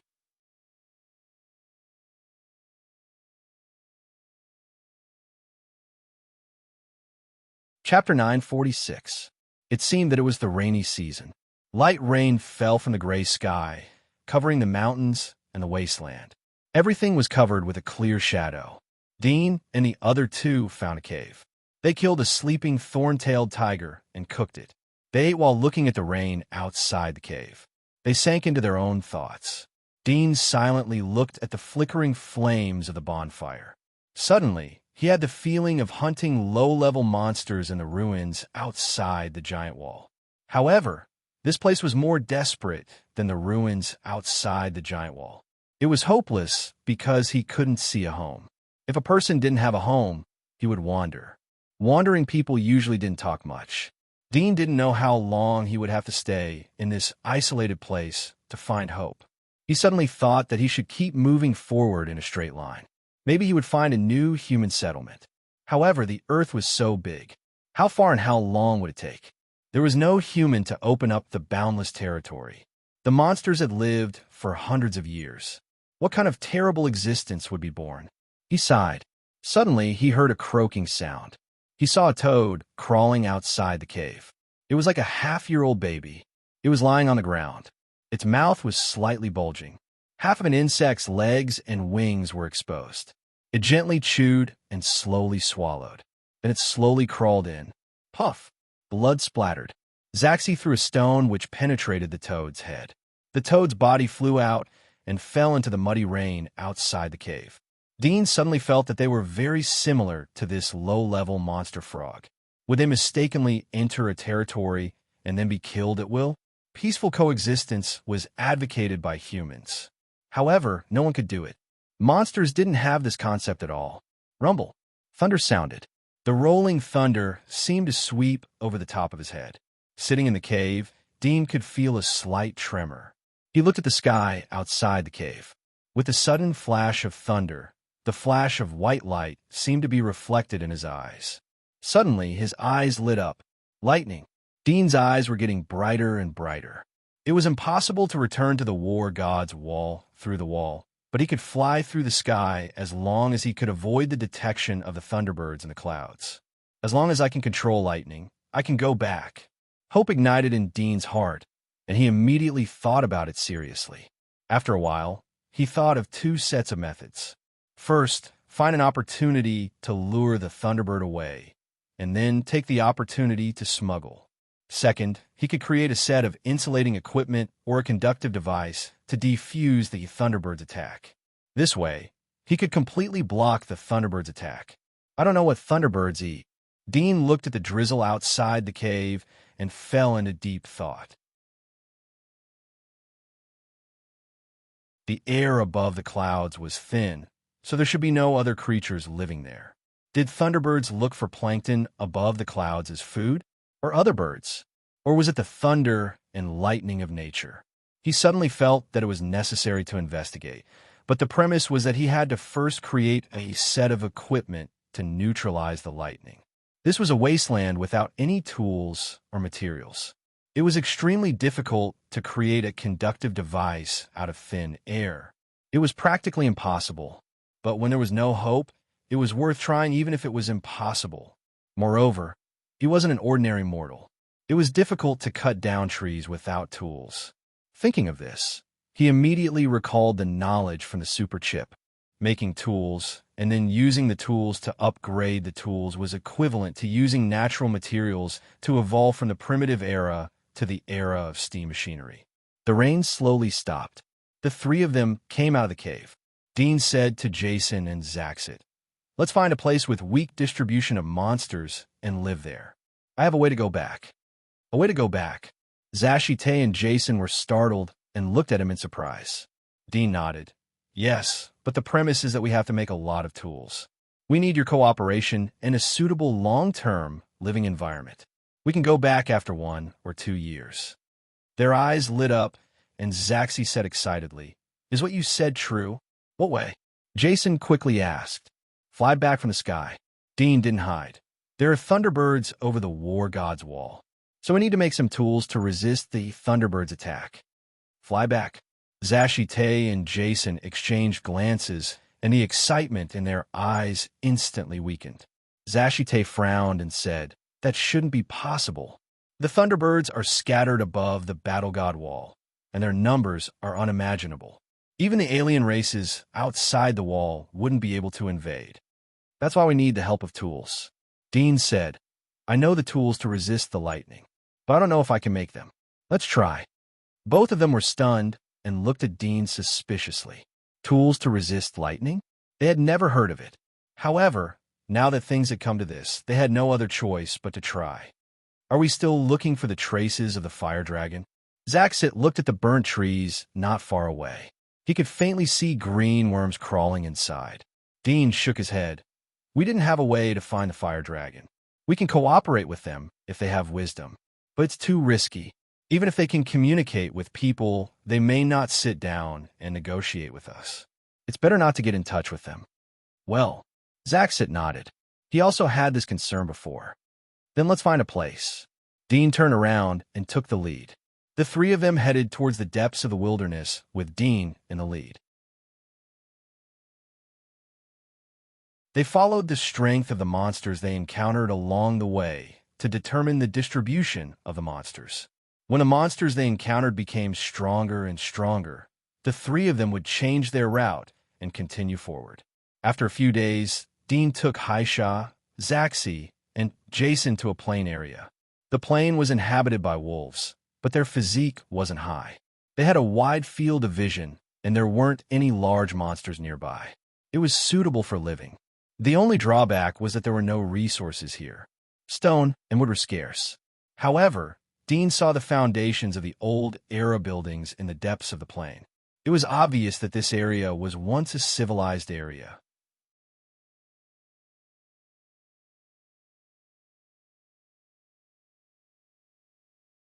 Chapter 9:47. Although they didn't have digging tools, but they were able to easily dig the soil with their magic claws. What surprised Dean was that Zaxi's magic marks not only had a strong attack ability, but was also particularly good at drilling. In just 10 minutes, he was able to reach a depth of 100 meters. He was able to touch the deepest layer of rock in the area. There is iron in these stones, but it has rusted. It should be used by the people in the ancient era to cast buildings. Jason said after a moment of observation. The people in the ancient era were very intelligent. I feel that they were smarter than us.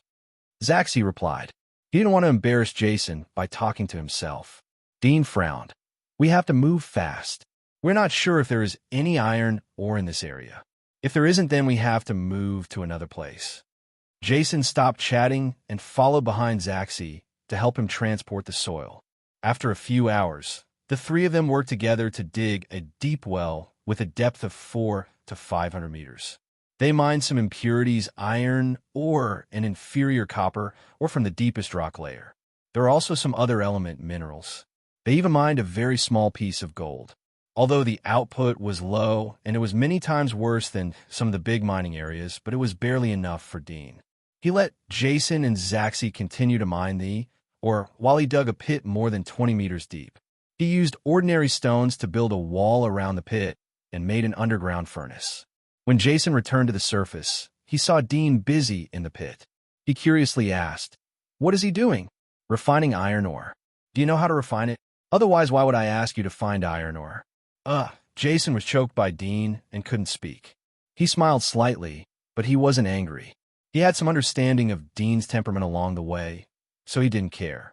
He laughed and said, "You are right. Do you need my help? Can you cast a stone pot out of the stone?" Dean asked. Jason thought for a moment. "I should be able to then go and find firewood. The more the better," Dean said. Jason coughed helplessly, looked around the plains, and snuck towards the forest in the south. Dean built the underground furnace and sealed all the holes around it. He looked at Jason and Zaxi, who were resting and watching him. "You come to light the fire and wash the ore." Tashi looked at him curiously. "Have you smelted iron before?" "No." "Then how do you know?" "I'm smart." The short chat ended again. Zaxi obediently jumped down, picked up the firewood that Jason brought back, and threw it to the bottom of the furnace. Dean saw that the bottom of the stone-built stove was filled with firewood. The flame was extremely weak. He slightly shook his eyebrows. "You don't know how to make a fire?" Zaxit was stunned. "Isn't it already asleep?" "The fire is too small." "But the firewood is already full."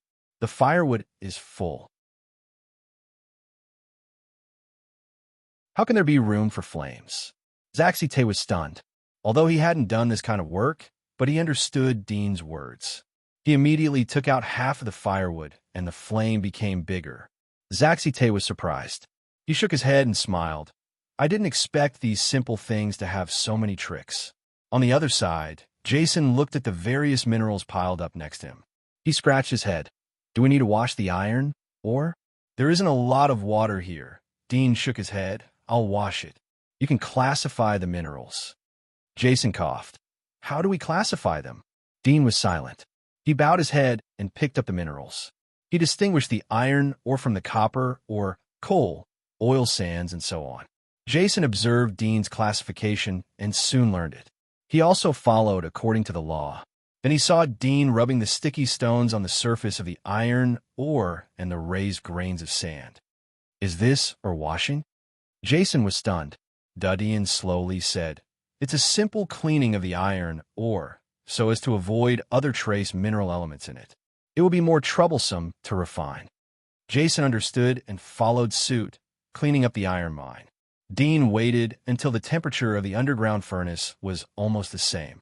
He threw the cleaned iron ore into the furnace and covered it with a huge stone cover. He let Zaxi continue to light the fire. Jason took the initiative to collect firewood when there was not much firewood left. Dean used the remaining stones to build a wall next to the furnace. Zaxi saw that Dean had built a wall to surround the furnace. He asked, "These stones can't stop the monster's attack. Do you want to dig some harder granite?" Dean glanced at him. "This is a shelter from the rain." Zaxi was surprised for a moment. He decided not to take the initiative to talk to Dudian. Dean saw Zaxi figure turn back when he finished building the wall. There was no firewood in his hands, but he was holding figure. Dean's pupil shrank as he looked at Jason.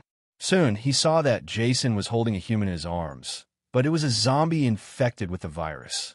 Jason ran all the way to the front of Dean and threw the undead to the ground.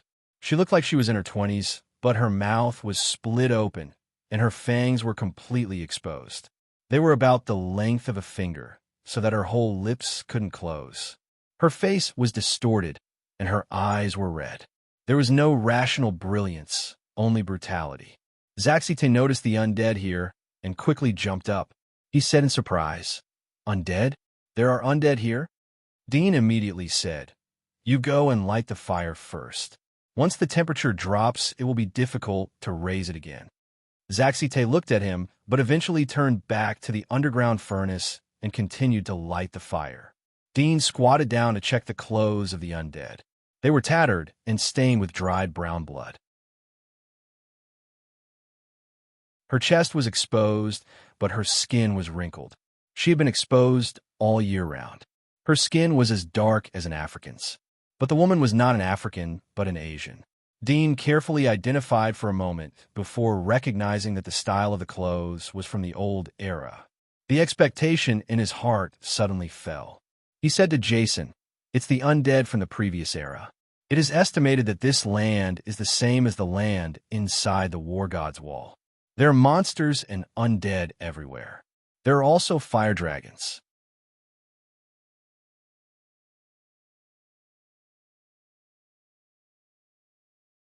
Chapter 948. Probably. Dean didn't deny it, as he had also noticed the situation. The entire attack on the war god's wall seemed to be controlled by the fire dragons. It was precisely because of this that he firmly believed that the fire dragons had wisdom that wasn't weaker than humans. But how could there be such a powerful race on Earth in just 300 years? Was it the alien race that was left on Earth?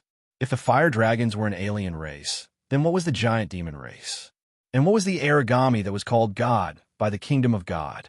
Dean felt that the alien race outside the wall should not be at the same level as the origami.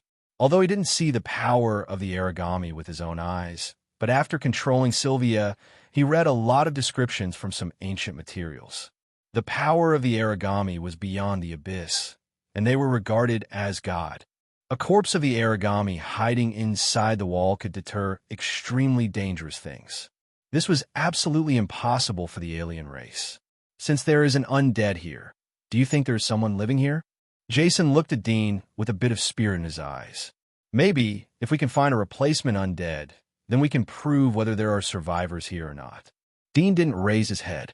He used his hand to pinch the arm, shoulder, and other parts of the undead. He felt the hardness of the bones inside. It had evolved to a relatively strong level. It was estimated that it had the fighting power of the pioneer level. If there was no parasitic soul worm, perhaps it would become a corpse king. How do you know that she is an undead from the previous era? Jason looked at him curiously. He felt that Dean seemed to know a lot of things that he didn't know. This was also the reason why Jason had been humble. This clothing is the style of the previous era. Dean didn't hide it. It was not a secret. You recognized the clothing of the previous era? Jason was surprised. He thought that Dean used some other method to distinguish it. Haven't you studied history? Dean glanced at him. It's always good to read more books. Jason smiled embarrassedly. I don't have time to read books. If I have time, I might as well think about how to hunt monsters. No matter how many books I read, I still have to rely on my fists to fight the monsters. That's because you're not far-sighted enough. Jason was speechless, but he felt that Dean's words were reasonable. He couldn't refute it. Everything they did now depended on Dean's knowledge. Even if they were from the abyss, they didn't know how to smelt iron ore. Although violence was the most direct way to solve the problem, but there were many problems that couldn't be solved by violence. If we encounter other zombies, they are not wearing clothes.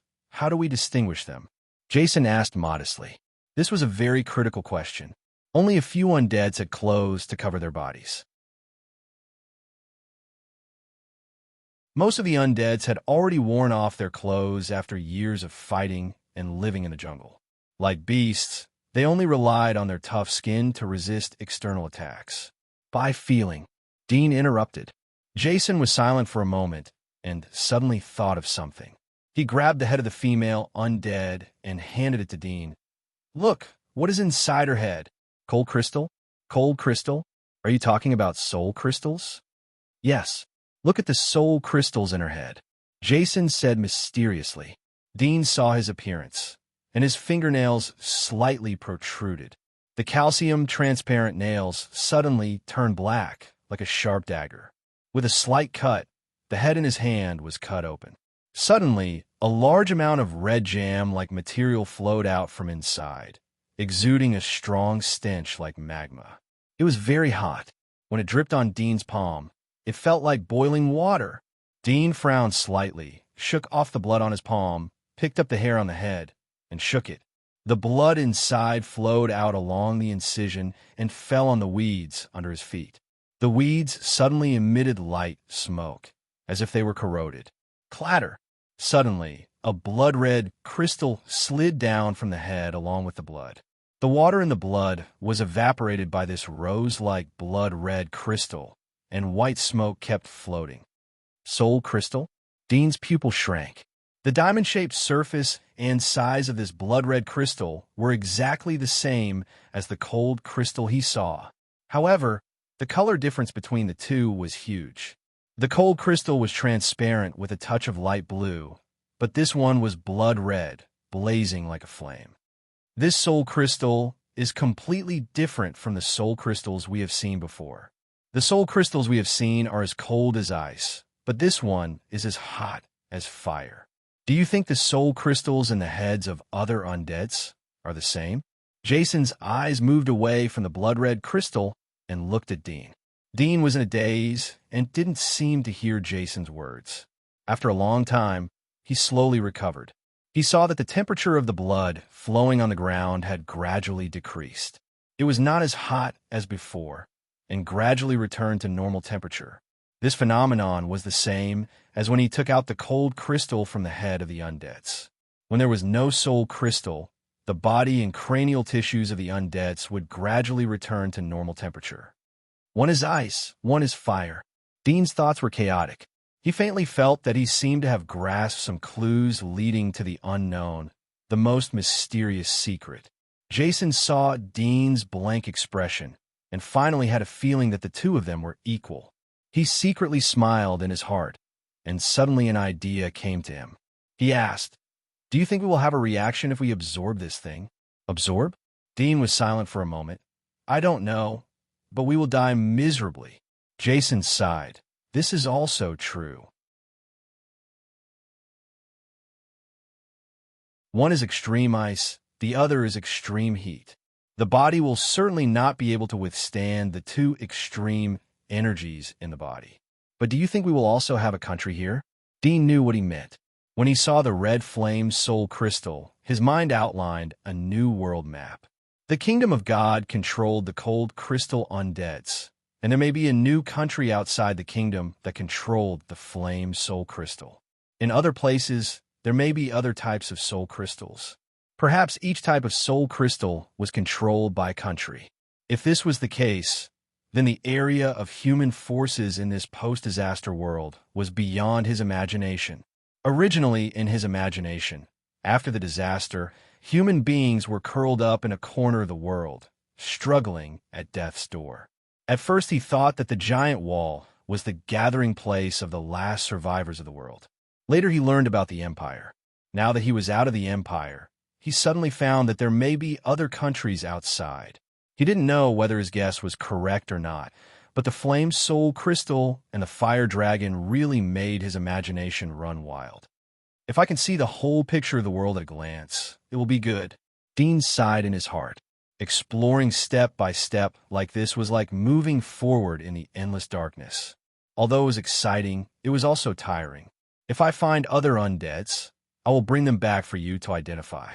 Jason saw that Dean had nothing to say, so he no longer delayed. He stood up and returned to the forest where he previously collected firewood. Dean picked up the flame soul crystal from the blood. At this moment, the temperature of the soul crystal was not as strong as before. He suddenly thought of something. He raised the soul crystal and looked at the sun. Under the sunlight, the color of the flame soul crystal became more and more delicate. But in the depths of the blood-red soul crystal, there seemed to be a faint shadow, like a small worm, fixed inside. Sure enough, there is. Dean's eyes flashed slightly. After thinking for a moment, he used the splitter to cut the soul crystal. The hardness of the soul crystal was extremely high, comparable to a diamond, but the sharpness of the splitter was more magnificent. Under the rapid friction back and forth, the soul crystal was quickly cut in half. Inside, a blood-like mucus suddenly flowed out. It was relatively hot. In this mucus, there was a small worm the size of an ant. It seemed to be dead. Along with the blood-red mucus, it was motionless, without any life reaction. Dean picked it up with his fingernails and looked at it. This small worm was smooth, like a very small earthworm. There was nothing special about it. He repeatedly observed it, but still couldn't see anything strange, so he could only give up. There may be such a small worm in other soul crystals, but how can this thing be dead? Is it because I cut the soul crystal? Or is it just an embryo? Dean suddenly felt creepy as he thought of this. What were these undeads born for? If the virus that infected them was deliberately created, then what was the purpose? Dean was lost in thoughts for a long time. It was not until Zaxi called him for the third time that he recovered. The temperature of the furnace was high enough. There were signs of iron or melting inside. Dean immediately put away his thoughts and jumped in front of the underground furnace to check the degree of smelting iron ore.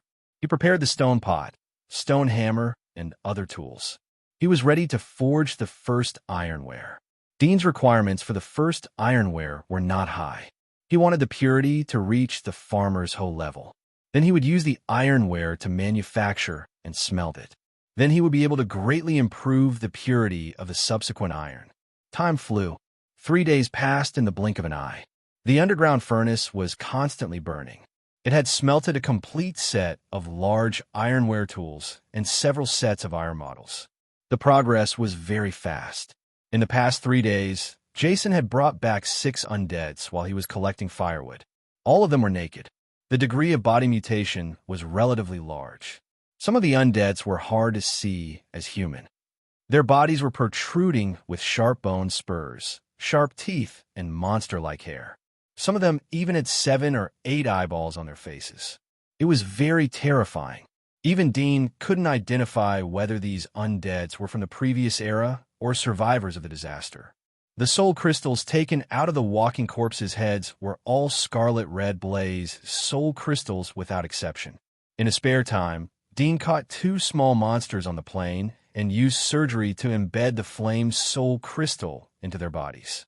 Through experiments, Dean found that directly embedding the soul crystal into the monster's body did not have any effect.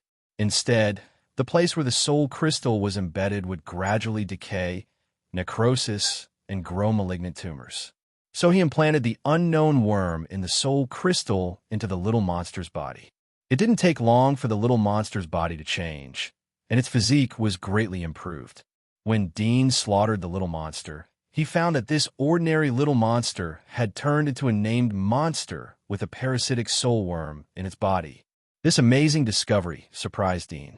He didn't expect that the little thing in the soul crystal was actually the larva of the parasitic soul worm. He suddenly thought of the record in the Empire's Monster Encyclopedia. He felt a chill all over his body. Obviously, God's kingdom had long known this secret. Those monsters with magic marks were called named monsters. Why was it called named? The word named seemed to have explained the reason. Perhaps these monsters were experimentally produced by God's kingdom, which gave them a new life and a new name. Why did God's kingdom create these named monsters?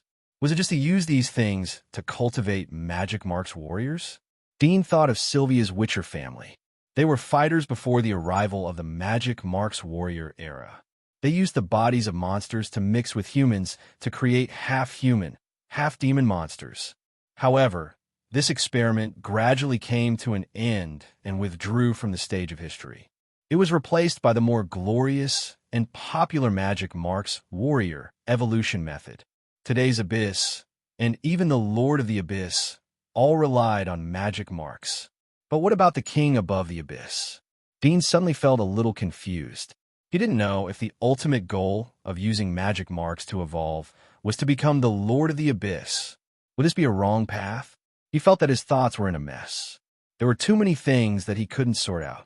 So many of his inferences and guesses were likely to be wrong or had other explanations. He slowly gave up his clueless guesses and continued to devote himself to industrial manufacturing. The purification of iron ore was very smooth. A lot of copper ore was also extracted and made into brass and copper wire. Copper wire was the main material of electric wires. On the 7th day, an accident suddenly came. In the early morning, Zaxi was looking for, or underground, Jason was picking firewood, and Dean was forging the extracted iron into utensils. They were busy when a figure suddenly came from the end of the plane. A human figure.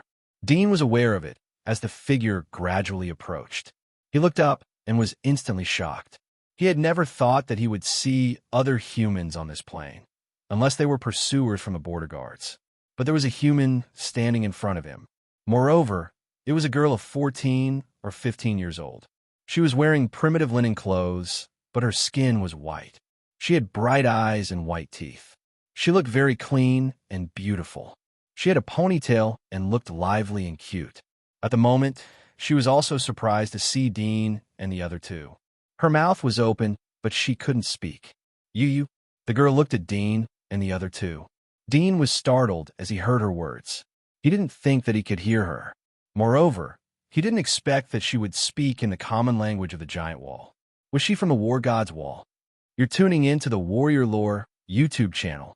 Don't forget to subscribe and join us on this journey to catch the most captivating stories.